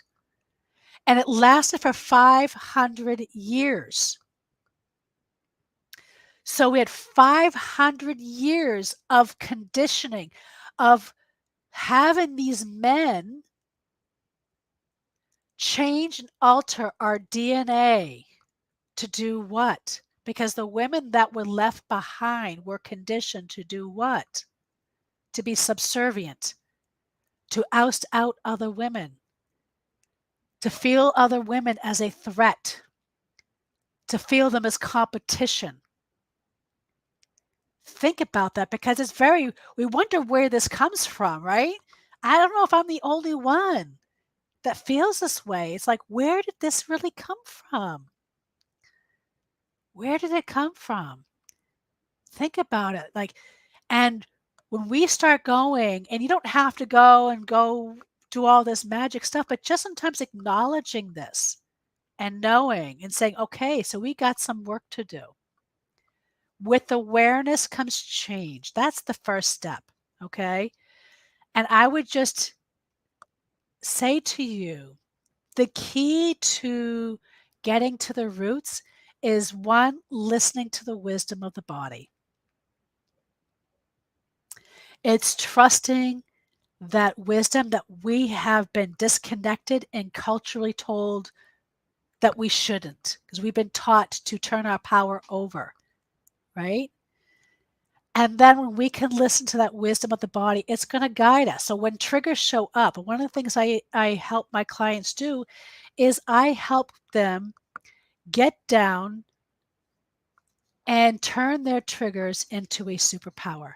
It's how do we turn these and say, okay, this worry or this anger is showing up, but what does it really mean? That's the wisdom of the body.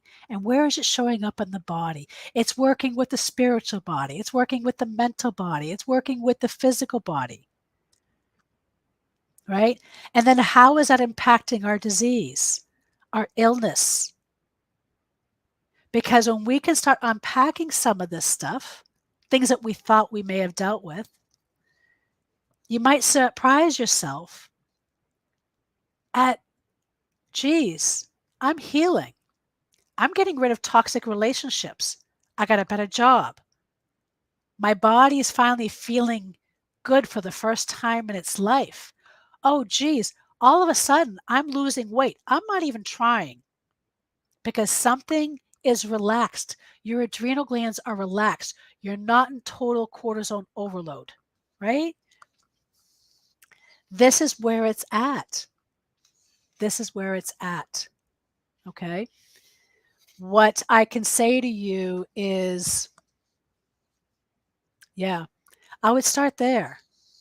And then I would find some really good, whether you work with me or you work with somebody else. Whatever your illness or challenge is, whether it's even a challenging, maybe you got a challenging behavior, you keep that picking, you're attracted to the bad boy. Is it that you're attracted to the bad boy or you've been conditioned? You've been conditioned to like the bad boy, right? Maybe it's a nervous system response because you've been conditioned to see that as safe. And the good guy is boring. I've been there, right? So be gentle with yourself. Addressing root issues, I promise you, isn't always peachy, fun, and that's why we tend to self-medicate. But I promise you it's worth it because I'm walking proof of it. If in the book, like I said, wherever I just left it, in the book I said, I talk about my story here and I share it not to kind of like, hey, I want to kind of share my stuff. No, I share it as a backbone to show that, you know what? I don't want to preach something if I haven't walked through the fire. I can't ask somebody to walk through the fire if I haven't done it myself. Okay. So I haven't kind of given you a background yet about who I am yet. And I'm going to do that right now so you get a scope as a backfill. Okay. I am a best-selling published author. I published my first 2 books right here in 2022, not just 1, but 2. Were they easy? No. They were hard. I had to overcome a lot of my stuff that was showing up, and I had to root them out. But I was surprised. Like at the end of 2022, I go, wait a minute, I just didn't publish 1 book. I published 2. It took me 10 years just to write the first one. I had everything done, and I was going through all this stuff, right? And I'm also an experienced multi-generational healer and intuitive speaker, podcaster, seeker, spiritual teacher. I'm a Jikun and Reiki Shihan, which is a teacher, social justice warrior, and a survivor of domestic violence and sexual assault. It's a lot to chew.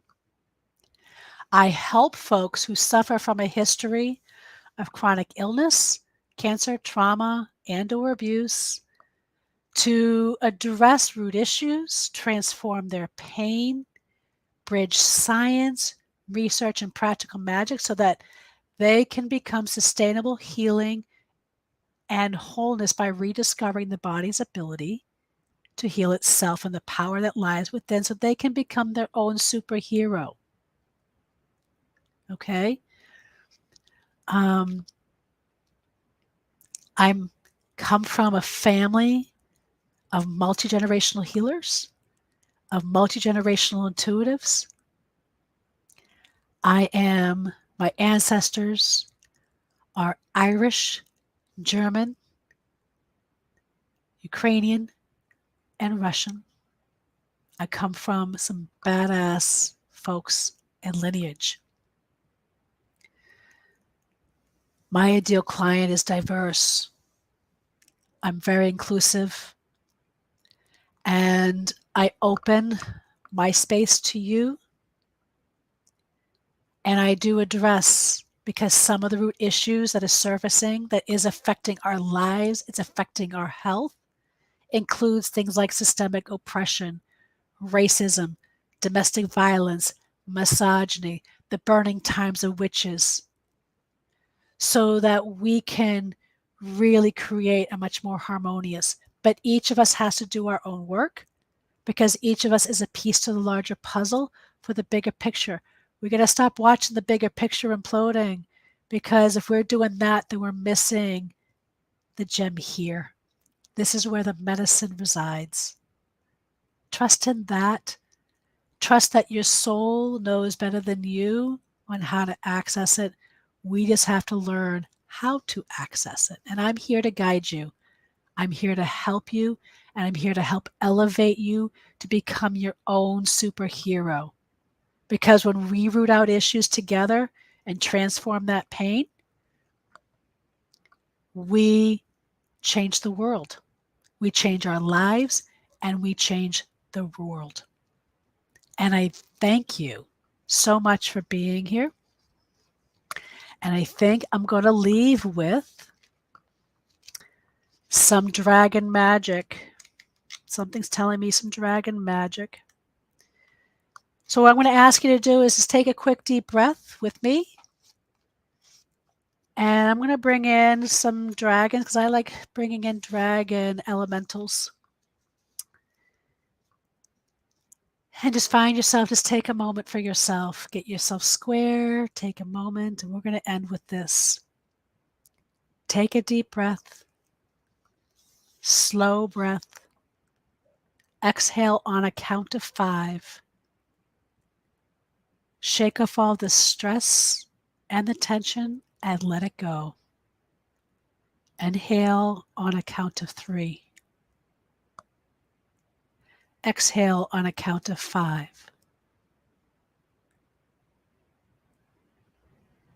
Ask for permission to become the ally of the dragon.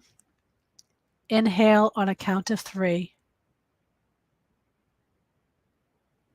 Exhale on a count of 5. See the dragon. Inhale into the tandem, which is the belly button area, on a count of 3. Exhale on a count of 5. Hear the dragon. Inhale into the tandem on a count of 3. Exhale on a count of 5. Feel the breath of the dragon. Inhale deep into the tandem on a count of 3. Exhale on a count of 5. Feel the dragon move close to you. Feel the presence of the dragon around you. Step into the embodiment of dragon and step into your power. Dragon, protect me, guide me, give me strength. Let your scales protect and shield me as I travel into the shadows of death to face myself. Let your claws break through the toughest of resistance for that which is most likely buried in the depths of my own ego. Let your strength lift me out of the depths of darkness and into the light. Let your wings be the hurricane to carry me, act as the winds of change needed for my highest and best, and guide me into this journey. Let your breath mix with mine and become one, churning away at the pit of my belly and burn away my fears as I release its fire. Let your courage allow me to easily and effortlessly step forward, trusting in my path. Let your spirit energy raise my frequency and vibration. Let your fierceness give me the courage to do all that is needed for my soul's growth. Let the fire of the dragon breath burn all the false realities, old beliefs, and the fog that clogs my vision in the depths of the shadows of my womb. My womb ripens to plant the seeds of my desire, birthing all that is calling my soul's path, giving thanks to all that is, all that was, all that shall be, giving thanks for our dragon allies, knowing that at any time we can call upon our dragon allies by an invitation, humility, and gratitude. And so it is. Breathe in, breathe out. Breathe in, breathe out. Breathing in on a count of 3, breathing out on a count of 5. Thank you, thank you, thank you. And you may find me at the following website. I'm also on major podcasts, Triggers in Spiritual Medicine. I'm on every major social media outlet, Instagram, Twitter, Facebook, LinkedIn. And I look forward to the books Secrets to Healing and Feisty are both available now as ebooks and as a hard copy on Amazon. And I thank you for coming to today's talk.